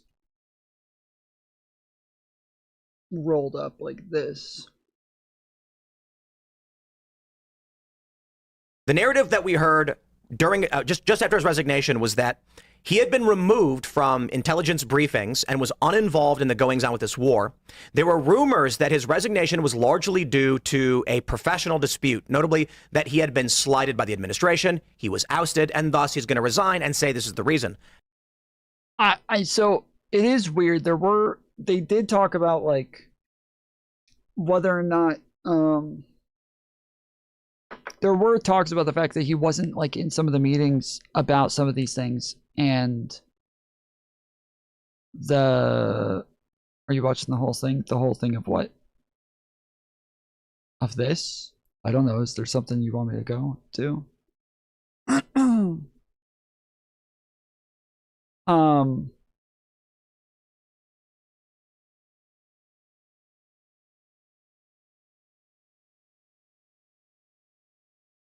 Fuck, I totally forgot what I was saying.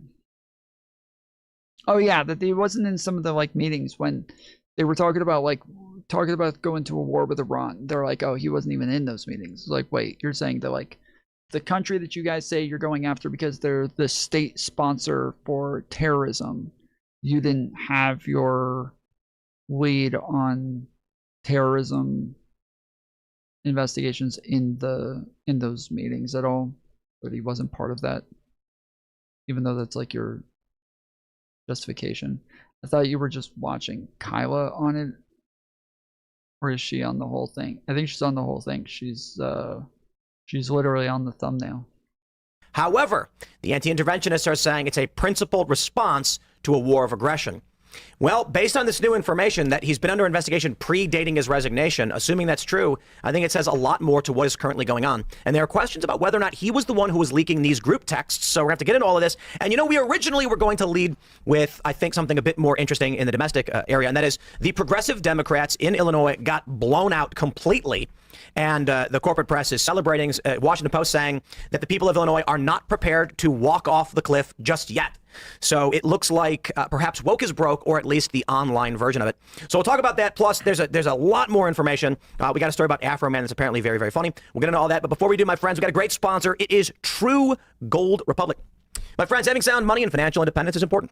Hard assets are extremely important. That's why you should check out True Gold Republic. Look at the world right now. This next does on network members to go. Be in Hollywood for doing we just over the war with Iran. We have this clip from Laura Ingram's show on Fox News saying that Joe Kent, the former director of the United States National Counterterror Center, this is from Semaphore, he just resigned. He's now under FBI investigation for allegedly leaking classified information. And the investigation predates. We watched the video just a little bit ago, apparently, where he was asked if he was the one who leaked information to Tucker Carlson. And I guess the entire idea behind this is because after he left, the first interview that he did was with Tucker Carlson.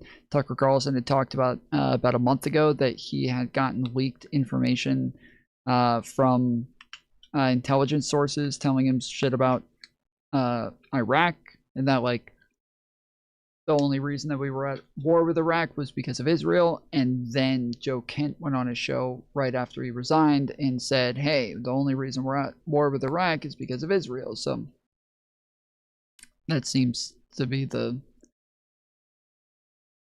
thought, or sorry, that was the thought process that I was given. But according to her, she's saying that the investigation predates his resignation, so maybe not. His departure.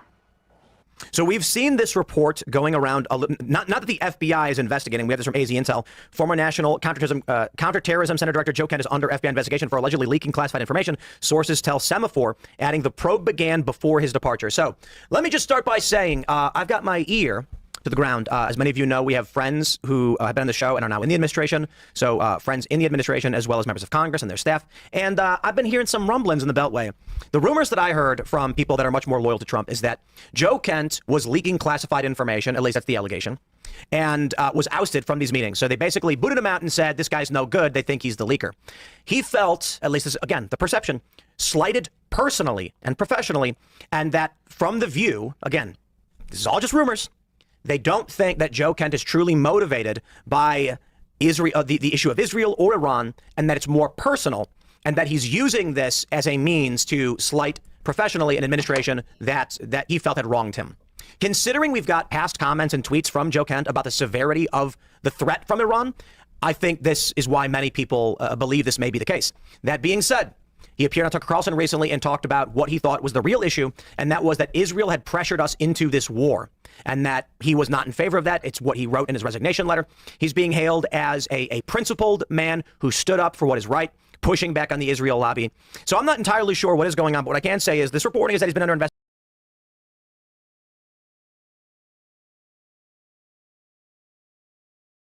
investigation before he actually resigned. So that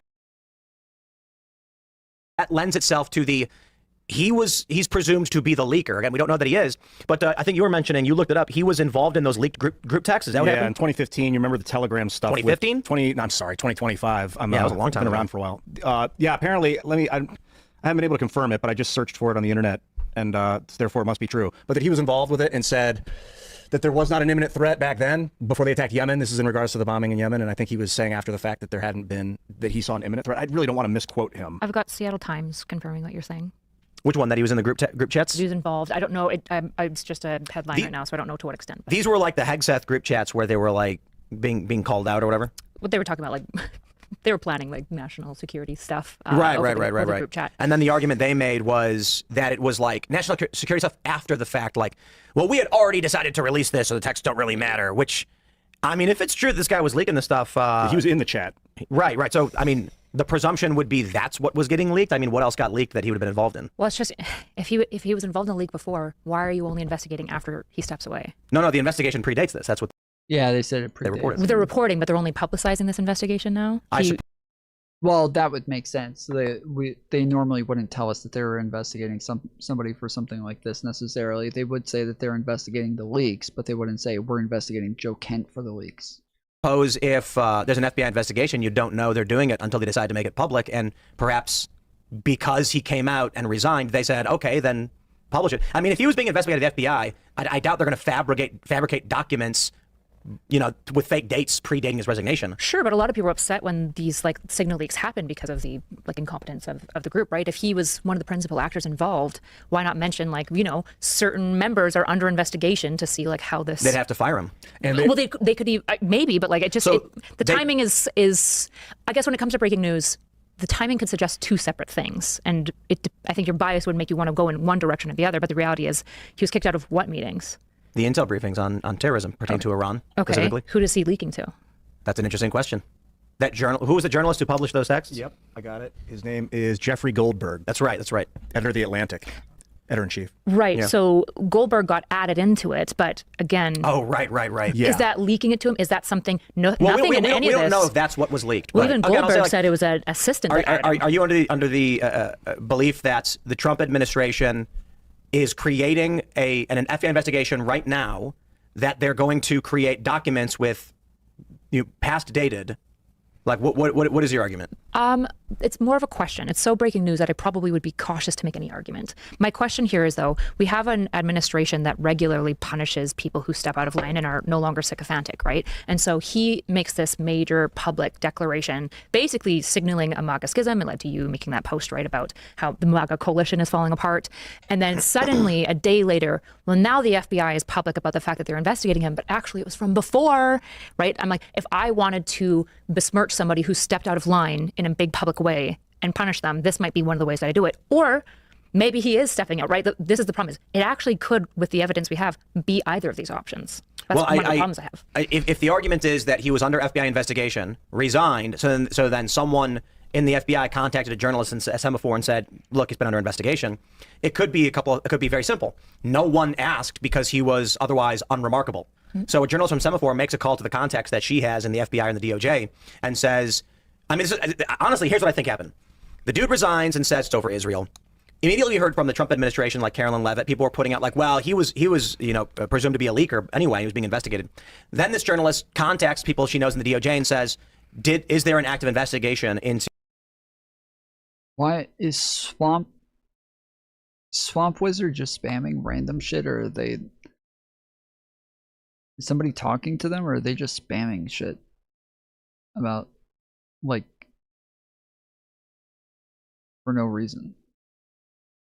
To Joe Kent, they then say, yeah, it's from a year ago. And then she goes, wow. Then she reports it. That's how the information gets out. No one thought to look or ask because, again, he was otherwise unremarkable. I don't mean that as an insult. I'm saying he was not high profile in the press. He wasn't going to big meetings and blasting out information. He was quietly doing his job, or I guess according to the Trump administration, not doing his job. So this, in my opinion, based on the rumors that I've heard from DC, lends itself to. Let me do this. Let me show you this tweet. That's Jamie Mitchell says, fascinating stuff, Joe. And it's a post from Joe Kent in January of 2020. The war with Iran talk is very black and white in a gray world. Iran has been at war with us since 1979. The killing of Qasem Soleimani, QS, is the first decisive act we have taken against the Iranian terror since the 80s. And that's not the only post he has, which indicates that there was perceived to be a threat or a conflict from Iran. He also made a post about how Iran was trying to kill Donald Trump, and it's intolerable. So many people are viewing this as a flipping of his opinions on the issue.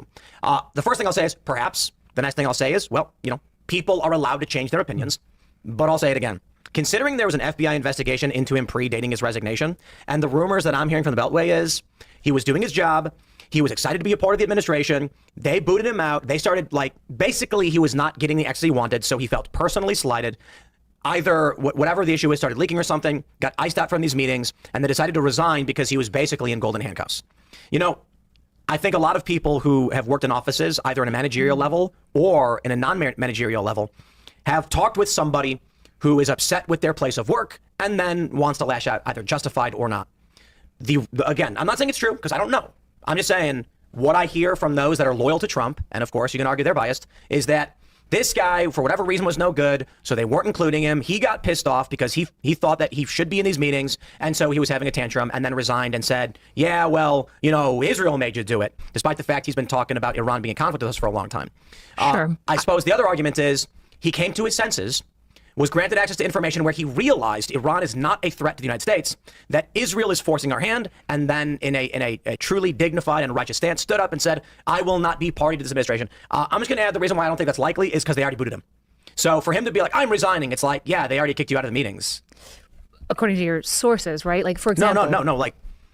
Well, according to the administration, not my sources, but publicly stated, he was no longer involved in these meetings. And now we're learning that he was under FBI investigation the whole time. That's indicative of there was a problem with his work before he decided to quit. Sure. So the questions I would have is, okay, well, when the Jeffrey Goldberg stuff happens, I would hope that almost everyone in that signal chat is under investigation, because they should look at all the people involved and go, who here is responsible for this leak, right? So one of the questions I would have is, if he's involved in this investigation, how many other people are also listed as people in the investigation? And did they experience the same icing that he did, right? I don't know, right? What could have happened is that he sees MAGA as a sinking ship. He wants to detach himself from it publicly and politically, and saw the Iran war, which is very unpopular, right, as an opportunity to jump ship. He understands that the midterms are looking rough. He knows that his legacy is going to end eventually, and this was the easiest route out. And he took it. And then when the FBI saw that, they're now just dropping information that besmirches him, right? And this is what I'm saying. When it comes to breaking news, it could be both of these things. I would agree with you largely. I think that there is a sect of right-wing personalities that think they think Trump is cooked, and so they're shifting away from him. I think a lot of this has to do with what I would refer to as a mass formation. Oh, here we go again. Mass formation psychosis around Israel. And I know I'm so sick of talking about it, but Joe Kent's resignation has to do with Israel. An overemphasis on Israel in foreign policy, overlooking like that Joe Biden was involved in the Burisma scandal. All of a sudden it's Israel, and the people just ignore this. Or the Qatar-Turkey pipeline, which I talk about ad nauseum. And all of the past 20 years of foreign policy we've discussed on the show, you have prominent personalities there building a massive base by creating a singular enemy by demagoguing. and saying Israel's done everything. So it could be as simple as, and I don't want to say this is exactly what you're saying, but you can clarify after I finish my point if this is correct. But my view is that it is a strong possibility. Joe Kent getting booted from his meetings. He's reading the room and he's like, look, Candace Owens is getting gangbusters views. Megyn Kelly, Tucker Carlson, MAGA is not. Ben Shapiro is not. Ben Shapiro's views, they're not bad, but they're way down. And Candace Owens is through the roof. So he's going, which side am I going to go on? I'm going to go on the side that hates Israel. That's where the people are at. I think that there's a decent probability there because of what we have seen with the likes of Megyn Kelly, Candace, Tucker Carlson, Jimmy Dore, and many. Well, to be fair, Jimmy's not a conservative, but many people on the right have just dramatically shifted from being anti-woke to anti-Israel. Mm-hmm. And I have no idea why. I mean, just people started doing it. Make up any reason you want. Maybe it's just that it's a very compelling argument, I suppose. I think it is wrong. But they've all started doing it. And I will say this, there's a lot of money in it. So, hey, look, if we wanted money, if we wanted to get, 120,000 current viewers, just like old Candace Owens did, we can sit here and rag on Israel, but I don't think that's correct information, unfortunately. I think it's very interesting looking at what's happening to the right, because I think the left experienced this type of same kind of populist wave takeover, and then the problems that fall out as a ramification of kind of that unholy union, right? So on the right, we've got this populist alt-right, which Joe Kent was somewhat attached to before, because when he was getting confirmed, right, that was the Democrats' biggest issue with him, is claiming this guy's alt-right, he's got Groyper connections, he's a Fuentes type, right? And so him now continuing in that trajectory as we see this right populist, America First, isolationist. I think the direction that she's going in, like it seems like she's fishing, but even from the information that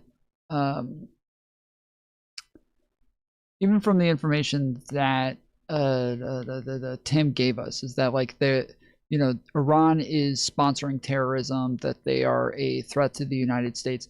None of these mean that there is an imminent threat. And I don't even think that Joe Kent has backed off any of those statements. Not that I like Joe Kent, not that I think that he's a great guy or anything, but I think that he's always been pretty anti-Israel. He is very like white nationalistic sort of guy. And I think he's also very like anti-Muslim, and so I think that he still feels as though Iran is a threat to the United States. I think that he still feels as though they're like a danger to our country, and that he still says that they're a state sponsor of terrorism. But whether or not that's an imminent threat is very different, and this is like something that everybody seems to agree on, is that Iran's bad. Iran's bad. Everybody agrees. Iran is a horrible country. They definitely sponsor horrible things and do horrible things, and are not an ally of the United States. They are definitely an enemy to the United States. So is China. So is Russia. So is North Korea. So are lots of countries. There's lots of countries. Cuba. Like, we don't go and invade all of these fucking countries all the time. We don't go to war with them. We're not bombing all of them. There's lots of countries that are enemies of the United States, but it doesn't mean that we go to war with them. It doesn't mean we start bombing them. And so this is the argument, is that whether or not there was an imminent threat, that's normally what you need in order for this to not be like a war crime, in order for this to be considered justified under international law. There has to be some sort of imminent threat in order to go and bomb them in this way. And so an imminent or persisting threat. And yeah, that just does not seem to be the case with Iran. And that is the bigger criticism from pretty much everybody right now, is just that we went to war over something that was a war of choice. Like, we just decided that we wanted to go fight them when we didn't have to. We didn't save any lives by going to fight them at this time. So that seems to be Joe Kent's criticism. That seems to be his position. Kind of zeitgeist getting more popular isn't overly surprising to me. And I think part of the problem is that MAGA really shook hands with these populist further right people, and we're like, we're the same guys, even though I was like, neocons are not the same as Nick Fuentes. They never were. That's true, but the current trend that we're seeing with like Candace, Megyn Kelly, and what I refer to as like the Israel posters, like Jimmy Dore is a good example of this. He's not a nationalist, America First guy, but he's posting all about Erica Kirk and Israel quite a bit. There are many leftists who are on the same page. Sure. Anna Kasparian of the Young Turks talks about how she watches Candace Owens and she loves her show. This is a progressive, and it's like they've unified around the issue of Israel specifically. Yeah. So, wait, who said that? and Israel quite a bit. There are many leftists who are on the same page. Sure. Anna Kasparian of the Young Turks talks about how she watches Candace Owens and she loves her show. This is a progressive, and it's like they've unified around the issue of Israel specifically. Yeah. So, certainly the neocons, MAGA was very different 2 or 3 years ago. It was very different. Mm-hmm. And so there is a distinction between the America First and the anti-Israel America First. There are people who I would argue as a predominantly disaffected liberal or libertarian. I would say that going into this election, my feeling was that most of MAGA was anti-war, and that most of MAGA was against the war happening in Israel and the war happening in Russia and Ukraine. I'll say they made a much bigger deal about Russia-Ukraine. They were much louder about Russia-Ukraine than they were about Israel and Palestine. But there were definitely a lot of people in MAGA that I think were still kind of pushing this idea that Israel-Palestine needed to end, and that Donald Trump was going to bring in an era of less war, not more war, right? That he was going to have less death, not more death. And they had this big criticism of the fact that Joe Biden pulled out of Afghanistan in such a horrible way. Sure, they're not wrong, but Donald Trump going to war with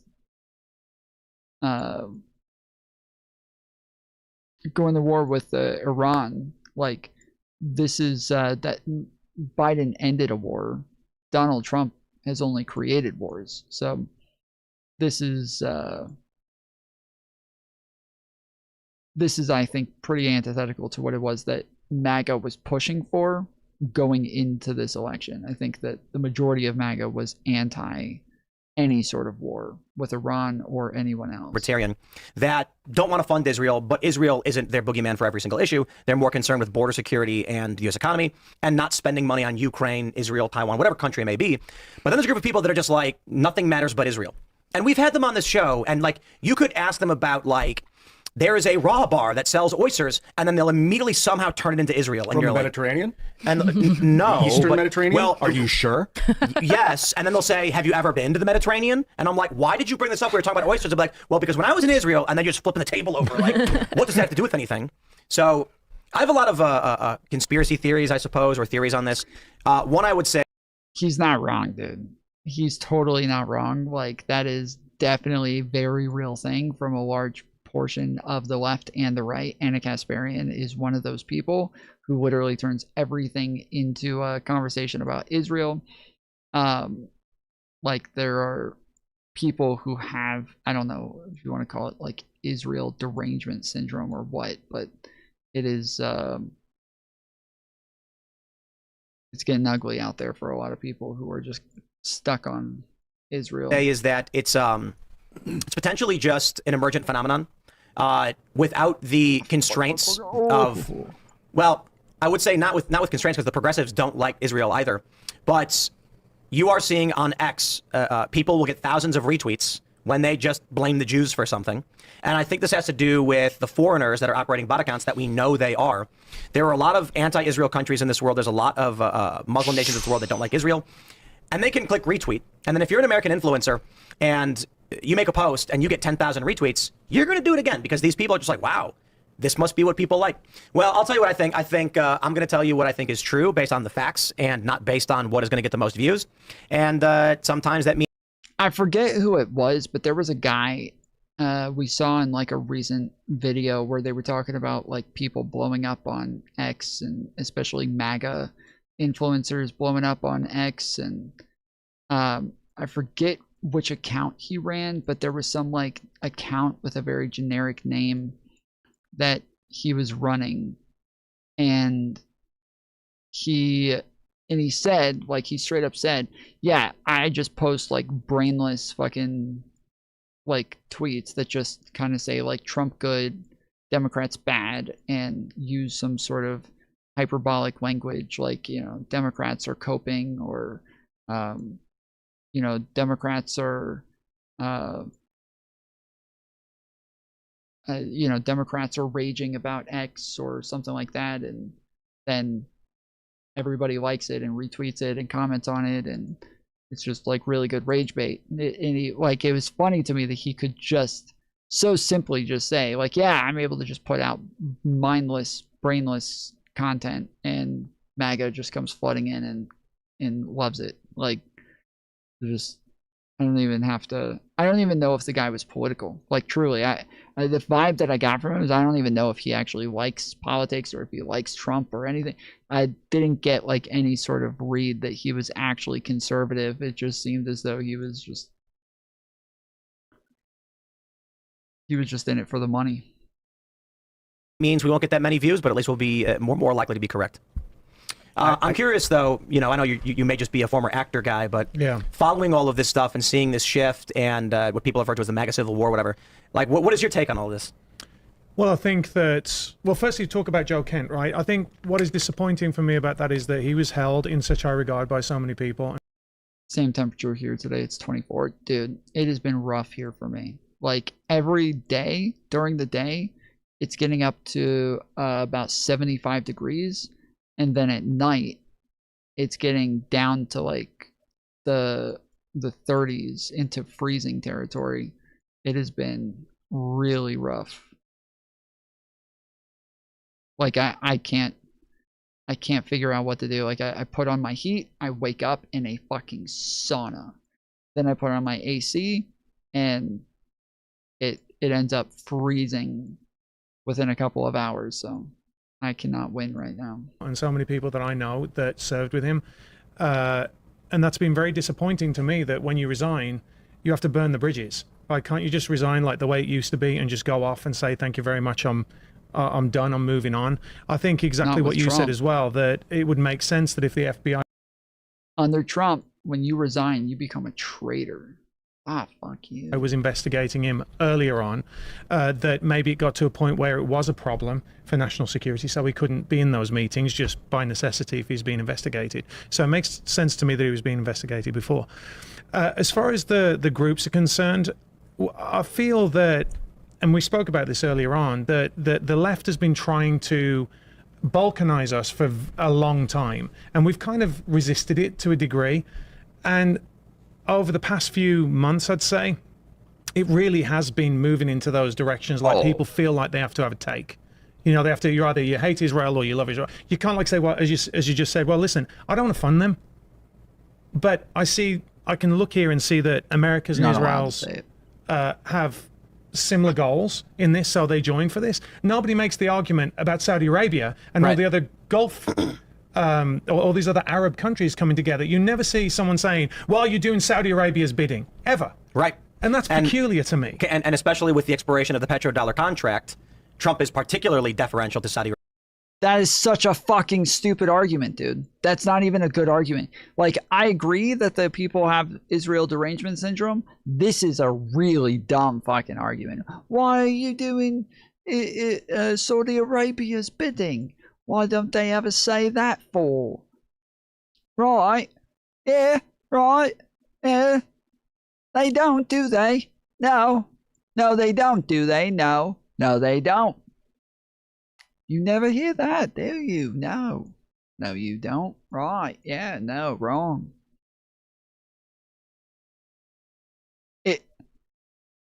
Saudi Arabia is not currently bombing fucking Iran. Like,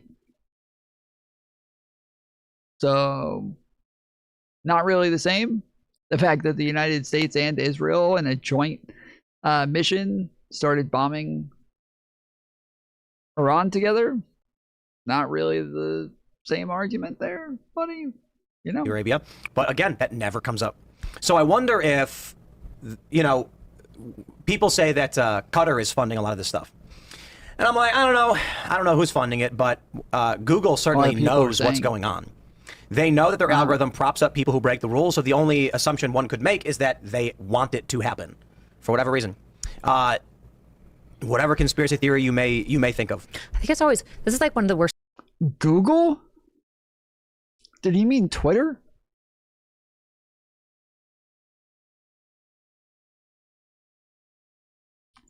Things about like evil or wrongdoing is that so often it's banal in its purposes. Like, why does Google maybe allow certain algorithms to be overtaken, probably by Russian and Chinese bots that are trying to sow like dissidence amongst a democracy? Because it makes the money, they can sell it to advertisers. As long as they have sufficient plausible deniability, they can get away with it because there's really great rules about the internet, because it's kind of the Wild West, right? It's like, it doesn't always have to be this like string puppeteer at the top. Oftentimes it's really simple machinations of like wanting money and having enough plausible deniability to get away with it, right? Like every con man's line is, if I wasn't conning people, somebody else would be, right? Yeah, the crazy thing about it is, when I ask people, why is Candace Owens on the front page of YouTube, right? When you open a new account, why is she a recommended personality? Certainly, right? She. Oh, okay. When he was talking about Google, he was talking about YouTube. Okay, he said Google, meaning YouTube. All right. She has broken many of the rules, and she's being sued for a lot of these things. There's specific rules against brigading and targeting personalities or making accusations and things like that that people have gotten strikes for. Other people have gotten their channels outright deleted without warning for doing less than she's done. And when I bring this up to people, they say it's because the Jews want it to happen. Now, I'm not kidding. They say they want to be hated to bring on the Messianic era, which I suppose the argument then is the Jews are propping up Candace Owens for the purpose of fulfilling their whims, which means Candace Owens' anti-Israel content and Candace Owens herself are a function of Israel's desires. Like, none of it makes sense. Yeah, well, Tim Pool went to a meeting with Netanyahu. He went to a meeting with Netanyahu with house rules. Or club rules. I forget what it's called. Is it house rules? Or club rules? Where you're not allowed to, like, take your phone. You're not allowed to talk about like specific statements or quote people, but you can talk about general things that happen there. This is like a thing that's brought up about Tim Pool all the time now, is that he was invited to a thing for influencers with Netanyahu, and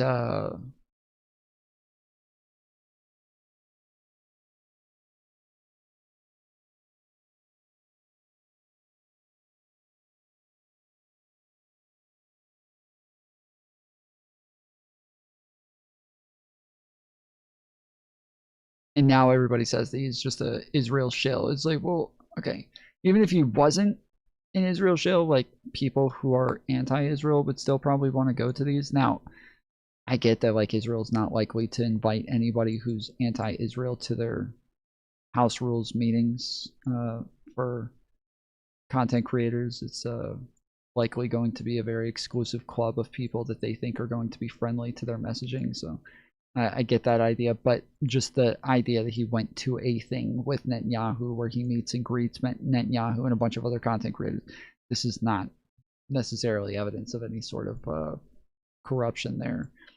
Now, Tenet Media, also not really evidence of him engaging in any sort of corruption there. But you know what? Maybe the real point is just to make sure none of it makes sense.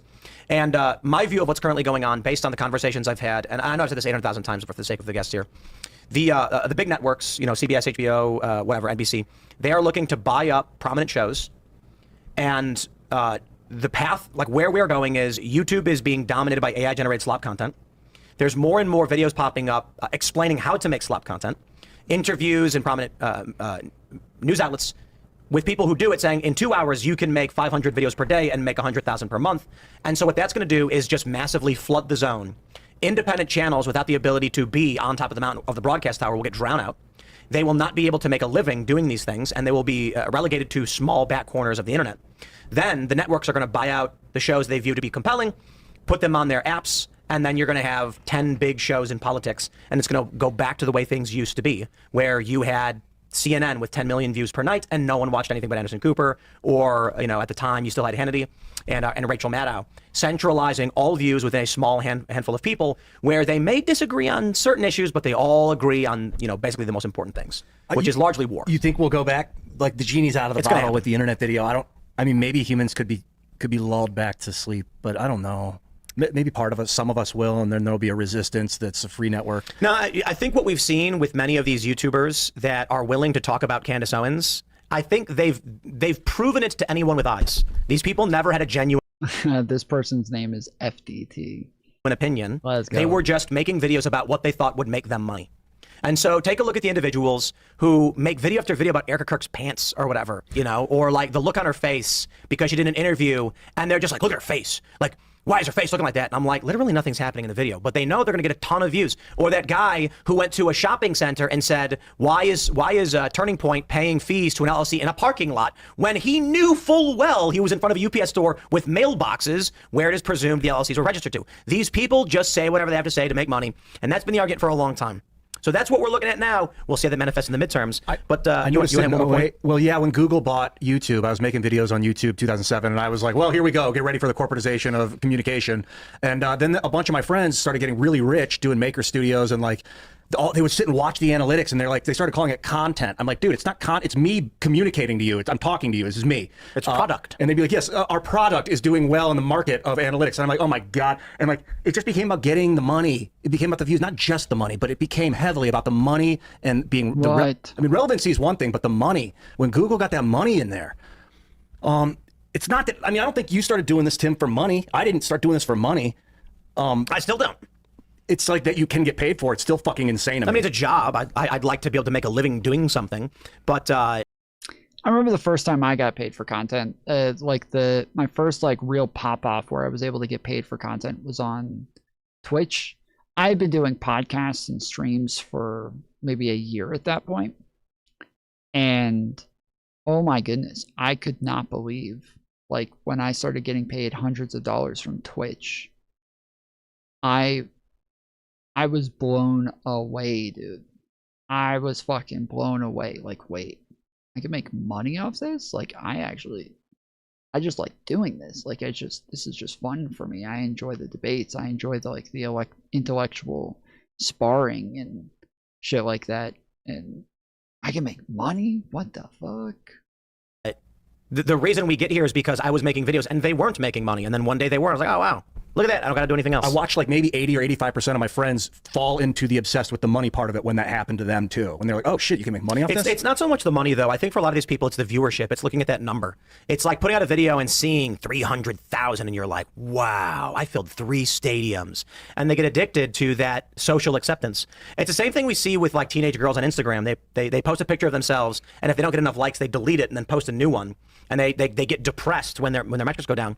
One thing I've pointed out quite a bit is that you will get YouTubers, and you can look throughout history of YouTube, that will have like breakdown videos where they're crying, saying, I just can't do this anymore. And all you got to do is look at their past several videos, and you'll almost always see like 1 million views, 900,000 views, 700,000 views, 400,000 views, mental breakdown video, guys, I can't do this anymore.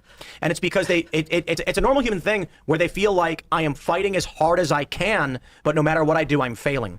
Instead of just making videos because they have something to talk about and they want to talk about something, they're actually feeling more and more depressed because they're not getting views anymore. That's a sad cycle because the more miserable you get, the less interesting you are to watch. So the people that get sad about being sad and then their views go down and they're sad about that, which makes the views even worse. No, I think it's different from that. When they make the I'm dying and I can't do this anymore video, they get 10 million views and then YouTube. Well, guys, I can't do this anymore.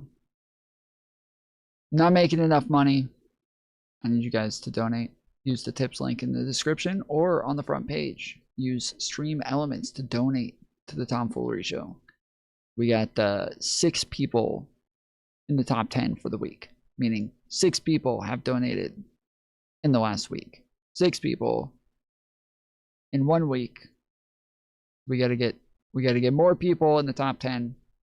Which is rare. I mean, honestly, like the last month dropped off. I was averaging just in tips about like $300 a week for a while. I think in the last month we might actually be under $100 per week. Per week, under $100. Some of it's definitely because I've streamed less, and but yeah, before the last month, like yeah, we were doing, I think on average about $300 a week just in tips, and then I would make about $300 in what do you call it, ad revenue, and then about $100 to $200 in memberships, and then maybe another $100 to $200 in what do you call it? Super chats, stickers, jewels, that sort of crap. And then, yeah, all of that is dropped off by like 80%, just in a month. Oh, fuck you. To boost them in the algorithm again, they make another video and they're back to getting 1 million views, and they're like, you know what, I'm feeling good now. It's a psychotic machine. You're right about the relevancy obsession. Yeah, PewDiePie. Do you know why? Views haven't dropped. I did talk about the fact that like when we had like 3 people who were doing the majority of the donations and like donating memberships and crap like that, and so like Katmere was definitely a large portion of the donations. He was donating close to, you know, like $500 a month sometimes, just by himself. And then Michael Jones was another like $200 to $300 a month. And there was one more, I'm blanking on his name, but yeah, the 3 people who did the majority of donations, we kicked Katmere out. Michael Jones got a new job. I've still been in contact with him, and he's doing really well, but he's before he worked night shifts, and so he was always working when we were doing content. And then now he works during the day, and so now he's on the opposite sleep schedule to where he's not able to come around anymore. He's still on TikTok. Every time I post a video on TikTok, he comments every time, and you know, still DMs me pretty often. But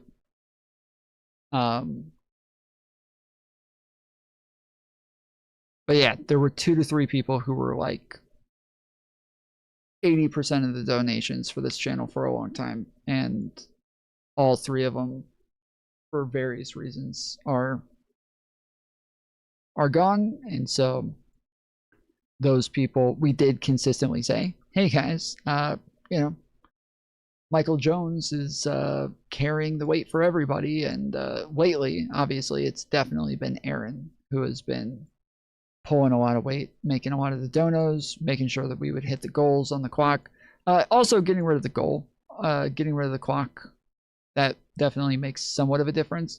We seem to be doing well without the clock for a while, so I just got rid of it. But yeah, probably gonna have to bring it back tomorrow. Because if I'm not hitting goals, might as well just get off and go do something else. PewDiePie just put a video talking about algorithm brain and how everyone's being...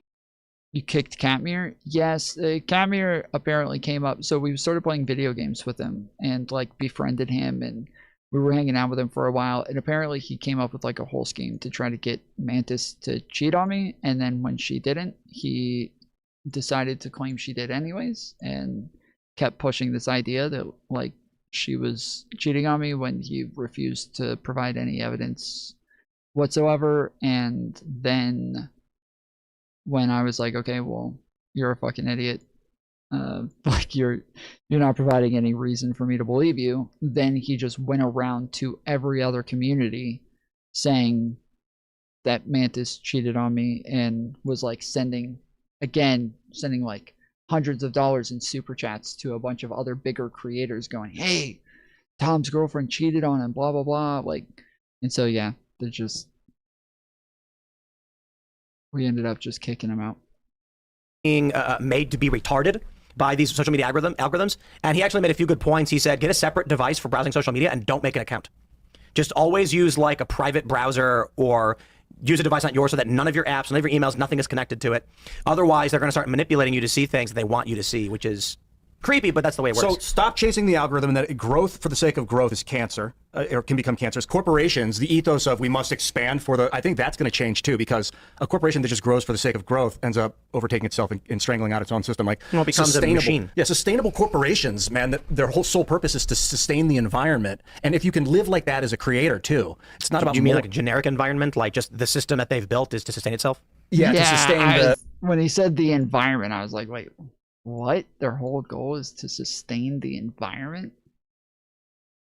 What kind of fucking liberal bullshit is this? The luxury and the beauty that's provided for you to create what you're, This is why nonprofits don't work, because the function of a nonprofit should be to put itself out of business. But have a 20-year-old nonprofit with an executive director who signed on 3 years ago who makes $200,000 a year, and he's going to be like, I want to lose my job.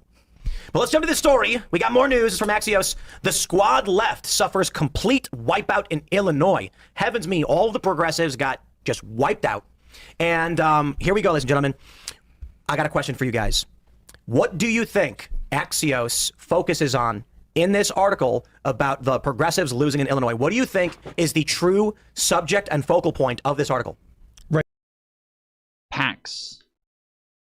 Money from Trump PACs. Racism. APAC. No. You are correct, because you probably read it, right? I've seen APAC posting all day. Like, it's Israel. Like running laps. So I pull up an article talking about progressives losing. I was close. And these are people who are protesting ICE operations at DHS. But again, welcome to the psychobabble reality, because the whole article is just about APAC. That's it. Now, to be fair, APAC did back a bunch of their opponents and then celebrate. But there's certainly a lot more to talk about than just APAC. If you want to talk about APAC, that's fine. But literally every point in this, like how many times let's just do this. 12 times in this article, the word, look at this. It's so frustrating too, because I'm very critical of APAC, but I'm critical of APAC for the same reason I'm critical of almost every single super PAC and carry committee, which is that I don't like unreported money, and I don't like high power special interest lobby groups having so much capacity and weight in our elections, regardless of like what they're for, right? I don't want oil lobbyists just like funding and driving. I don't like that. Like, I don't like carry committees. I think that they're bad generally. I think they've been bad for our democracy.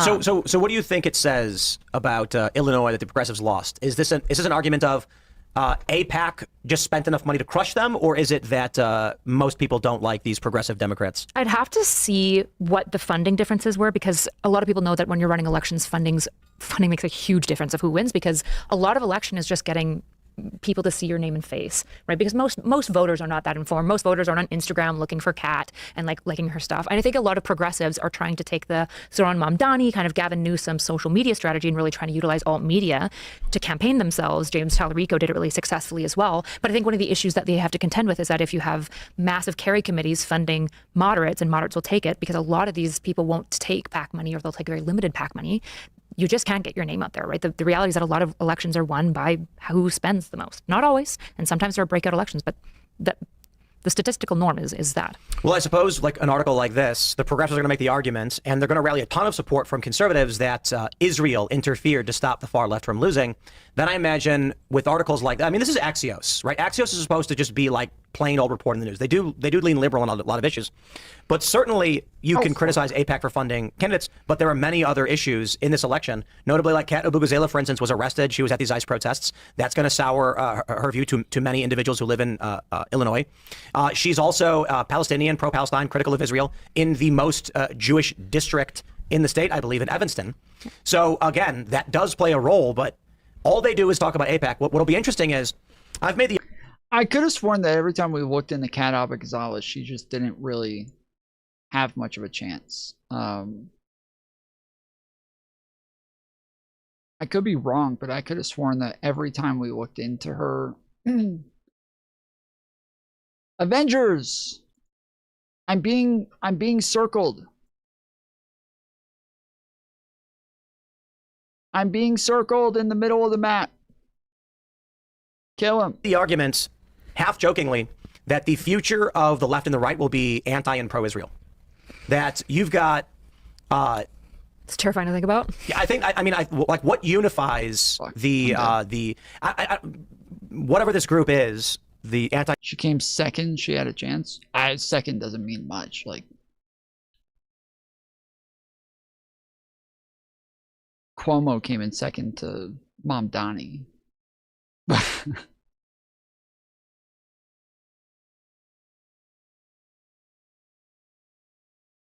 I haven't looked at the numbers, so I maybe I'm misremembering, but I thought that, yeah, when we looked into it, she was not even close. Just on polling. I haven't looked at like the actual outcome of the election very much, so I'm not sure.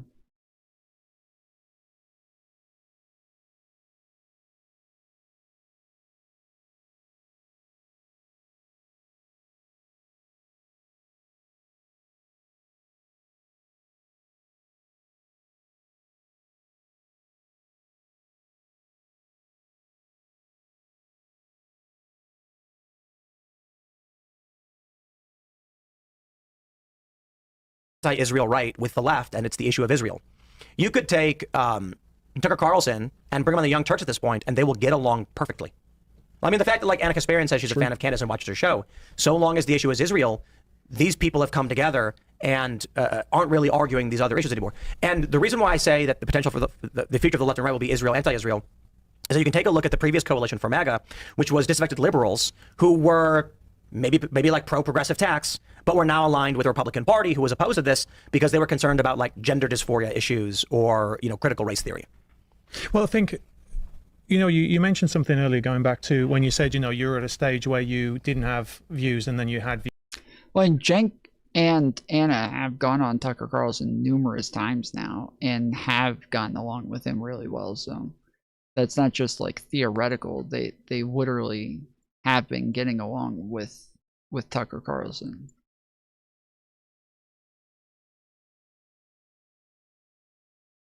Views. And it's probably around the same time that the entertainment industry was getting more and more emboldened with the way that they wanted to influence Say something culture. else, retarded. So if you bro, look at go something ahead. like this, where you've got 12 references to AIPAC in there, that's really obvious. I mean, all you've got to do is look at it and it's like boom, boom, boom, boom, boom. So when you have someone else that's coming out and they're saying, hey, listen, I'm just telling you the way I think and I'm being reasonable and I'm not being swayed one way or the other by money or by bias. I'm just telling you the way I am. There's an element of authenticity there. And I think that what you and I was just going back to talk about what you were saying earlier, that nobody trusts the mainstream media anymore. Nobody trusts CNN. Nobody trusts Fox anymore, right? Like nobody trusts any of these people. Nobody. The largest news networks in the fucking world, bro. Nobody watches them. Crazy.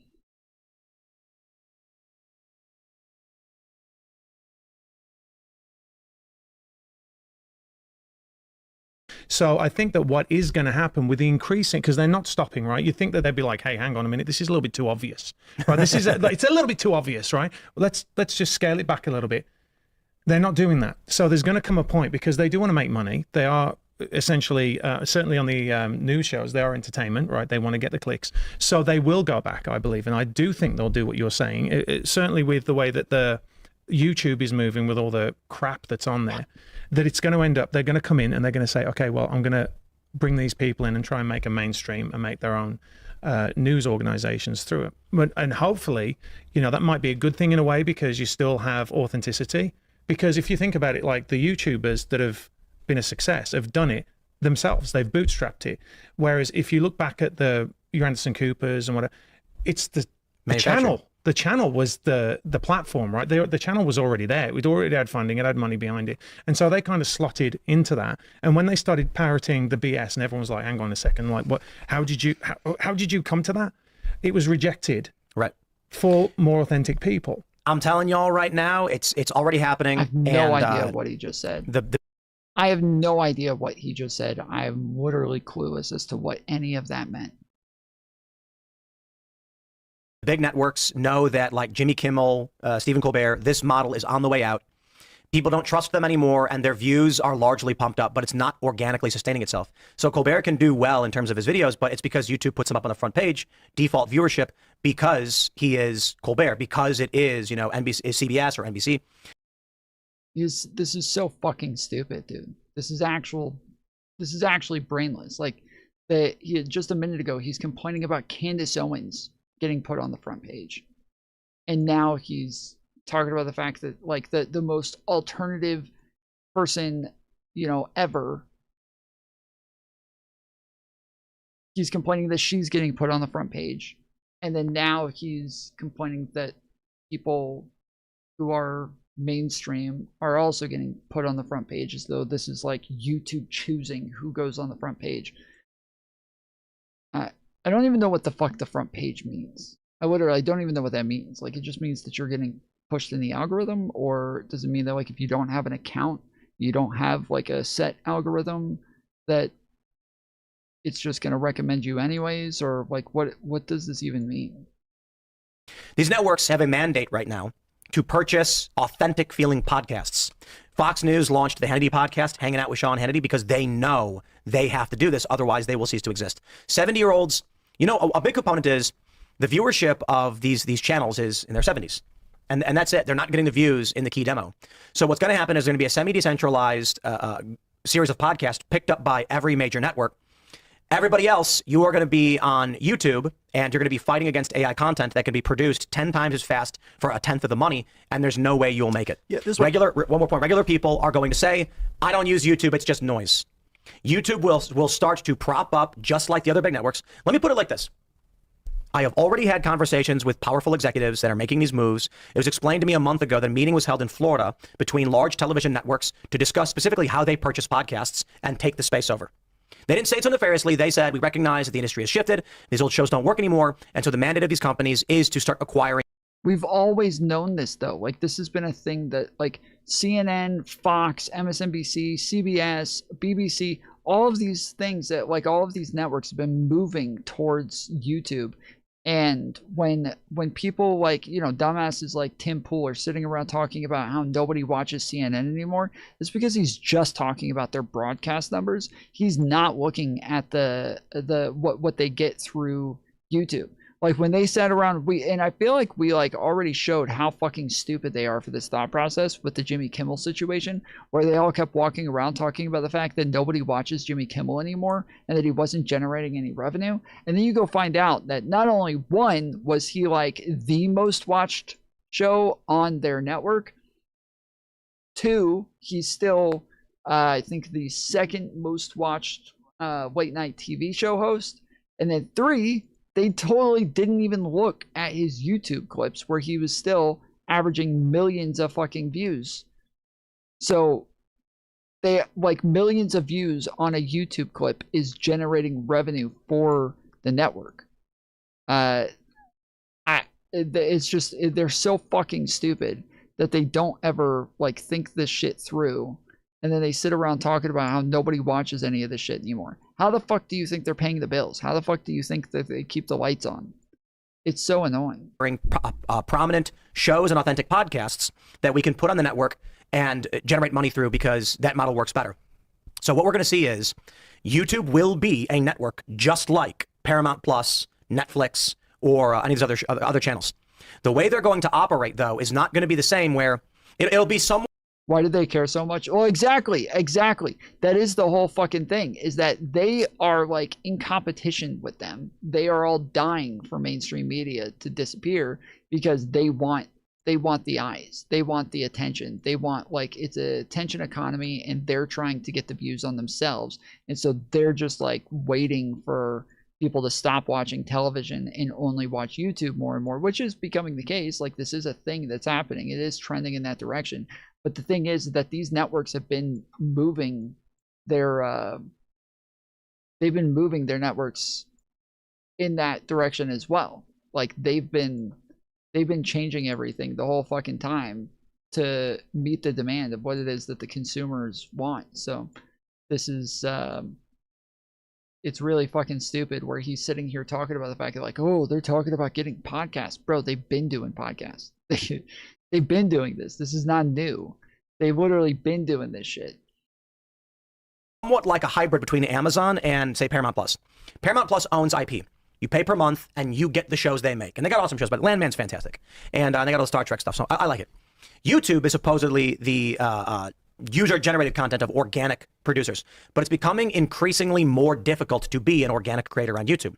Amazon is you buy it. They do have their originals, so you can sign up for Prime, but they have certain creators they allow to be on the platform. You register, you get approved.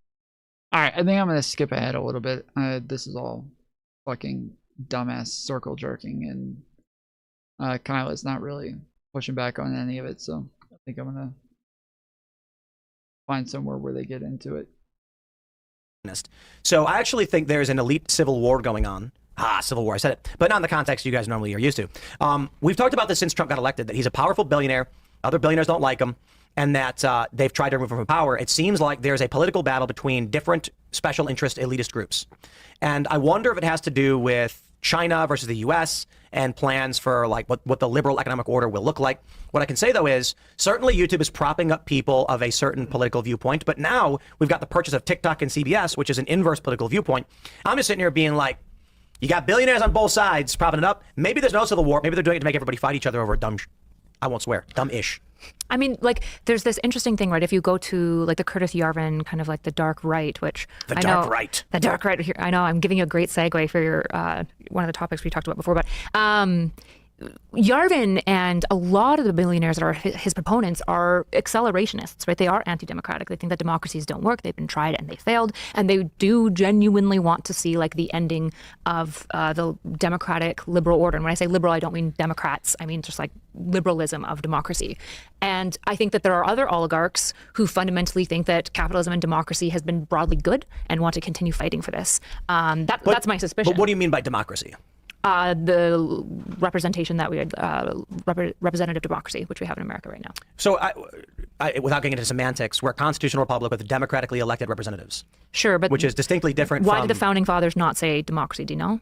Why did they not say democracy? Yeah, why did they define it in the way that you just They said? defined it as a republic. Yeah, why did they not say democracy? Well, the presumption is a direct democracy means that people vote on their laws. Right, they didn't like the Grecian In direct fact, democracy. the 17th Amendment fundamentally changed the structure of our government because it used to be that the states would appoint senators to the federal government. And now it's the people voting for it, which dramatically altered what the founding fathers' vision was. Oh, well, sort of. It depends on which founding father you're talking about. Well, sure. Because but the system they created, obviously there was dissent. There were the Federalists and Anti-Federalists. But the system they created functioned as... This is literally the argument that I just had with somebody recently where they were saying, yeah, this is against the founding fathers' goal for the country. I'm like, it depends on which fucking founding fathers you're looking at, motherfucker, because the Federalists versus the Anti-Federalists, they had very different ideals of what they wanted here. Gonna play? Why is this? You voted for your state reps. Your states were effectively their own entities, and then the state would appoint senators to go to the federal government. Right, but they were very open and acknowledging, because for them, suffrage was about stakeholdership. All they wanted is to make sure that the people who were voting had stakes in the country. I agree with that. Right, I do too. I actually think that stakeholdership, the issue is they at the time were like, oh, what's the best test of stakeholdership in our brand new little baby country? Well, at the time it was actually landowning, right? Because they're like, well, landowners are the most motivated to make sure the Brits don't take the colonies back, so we're going to give it to landowners. But they were always open that it would have to update and that suffrage would have to change based on proper stakeholdership. I think now being a citizen over 18 is sufficient stakeholdership. No way. Which is why every political philosopher will tell you we have a democracy. It's just it's a representative democracy. It's not a direct democracy. Well, actually, I would argue we have simultaneously a multicultural democracy and a constitutional republic. And they're trying to coexist within the same space, and that's what's causing a lot of these problems. Because I certainly don't agree that being 18 and a citizen is sufficient, because you have people who don't understand and don't care voting simply because the strategy of the Democrats, the reason why they don't want the SAVE Act, for instance, has nothing to do with illegal immigrants voting. Like the conservatives will say the Democrats want illegal immigrants to vote, which is not true. The Democrats want to send young activists to rock concerts to register people to vote who don't know and don't care. Then they can go ballot harvesting, or they can do voter drives and get people who aren't paying attention to vote. That is bad for any democracy, whether it's a constitutional republic with democratic institutions. Maybe. Yeah, it's the Democrats who want people who don't pay attention to vote. That's so true, dude. Not the ones who are trying to convince you that Donald Trump's an honest stand-up guy. Would you actually argue that uninformed... Who's being oppressed, and the Democrats are trying to lock him up, and they're trying to kill him, and... Yeah. That's the Democrats that want that, dude. Ignorant people being pressured to vote is a good thing for a system? I think it could be. I think I think I think that voting in self-interest is the best way to vote. I think that like when voters are uninformed and stupid and they just vote for what's best for them, that I think But they're not voting for what's best for them. I think they usually are, right? This is why small business owners tend to go right, because they want lower taxation. This is why people in the healthcare industry tend to go left, and universities, because again, they're in these industries and these Agreed, but that's not what we're talking about. We're talking about those man on the street videos from Times Square where they ask someone to name a country that starts with the letter U. you, and they go Utah. And what look, I'm not here to defend the American citizens' foreign policy knowledge. But hold on. Should those people be voting? Is it good for a system when an individual who doesn't know their own capital when they vote? And let me stress this. All right, I'm gonna run. I'm gonna grab some food real quick, so I'll let this play for a minute. I'll be in the chat. I'll be right back. I worked for a nonprofit, and we did. I told the story a couple weeks ago. They asked me if I wanted to go register people to vote at a Death Cab for Cutie concert, of which I'm a huge fan of that band, and said, "Holy crap, are you kidding?" And then I didn't even realize they gave me an all-access pass, and all I had to do was get people to register to vote. The people who were at that concert did not know the first thing about what they needed or wanted. They were completely clueless 18-year-olds. When voting time comes, people go to them and say, vote Democrat, and they go, okay, I guess, and they don't know why they're voting. I don't know if that's true that they say I will tell you as an Democrat. activist who personally went to these people and asked them to do it. They could not tell me left from right in politics. I believe that. They're voting. The thing that I'm saying, well, this is one of the issues, right? Do we limit democracy? I'm open. Yes. I'm actually open to it. The issue is, how do you do it in such a way that every partisan side and every person feels not unfairly done by, right? And again, suffrage isn't about who's most informed. Suffrage is about who has stakes, right? Who has stakes in the country, which every citizen does. Now, my actual perfect limited democracy is there's a magical button that you touch, and God knows your heart and knows if you love your country, and if it goes green, you get to vote, right? So wait. You're a patriot, right? Essentially, That would mean Republicans win every election from here on out. I actually think lots of liberals. I mean, who was No, holding, I'm not saying who was liberal. holding signs, we love America? We're not in talking the about last liberals. election. We're talking about progressives. Well, liberals are Democrats, right? Yeah, I'm liberal. Progressives vote Democrat. They tried running these races, and I think if you pressed a button, and when you press this button, God would just be like, if you don't love your country, your vote doesn't count. We can't Republicans vote. would dominate everything. Possibly. I don't actually know if that's necessarily true. Do you think the Democrats, which side has more nationalist fervor? I mean, do you really think the Democrats would? Potentially, yeah, I think so. Oh, come on. Yeah, well, I mean, what would Democrats do? They would immediately start rising left fervor for patriotism, right? But That's what would happen. these are people who, I'm not talking about Democrat liberals. I'm not talking about your run-of-the-mill regular liberal in the city. They'll wave an American flag. But when you go to Portland, for instance, the protesters during one of these BLM marches or whatever went to a random house. They're marching through a neighborhood, he has an American flag, and they knocked on his door and told him to take the flag down or else. Those people, they vote, and their vote won't count if you press that button. Well, on the right, again, God might say they love Portland. They love the people around them, right? And again, part of the reason why this is funny. Well, I they think certainly don't love their country. Loving they think your America's a neighbors terrorist within state. America and having major criticisms, part of being American is having issues, right? Like lots of libertarians, I say, would be patriots, even though they're also very, very critical of the American government, right? And so, would some people not count on my magical God test? Yes, but it's a magical God. It's why it's kind of a joke, is that we can't know these things necessarily. But I think a good stakeholdership is, I care about the outcomes of my country. And I think the reality is that a lot of progressives do care about the outcomes of their countries. They genuinely do. Let's try this. In a system, let's say there's 100 people, and it's a standard IQ bell curve. And let's say the top 40% don't vote. So the bottom 60% do. Well, they definitely would. No, but I'm just saying, as a hypothetical. I'll grant it. So let's say you have 100 people, and the top 40% of the most intelligent decide we're not going to vote. The bottom 60 does vote. Will that system survive? I think it will. Based on so I could be wrong. This is one where I'm 65% on this. I could be moved either way. I think it will. You think that the low end of the bell curve on intelligence can sustain a national economy and system? Well, not a national economy and system. We'll vote. We'll be able to have I'm saying, voting. will the system survive if only the stupidest people are the ones who are running it? Wait, okay, no, these are two different questions. Are we saying the people that are also running in office, basically intellectual, high IQ people in general, abandon the country? There's just 100 people. Yep. The top, and they're voting on issues of how they run their little micronation. The top 40% of intelligence say, I'm not interested. Well, my question is, who are the politicians? Are they also part of the low IQ? It's that bracket of 60%, the 60% from So the politicians themselves are stupid. They're in that same bracket. The top 40% have removed themselves. Okay, well, from the if now we're getting to who actually is in office, that's a different conversation. But I'm talking about voters, right? I don't think voters have to be high IQ. I obviously want politicians to be informed and educated. But again, my question is, you have 100 people, and the top 40%, let's just say, remove themselves from the process entirely, and only the bottom. We say bottom 60%, but from the bottom to the top to slightly above average, they're the only ones engaging in politics. Will that system survive? Only ones engaging in politics? No, because that's assuming that politicians. But that's not what I'm talking about when I'm talking about. I know. I'm presenting this hypothetical. That system would not survive. No. My point largely is that if you argue that you only need to be 18 years old and a citizen in order to vote, you are going to have the ease of opportunity to get more ignorant voters versus smart voters. So if you take a look at well, no, because lower IQ people are also going to come up against different resistances that make them less likely to actually turn out and vote. Like, I not suspect when you they're gonna go have to high urban rates. locations where you have high density of people and you need 2 activists to go to each apartment building to get 500 votes each. And all you have to do to convince them to vote is say Trump's a Nazi, and they go, okay, and then they vote Democrat. So arguably, then the Republicans are doing the same thing. They're just going to other areas and being indeed, like, but Biden's a Republicans don't have communist, and they're like, population blah, blah, blah. density. Republicans don't have population density, and Republicans are disagreeable. I'm sure you've seen that graph that shows the Democrats are a singular cluster that largely agree, and the Republicans are a disparate bunch. I think a great example of this is the current trends of Tucker Carlson, Megyn Kelly, Candace, etc., that were big Trump supporters and now are not. The right is absolutely fractured. Joe Kent's resignation. MAGA may be still MAGA. People may still support Trump, but the libertarian, disaffected liberal coalition that wrapped around, that boosted them, are not on board.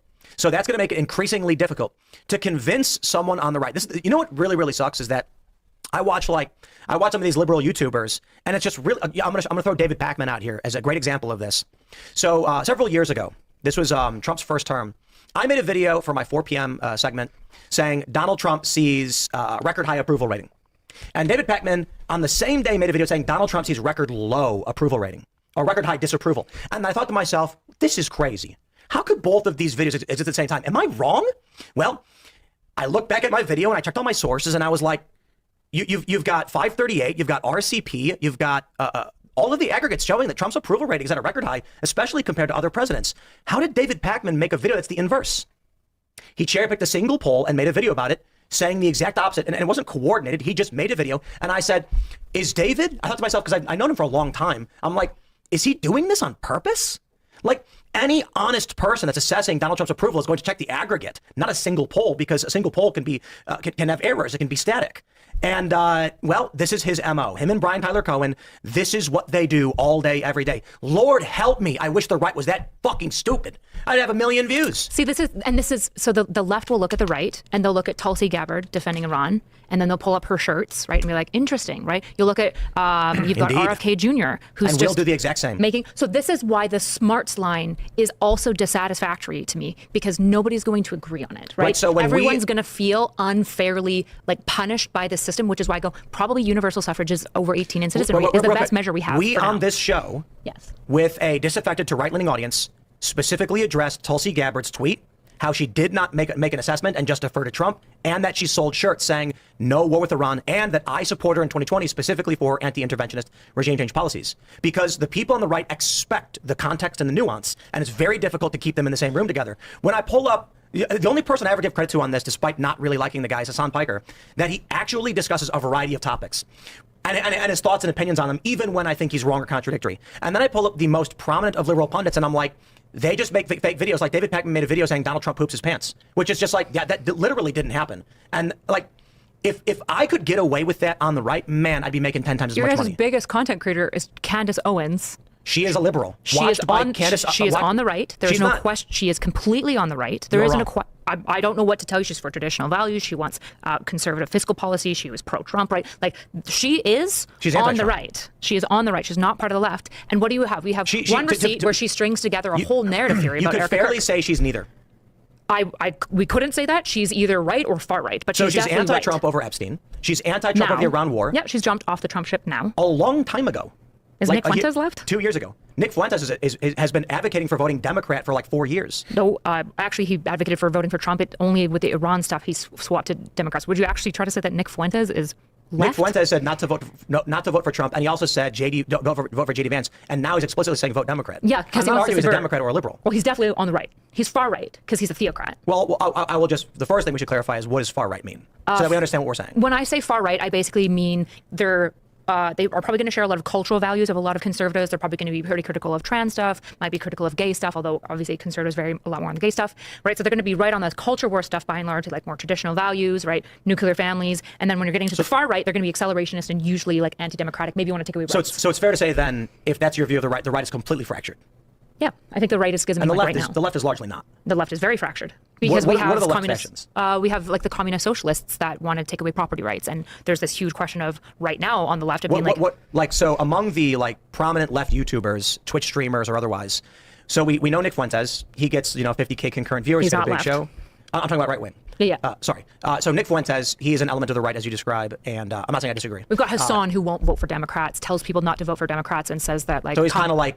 He's like our Nick Fuentes of the left. In a certain way. In a certain way, yeah.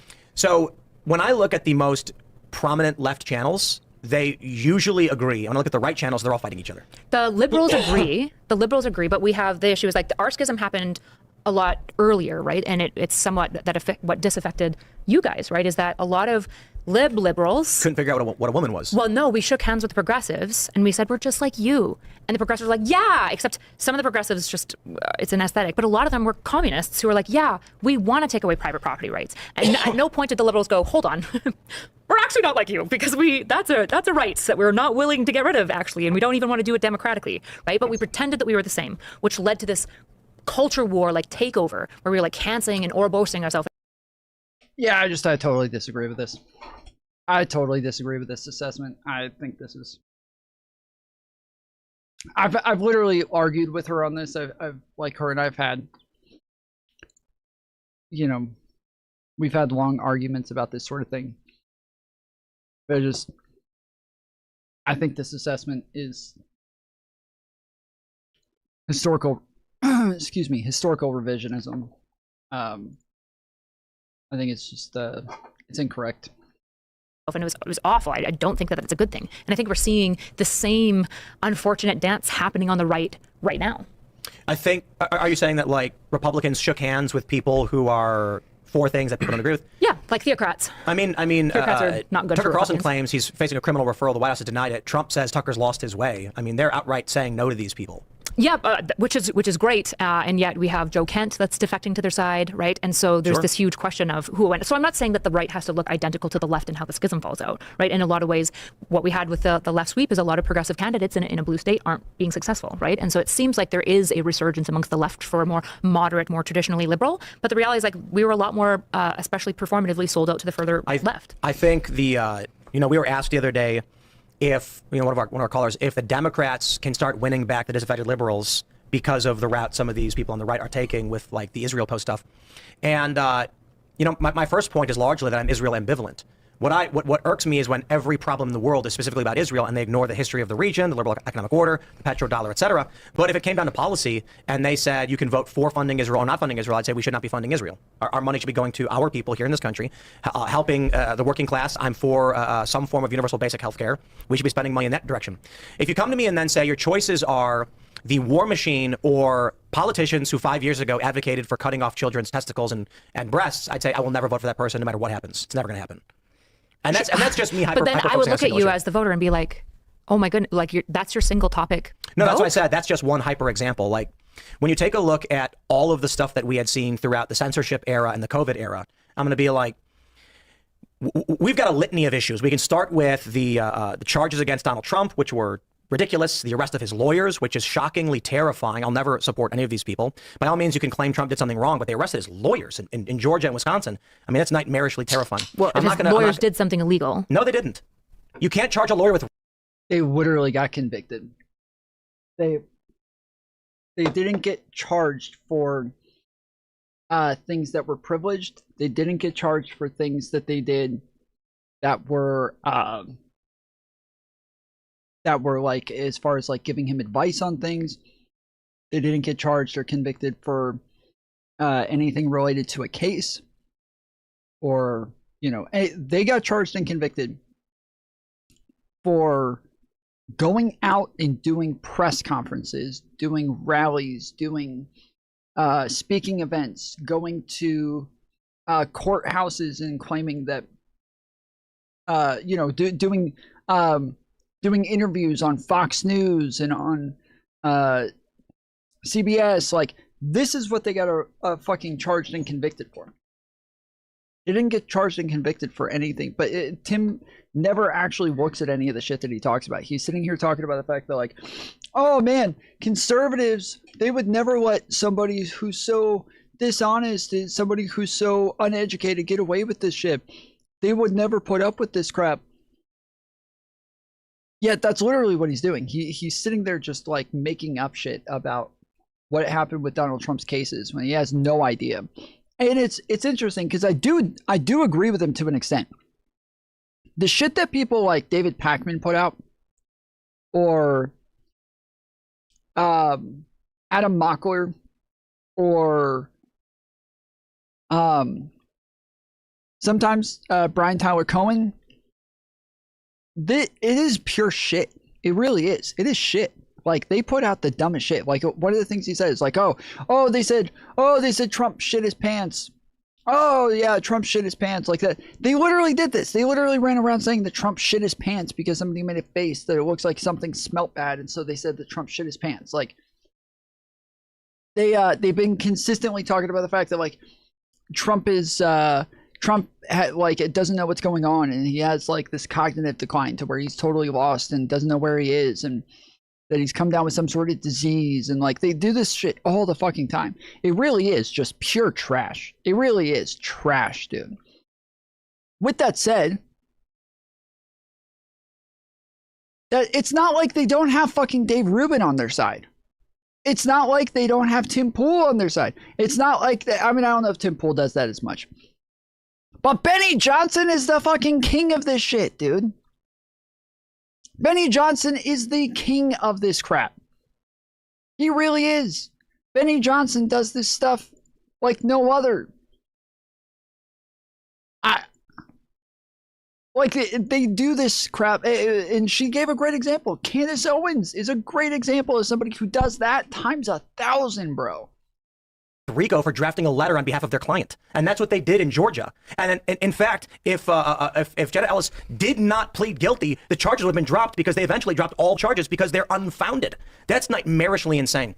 So you've got Democrats in office now who supported that, and if they came out and said we are not for transing the kid.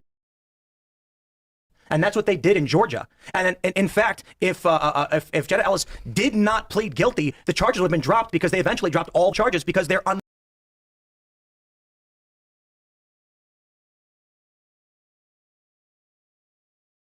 unfounded. That's nightmarishly insane.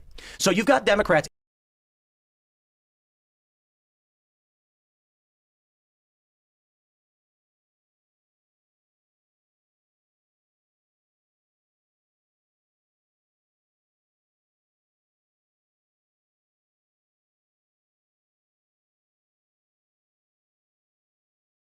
Weird, my bad. I know I clicked on mute, but I guess it went back.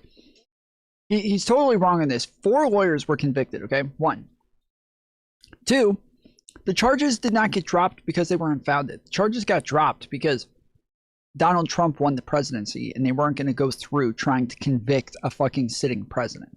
The charges got dropped because the American people are fucking stupid and decided to vote for a convicted felon who was awaiting trial on 3 other criminal cases that then, yes, we just can't do them because the people voted for him to go back in office. So, like, but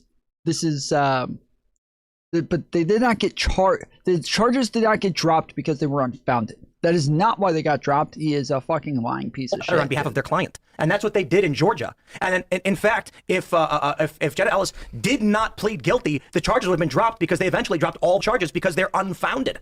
That's nightmarishly insane. So you've got Democrats in office now who supported that.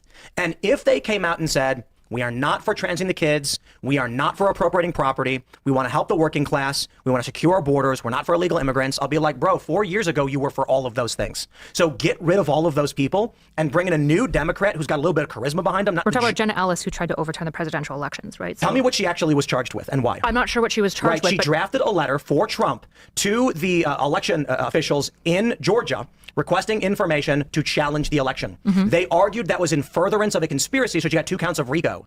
She was literally hired as a lawyer to draft a legal letter. Now, by all means... Well, was it illegal? Because, right, for example, in the case of I don't want to get into all, because I don't know all of the details of 2020, unfortunately, right? But there are absolutely illegal things that happened from multiple lawyers, right? And they were intentionally, some lawyers, so my understanding is some lawyers were under the presumption that genuinely they needed to call into question the elector slates. And are they allowed to? that might be allowed, right? And others were under the presumption that they knew that they were submitting. Here's what you're not allowed to do. This is why I'm never voting Democrat. Here's what you're not allowed to do. You can't submit false elector slates. You can't do Jenna that. Ellis submitted a letter requesting information to challenge an election. She wrote, I think, like one letter, and they gave her 2 counts of RICO. They dropped all of the charges in Georgia. All of the people who refused to plead out had their charges dropped. This was insane. You take a look at the charges against Trump in New York over fraud. They said that he falsified the records to secure more beneficial terms from Deutsche Bank. What were the terms? Apparently, in one of the filings, they argued that Trump's penthouse, which was 10,000 square feet, roughly, was actually 30,000 square feet. However, it was testified in court that the Trump administration, first and foremost, Trump didn't draft the documents. Why would he? He's the CEO. And the documents always came with a disclaimer that they may have gotten things wrong and required the banks to do their own due diligence to verify, to which Deutsche Bank did, came back and said your information is incorrect and reduced the terms of the deal, to which the Trump organization. Yeah, guys. It doesn't matter that I lied on my taxes on how much that I make, because the IRS is able to figure out that I'm wrong. It's not fraud when they can figure it out that I'm wrong. No longer fraud anymore, guys. Accepted. They called that fraud even when Deutsche Bank testified we were not defrauded. We clarified this. We made money, and we would love to do business with Trump in the future. Yet you go to Democrats and they say Trump was convicted and found guilty.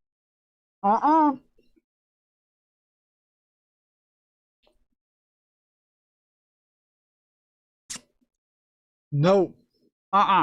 Nope. Not true.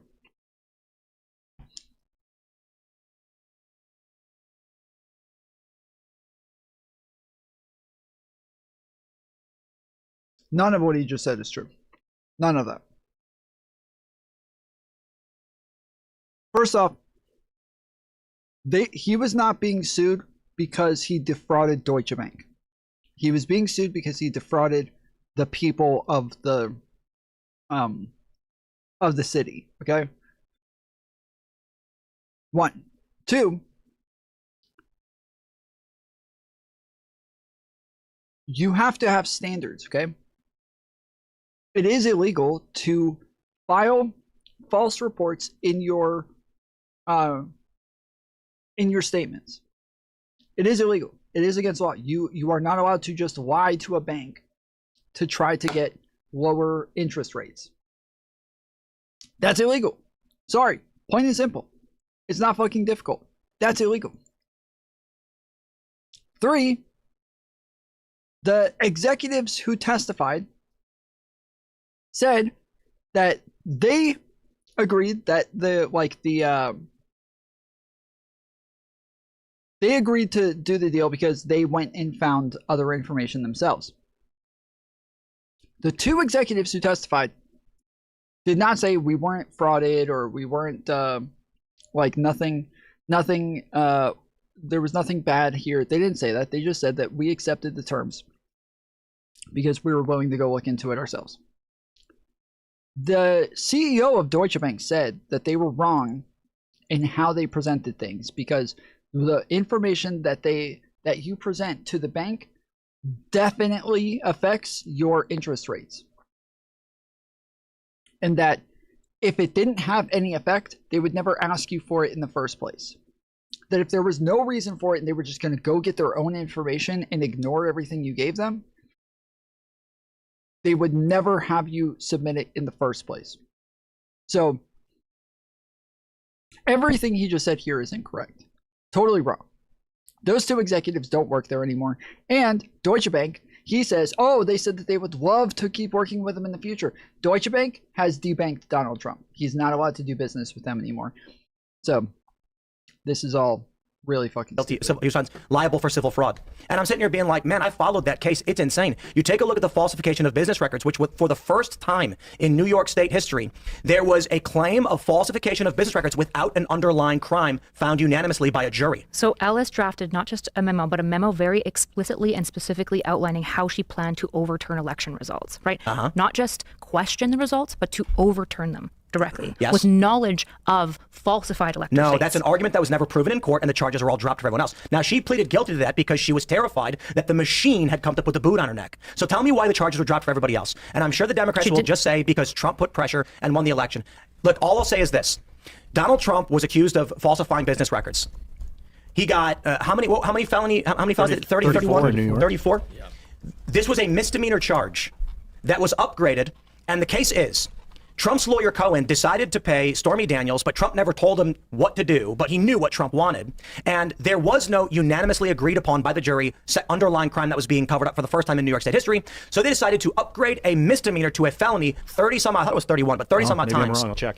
And then claim that Trump is a felon. And that case, for some reason, is still pending. 34 times. Okay. It's been like a year and a half, and that case is still pending. But I'll just put it like this. Make any argument you want. If we are dealing with... It was 34, by the way. So It was 34, okay. So the main ones, so in Georgia, where Ellis was relevant, a lot of the people who did not get charged were not charged because they were given immunity deals to give details on what Ellis the people who had coordinated. charges had their charges dropped. Some of them, but a lot of them didn't actually have it dropped. A lot of them actually went to jail. The ones who were a little bit... I can ask specific names. I'm looking at the information right now. Who went to jail or was fined? But we're going to get Wisconsin as well. She's looking this up. Like I said, she was not the only person to plead guilty. Get AI on the show one day that you can just ask and it'll tell you. It's gonna be awesome. It'll be like, I'll tell you the answer. While I'm letting it search, I'm just gonna run to the wall. I'll just say it like this. For this reason, I will never vote for a Democrat. Well, It's what we never gotta going do to is happen. fix the parties, like less communism, less theocracy, more balanced, nuanced. Because what's kind of the machine state is wrapping its tentacles around our genitals as we speak. We need to resist it and untwist this shit like big time. We talk about like the Democrats need less theocracy. So many theocrats on the Democrat side. So many, dude. Oh, Ian, give in to the machine state. I don't think I can, Tim. Let it grab your testicles. Let it do it. I'll let them do what they need to do to me. But what we talk about, like stakeholder capitalism, stakeholder, we were like, what's your stake in the system when you vote? It used to be land ownership. That's how people had stake in the system. The corporations want to go from like shareholder capitalism to stakeholder capitalism because they're trying to create corporate governance. Kyle, I want to tell Kyle this when she's here. She might already know this stuff. So now that she's gone, she's wrong. I'm right about everything, and she can't rebut. Like, what makes you a stakeholder in the corporation? And that's kind of miasmic. It's up to the corporation to decide if you actually have a stake in this or not. And then do you have a right to protest our system or not? Boy, without her, that was kind of meant for you. I wonder about everything. It's hard to track all these patterns, see what's really going on. There's a million and one different conspiracies as to what the political machine is actually doing. The one that there's several, one of which is that Trump's been in it the whole time, and the machine state just keeps shifting the narratives that nobody can get a footing, and that we had woke versus anti-woke intentionally crafted by the machine so that the left and right would fight.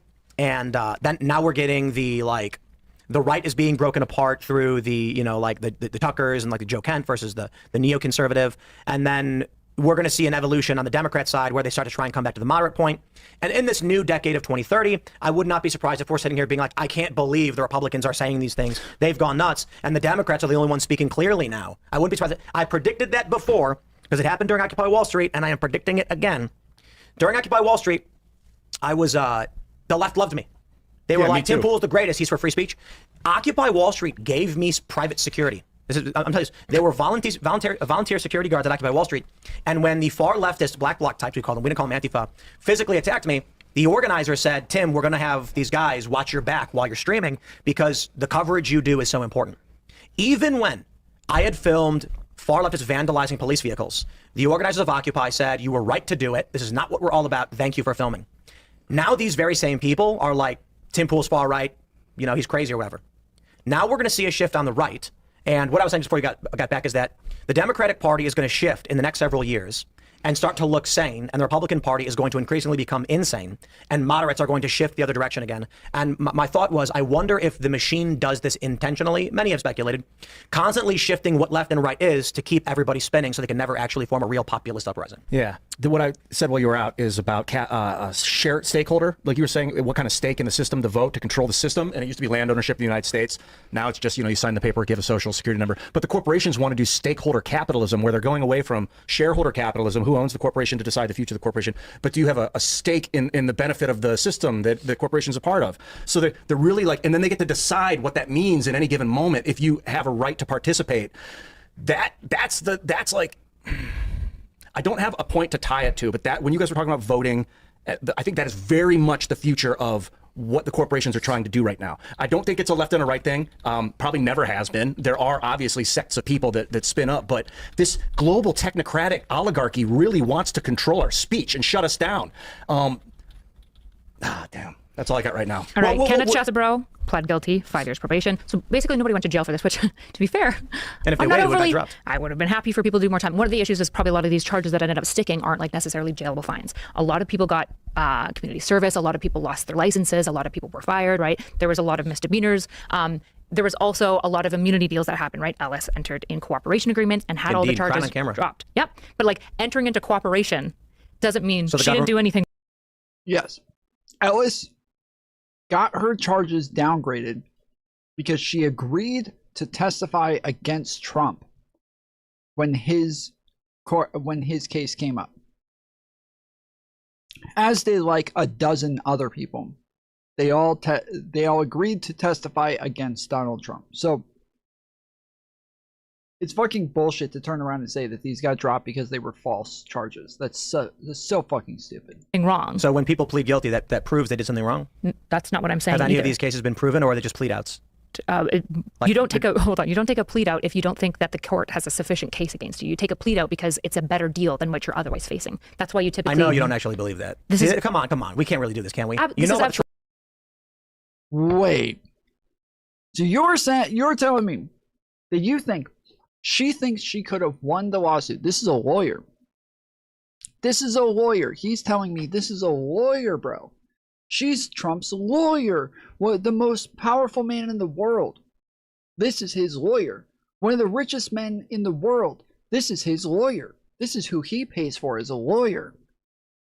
And you're telling me this lawyer is going to be unnecessarily intimidated and think that she could win in trial.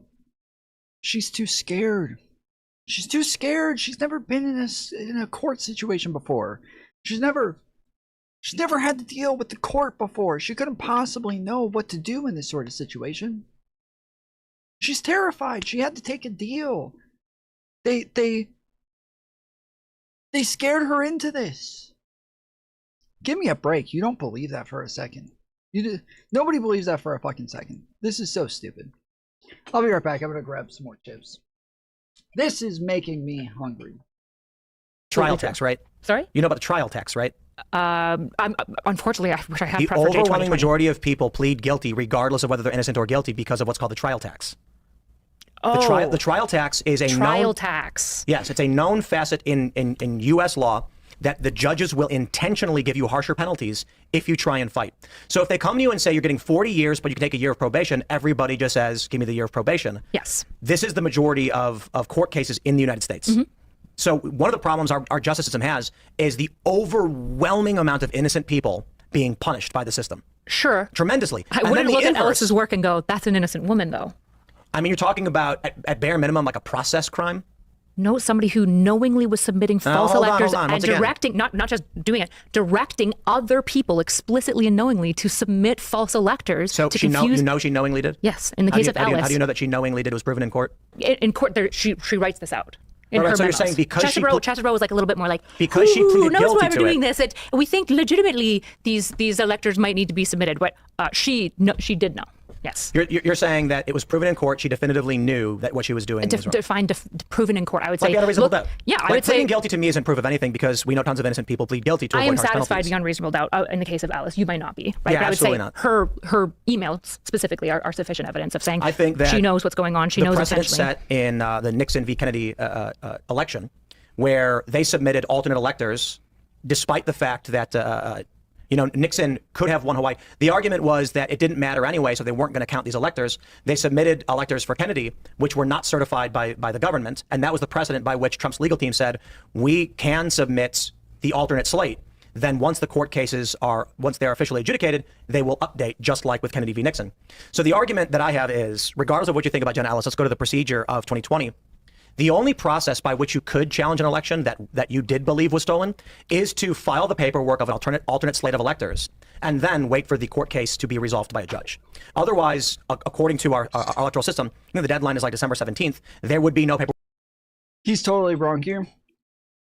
With the alternate slate of electors with Kennedy, they did get permission from the states to do this.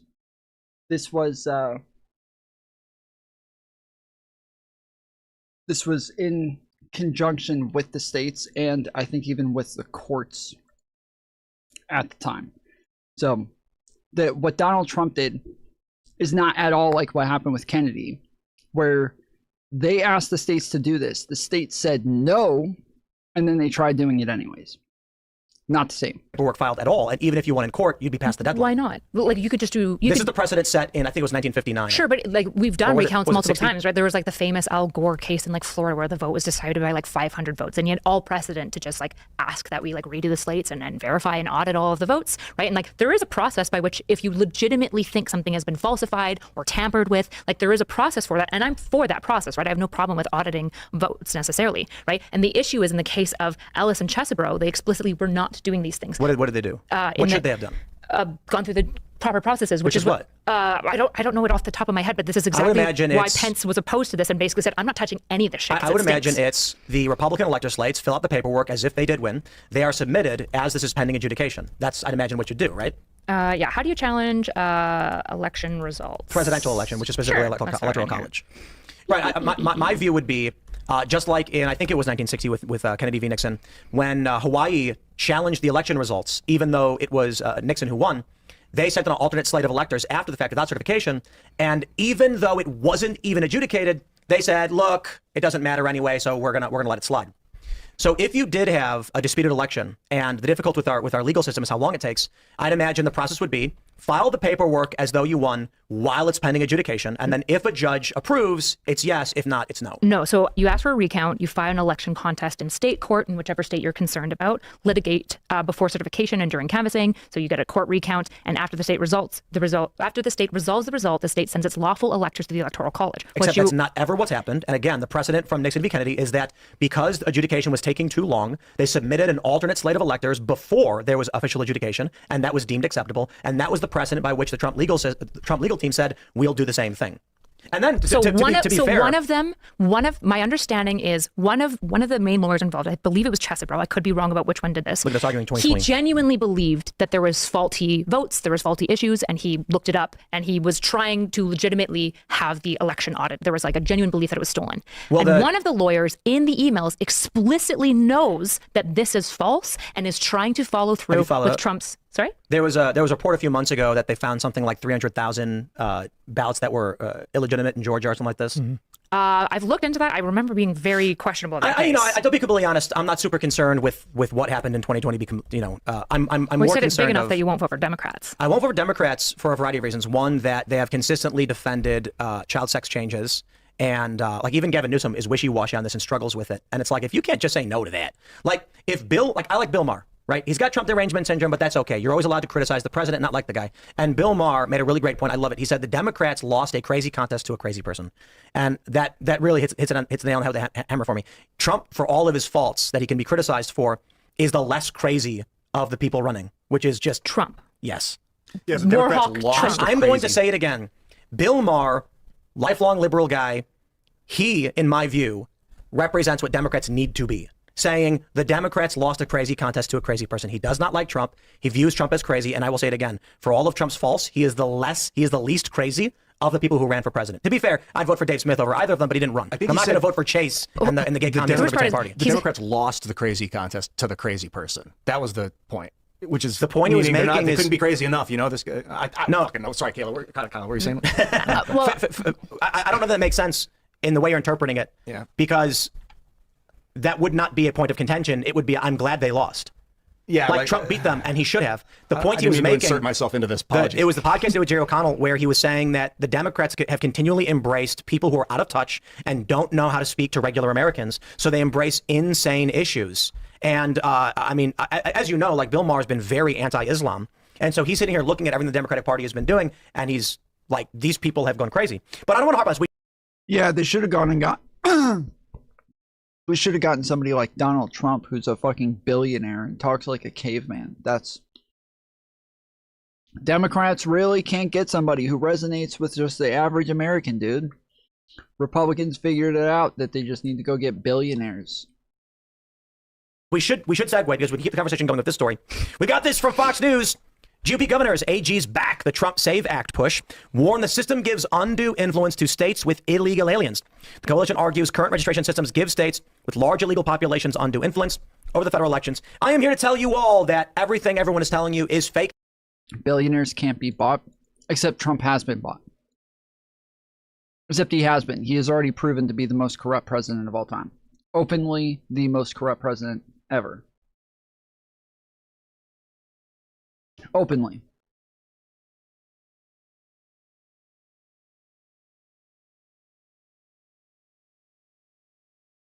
He literally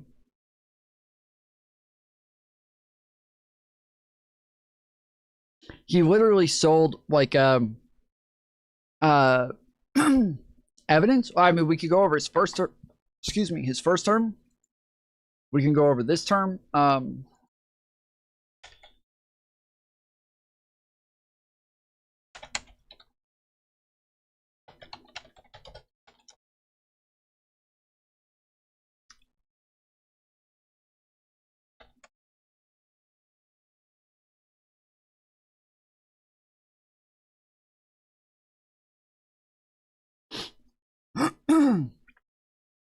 Trump promises donors access to his private national security briefings and new fundraising email. So if you pay enough money, Donald Trump will send you the national security briefings. So how much you think Putin's going to pay for that? I mean, I would bet if I'm from another country, I'm getting in there. President Donald Trump leadership PAC claimed in a new email blast that the president would offer donors access to private government information if they became a national security briefing member. On Thursday, March 12th, Never Surrender Inc. sent out a marketing email to donors written in Trump's voice, which urged supporters to quickly claim a spot in his new membership program. I read this in my text messages the other day from them. We can go through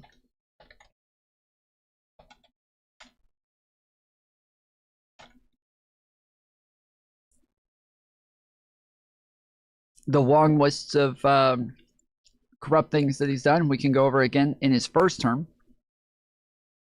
He literally had millions of dollars spent at Mar-a-Lago because he stayed at Mar-a-Lago more than he stayed at the White House.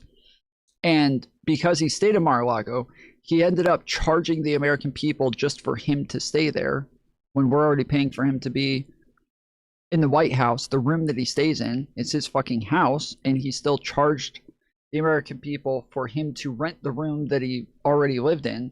And then he also he charged for each and every single Secret Service member to get their own rooms as well.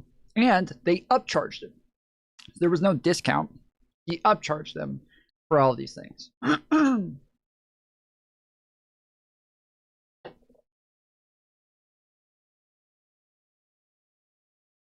Tracking the Trump administration's most corrupt transactions.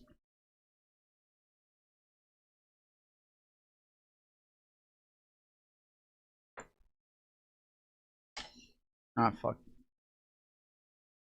I did not mean to click that. Wait, what is it? From the Washington Post, 6 donors that Trump... Fuck.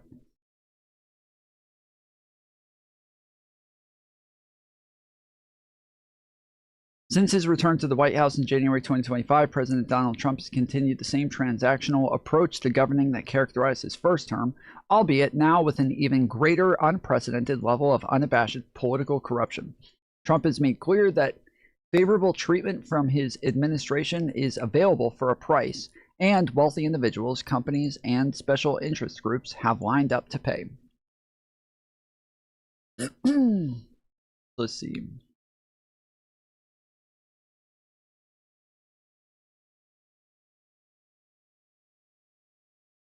David McNeil made political contributions. He became nominated to Federal Trade Commission. Howard Brody, political contributions, inaugural fund donation, and ballroom project donations. He's appointed as the ambassador to Finland. Benjamin Landa, political contribution and inaugural fund donation. He was appointed as ambassador to Hungary. Donald Trump had, in his first term, set the record for the most lobbyists and the most millionaires in his cabinet, okay, in his administration. He set the record, and he doubled the record that existed before him, okay? He set the new record for the most lobbyists and the most millionaires in his first term. In his next term, he more than doubled his last record. So now he set a new record, more than doubling his last record, with more lobbyists, more than double the lobbyists, more than double the millionaires and billionaires. Timothy J. Leewicki, donation to inaugural fund. He got a pardon. Julio Herrera, he made political contributions. He got the prosecutorial leniency and a pardon. Gemini, political contributions and ballroom project donations. Oh, are these the guys who initially invented Facebook? Those are the guys who initially invented Facebook, right? That's them. And then before Zuckerberg stole it from him, right? These guys made a bunch of contributions to Trump's campaign and his PACs, and they had their charges dropped. We know in the case with Eric Adams, Mayor Eric Adams, he had hard proof that he engaged in illegal corruption while he was the mayor of New York. We have hard proof. We know this happened for a fact. Donald Trump admitted that he had them drop the charges against Mayor Eric Adams. He had the DOJ drop the charges in return for Eric Adams going along with his immigration plan. We know that there were law firms that Donald Trump was accusing of committing crimes that they were going after. They dropped the charges for the law firms in return for free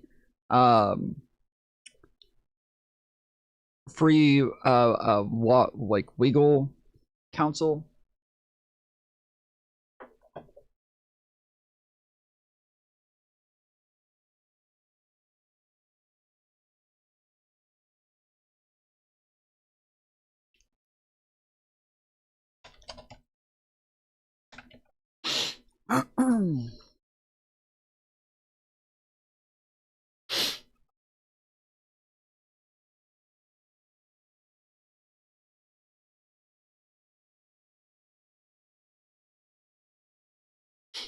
DOJ renews fights against the law firms that stood up to Trump in abrupt reversal. Moves come a day after the department said it would drop fight against law firms that stood up to Trump's executive orders. The U.S. Justice Department abruptly reversed course on Tuesday and decided it would defend executive orders made by Donald Trump to try to penalize law firms that represented clients or causes the president did not like. On Monday, the department announced in a court filing that it was dropping its appeals against a ruling by district court judge that blocked Trump's retaliatory executive actions against 4 companies that refused to make a deal with him. Trump's capitulation was celebrated by at least 2 of the companies that welcomed the DOJ's voluntary withdrawal from the legal proceedings. On Tuesday, however, the government filed a new single-paragraph request to the U.S. Court of Appeals for the District of Columbia Circuit announcing it had changed its mind and wished to pursue this appeal. It gave no reason for its sudden about-face and quoted attorneys for the 4 companies who unanimously opposed the government's unexplained request to withdraw yesterday voluntary dismissal, to which all parties had agreed. In a statement, Susan Godfrey, a number of other law companies made settlements with the Trump administration in the months after his second presidency began to avoid consequences, including being stripped of security clearances and having access to government buildings terminated. Critics called the capitulations, which included commitments of pro bono legal work for causes favored by Trump Act, of capitalistic cowardice. The 4 companies that defied Trump's Perkins, okay.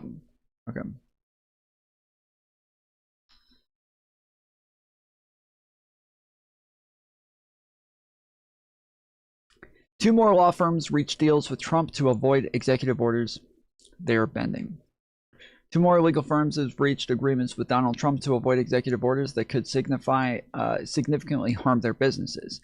The settlements came as many expressed deep alarm at the U.S. president's efforts to target law firms affiliated with his political rivals and see the actions as a thinly veiled anti-democratic effort to intimidate lawyers from taking cases hostile to the administration.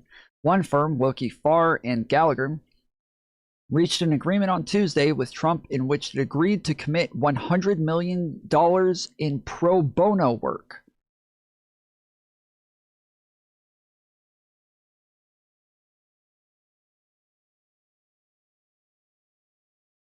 Absolutely fucking insane, dude. Absolutely fucking insane. Like, you're literally letting them pay you off to stop some sort of thing you're pretending is justified. Okay, well, it's justified. Go through with it. Why would you let them pay you off to stop it? And a lie. The SAVE Act requires proof of citizenship at the point of registration and would require an ID when you vote. However, the Republican argument is incorrect, and they're doing this because they're oversimplifying to make people want to support it. Republicans are arguing that there's voter fraud and Democrats want illegal immigrants to vote, which, no, that's not really the issue either. Democrats are saying this will disenfranchise 20 million plus voters. There will be women who will struggle to register to vote, which is also not true because you don't get booted off registration from the SAVE Act. The real issue is that by allowing anybody to register to vote without documentation, you can do rock the vote, voter registration drives, voter in the park. And this means you can go to people who normally don't care and wouldn't take the time and register them to vote. You combine that with universal mail-in voting and or ballot harvesting, and you have a massive voter base of people who will passively vote. The Republicans can't do this because they're predominantly rural. So if an individual goes to an urban center, like in New York City, you can go to one apartment building with 1,000 people in it. And in one day, 2 activists can get hundreds of ballots from people who normally don't care. Republicans can't drive door to door in rural areas because some of these houses are, half a mile from the next one.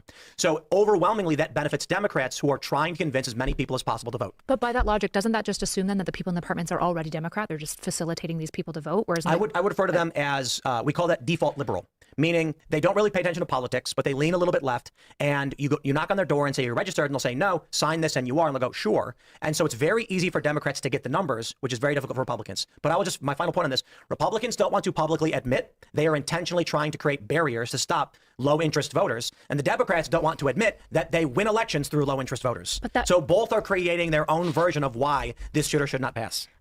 The issue is, so say you get the issue is this could affect the popular vote, but this type of logic actually wouldn't necessarily change the electoral college, because the way that the electoral college splits up and all these lines and stuff is to try to balance out the, sorry? It'll change Congress in the swing states, in the swing districts. And it will greatly affect swing states as well. Maybe, but in swing states specifically, we can probably presume that in these apartment buildings, Republicans could reasonably go and collect ballots from all the same people, and they're going to vote Democrat. Why would we assume that in a swing state city? Major cities are, even in West Virginia, they're all liberal. Yeah, but I imagine if they're passive enough, a Republican can probably have a sufficiently move them up. Republicans could go and just advocate for an independent. We just again revert to the previous argument of why it is that Republicans don't invest money in D+20 districts and why Democrats don't do the same. It's a cost-benefit analysis. Republicans are going to say, look, if we go and ballot harvest in these areas, it's going to take 10 times the effort to get half as many ballots from Democrats. So we're better off passing the SAVE Act and just slicing off Democrats' low-interest voter base. And Democrats are saying you will disenfranchise voters because women will have to get their marriage certificates and this convoluted argument. Look, Republicans are going to claim it's about illegal immigrants voting, which is not the issue. The issue largely is that illegal immigrants count towards congressional apportionment, but Democrats can easily ballot harvest. They do. I have done voter initiatives for Democrat nonprofits. Republicans can't, so they're trying to make it difficult for low-interest voters to vote. I don't think that there's sufficient evidence that Republicans can't, though. Of course they can. It's difficult. Well, go to more working class areas that have a lot of construction and union guys, and you're probably going to be able to pull a whole. Right? We're talking about how in densely urban areas, it's overwhelmingly liberal. And when you go to the suburbs, you will have to go door to door let's use Chicago as an example. The city of Chicago is Democrat everywhere. And only in the past election did we actually see the edges start to turn red. So my neighborhood on the south side near Midway Airport, has been slowly shifting Republican for some time, which is very interesting. If you go to my neighborhood in the city, it's still 60-70% Democrat. Well, actually, no, my neighborhood actually is red, but the bulk of like the Midway area, which includes like 2 or 3 neighborhoods, it's actually shifts more blue as you get closer to the city. You are going to be going door to door, house to house. Okay, going to a building on like Michigan Avenue with like 50 apartment units, you will be able to get 2 or 3 times as many ballots. Is this really how ballot harvesting works? Like you can just go around with them pre-filled out and just tell somebody to sign it and walk off with it? Harvested and voters registered than you would in the suburban areas where you're going door to door or driving. That's my point. Dense population areas tend to be liberal, and that makes it harder for Republicans to ballot harvest as effectively as Democrats. Again, I don't even know if I'd grant that, because I have a suspicion that a lot of Republican voters that often probably don't come through in voting would be like, for example, I thought this was like illegal. Like working class construction workers or truck drivers and stuff that often probably have a lot of the same limits to voting that like low income left. They often do live in the city. But are you actually arguing that cities are like Republican? No. I think that cities tend to fall left, but I think that's because like Chicago's been run by Democrats I think for that 120 Democrats years. tend to fall. I think that cities tend to fall left because I think that Democrats have good policies that are better for cities and better for running them. Like I think that that's why I think if Republicans wanted to be able to farm cities, they should probably have policies that city. Yeah, I'm pretty sure this is not the way that he's describing it. I'm pretty sure this is not the way he's describing it. Table 10, Ballot Collection Laws, NCSL, National Conference of State Legislatures. Sometimes a voter may be unable to return a ballot in person or get it to a postal facility in time for it to be counted. In these cases, the voter may entrust the voted ballot to someone else, an agent or designee, to return the ballot. Returning ballots for others is known as ballot collection or pejoratively ballot harvesting. Some states, such as Alabama, state that only the voter must return the ballot. Others, such as Rhode Island and Wyoming, do not explicitly specify who may or may not return the ballot on behalf of the voter. In 35 states, however, someone other than the voter is explicitly allowed to return the ballot on behalf of another voter. Many of these states limit this provision to a family member, household member, or caregiver. 17 states allow a voter to designate someone not necessarily a family member, household member, or caregiver to return the ballot for them.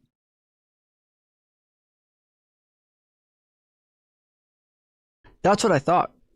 I thought that you had to like either it had to be somebody specific, like a family member or a spouse or something like that, and then or it had to be somebody that you had already signed up saying this is who's going to turn in my ballot. He's making it sound like somebody can just show up to your house and just be like, hey, here, fill out this ballot. I'll turn it in for you, buddy.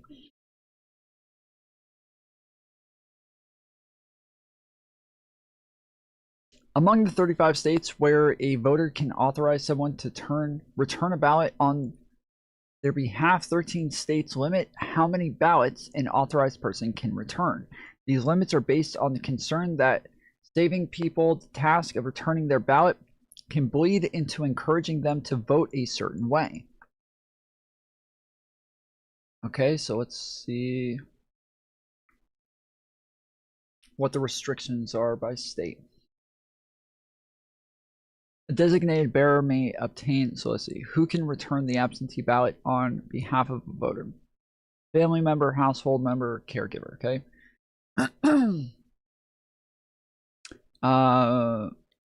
In Arkansas, designated bearer, the bearer must return the ballot directly to the county clerk and must show a photo ID to the county clerk and sign an oath both when obtaining and returning an absentee ballot. Other time or quantity restrictions. Designated bearer may obtain absentee ballots for no more than 2 voters per election and shall not have more than 2 absentee ballots in his or her possession at any time. Okay, so this is not somebody who's able to go around doing what he calls ballot harvesting, where you're able to just get, 100, 200 ballots for as a single person and then walk off with them. You can only have 2. Okay, designated bearer. Okay, I think that means that this is somebody that you've already signed up. Let's see. What is a designated bearer in California?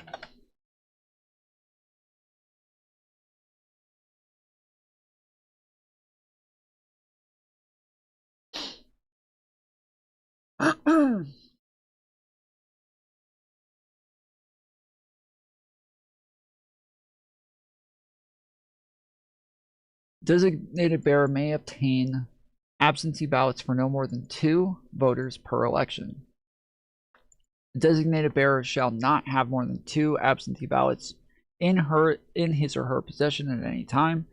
If the county clerk knows or reasonably suspects that the designated bearer has more than 2 absentee ballots in his or her possession, the county clerk shall notify the prosecuting attorney. Okay?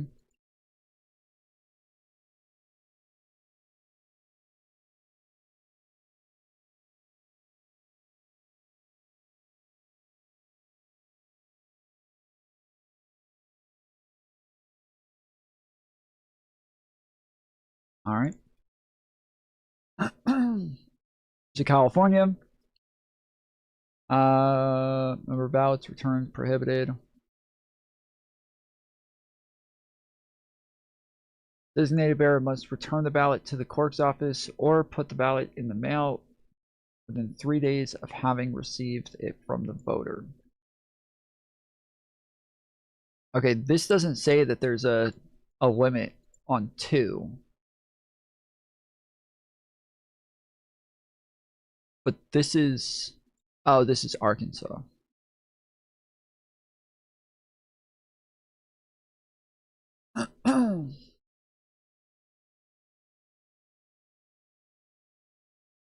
Definitions. Designated ballot retrievers shall mean county employees, representative poll workers, or vote center workers authorized by the elections officials to retrieve ballots from drop boxes, or temporary workers or volunteers retained and authorized by election officials to retrieve ballots from drop boxes. Your ballot containers.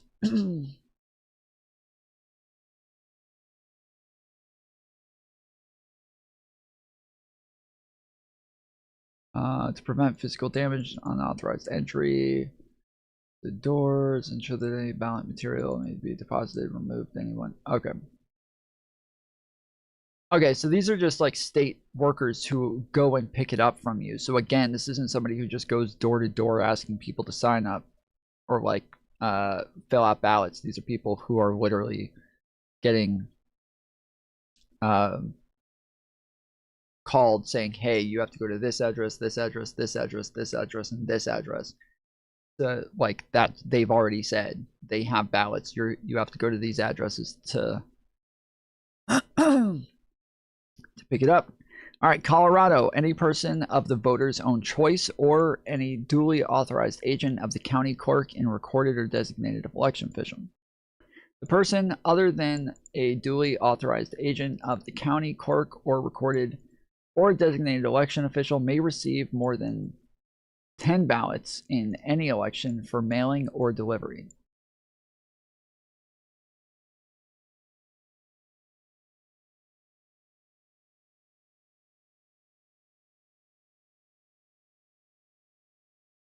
Okay, so again, this is saying that if you're not duly elected, you can get up to 10 ballots. But again, that I don't think that that's going to make a huge difference if one person gets 10. Like, you would have to have literally hundreds of these people with 10 each, and again, they would have to. These people would already have to have the ballots in hand.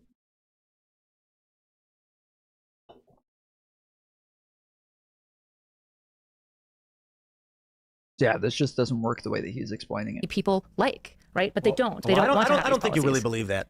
Which What's it, where are you from? Republican, that city's that just Democrats have ontologically... policies that make cities run better than Republicans? A lot of it's based on land ownership. Sorry, I just thought it was What are really the biggest... funny. Well, let me ask you a question. California, number 4 in GDP in the world. Like, I lived there for 20 years. It's a shithole. Sure. Food department in San Francisco. There's a lot, horrible. But let me ask you a question. Sure, it's also, what are all the red states? They're poor, they're have-nots, they can't get on top of their Crime is employment. lower in West Virginia despite being poor, too. It's below the national average. Sure, Hold sure, on. but I'll like... ask you a question. Let me ask you a question. Sure. Where are you from? What city? Right, where am I living? I live in Tampa. No, what city are you from? Like, where? Originally? Yeah. I'm Canadian. You're from Canada? Yeah. Oh, you Canadians. So let me ask you. Democrat policy in Chicago with 100 years of supermajority. So there's numerous territories, neighborhoods in Chicago that were overridden by black gangs. Do you know the Democrat Black policy gangs. was? I have no idea. It was to tell. I'm glad he clarified it wasn't one of those Irish or Italian gangs anymore. Walking around, hey, see? You gotta give me your money, see?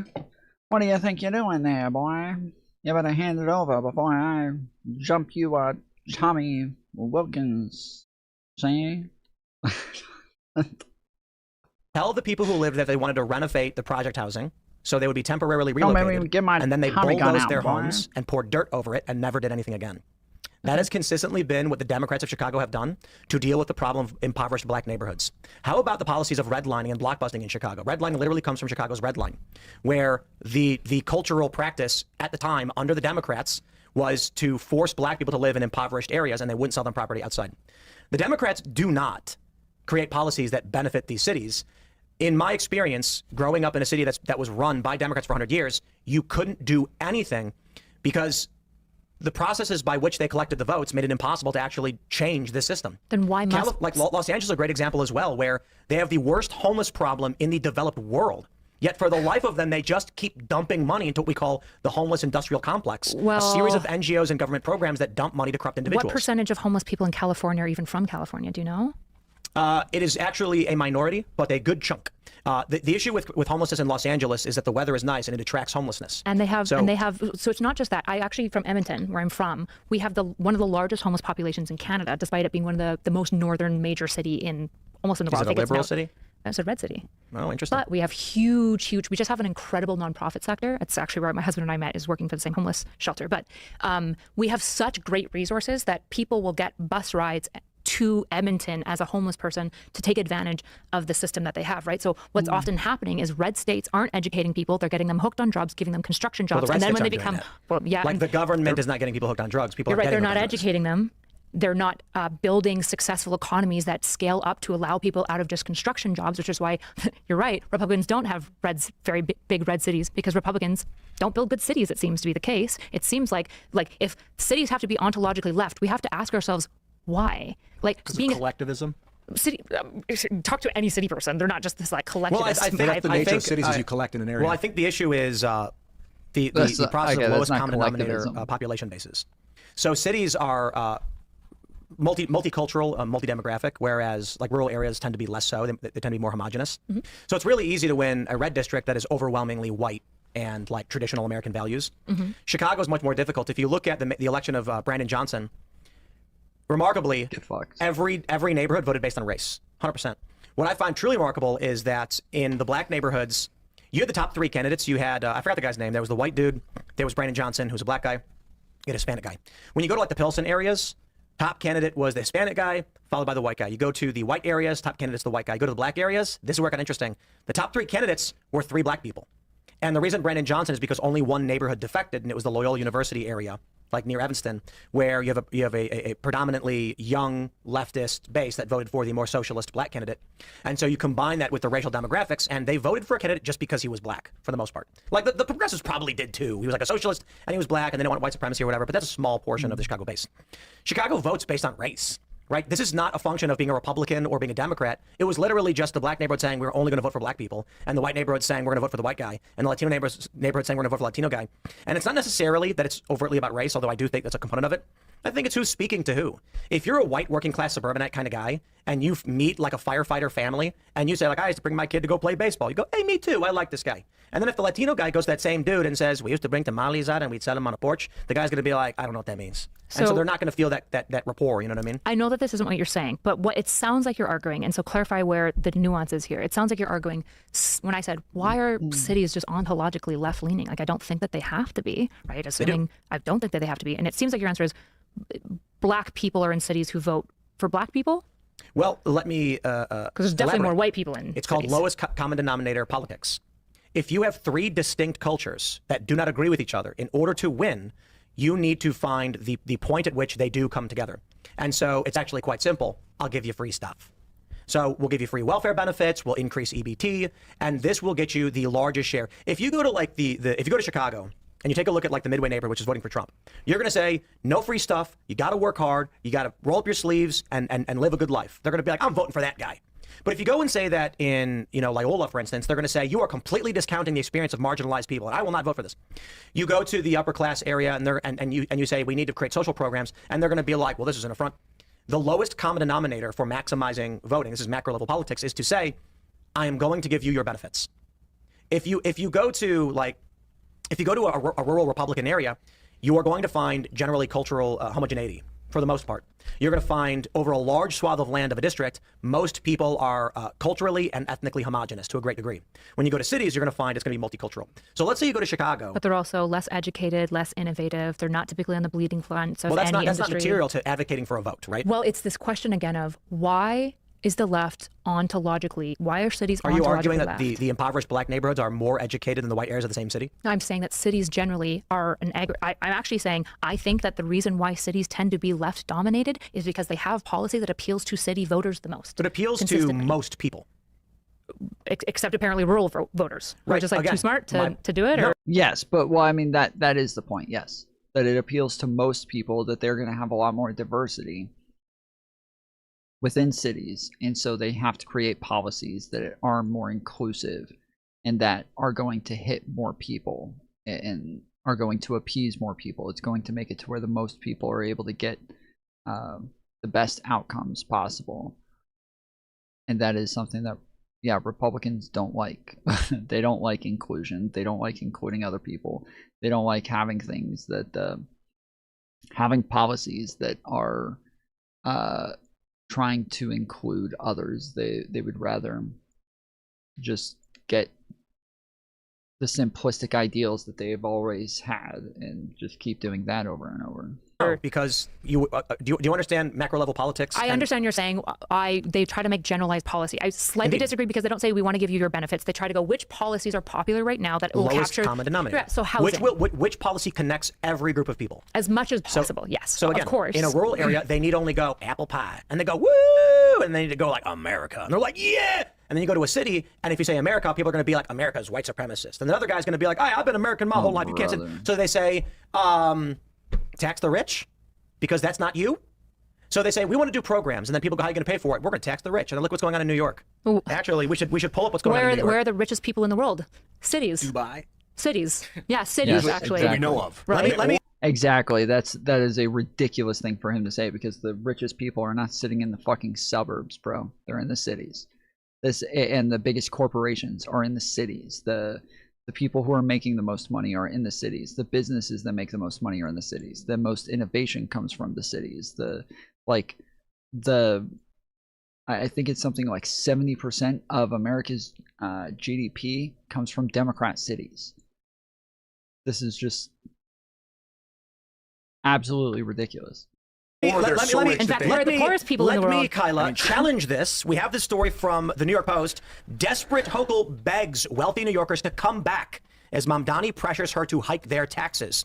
They say Kathy Hochul is begging wealthy New Yorkers who fled the city to encourage their rich pals to come back and continue padding the Empire State's lavish public handouts. Hochul made the case against caving to Mayor Zora Mamdani's demands that she hike income taxes by saying she not only wants fat cats to stay in the city, but also by clawing at those who have moved to states with better business climates like Florida. Hey, I'm one of those people. Wait. I left New York for a variety of reasons. Not entirely because of high taxes, but that was a component. Moved further south largely because of riots and violence, went to New Jersey, and then New Jersey had crazy taxes, so we got out. Now we're in West Virginia, although we're currently enjoying the beautiful weather here in Austin. I was recently asked, as I've explained quite a bit, there are big investors, media companies looking to buy out podcasts and get into the space. And so, of course, as many of you know, we've been having negotiations with companies for years in various ways. That doesn't mean we'll take any deals. But I was recently asked by a company if we'd be willing to relocate to New York City, where there's a lot of infrastructure, high-profile guests, celebrities, great opportunity, all of the big podcasting network companies. And I said, never going to happen. And they said, what is prohibitive about New York? And I said, the taxes are too high. Even with those benefits, when we do the cost-benefit analysis, we lose money by going to New York. It is not worth it. Now, Florida and Texas maybe, but New York, no. And now New York's facing a massive deficit where Zohar Mamdani explicitly stated, if they cannot tax the wealthy, they will have to tax the middle class. I mean, that's somewhat true. Are you opposed to progressive taxation? Literally what he said. I'm in favor of a degree of progressive taxation. However, you can't, you have to recognize freedom of movement. And I think are you familiar with the Laffer curve? I'm not actually. Tell me about so it. this is it's an understanding in tax policy that there is a point at which you increase the tax rate and you decrease tax revenue. Yes. Because you'll either stagnate activity or Okay, you'll yes. pressure people to leave. I'm familiar with this. So there is a happy medium where people will be satisfied paying a certain percentage of their income at a certain level if they feel like the benefit is worth it. However, New York has been experiencing a lot of problems recently. Notably, they've had a massive dog feces problem, which is new. I think this is a component of low trust society. You've also had high profile cases of subway, people being pushed on subway tracks. Whether this is more than normal, That is not it is certainly popping up in media and it's causing people to freak out. So you've had since that is not he makes a really big deal about the people getting pushed onto the fucking subway tracks, and I think last time we looked into it, it was like he kept quoting that it was that it doubled or something. I could be wrong on this, but from what I remember, I think it was in like 2024, he kept saying people getting pushed onto subway tracks has gone up by 50%, and we looked into it and it literally went from like 1 to 2 or something like that. And I heard him quote this like fucking 50 times, dude. It's going up by 50%, and it ended up being the most nothingness fucking number. COVID lockdowns, a mass exodus. Now you have, with increased taxes, a continued exodus where we're not just seeing the upper class, the wealthy leave. You're actually seeing middle class people leave the city because they don't feel that they're getting their value from. Okay, we're gonna continue watching this on one stream, not the other. So if you're watching this on vertical stream, head over to my channel and click on the other stream. So we have 2 streams up right now. The people who are watching on vertical is this one right here. If you will head over to the channel and click on this one here, you sound like a fucking douchebag, bro. Then here we're gonna finish the show over there. So you want to continue watching, don't be gay, okay? Don't be a fucking loser. Come hang out with us over there.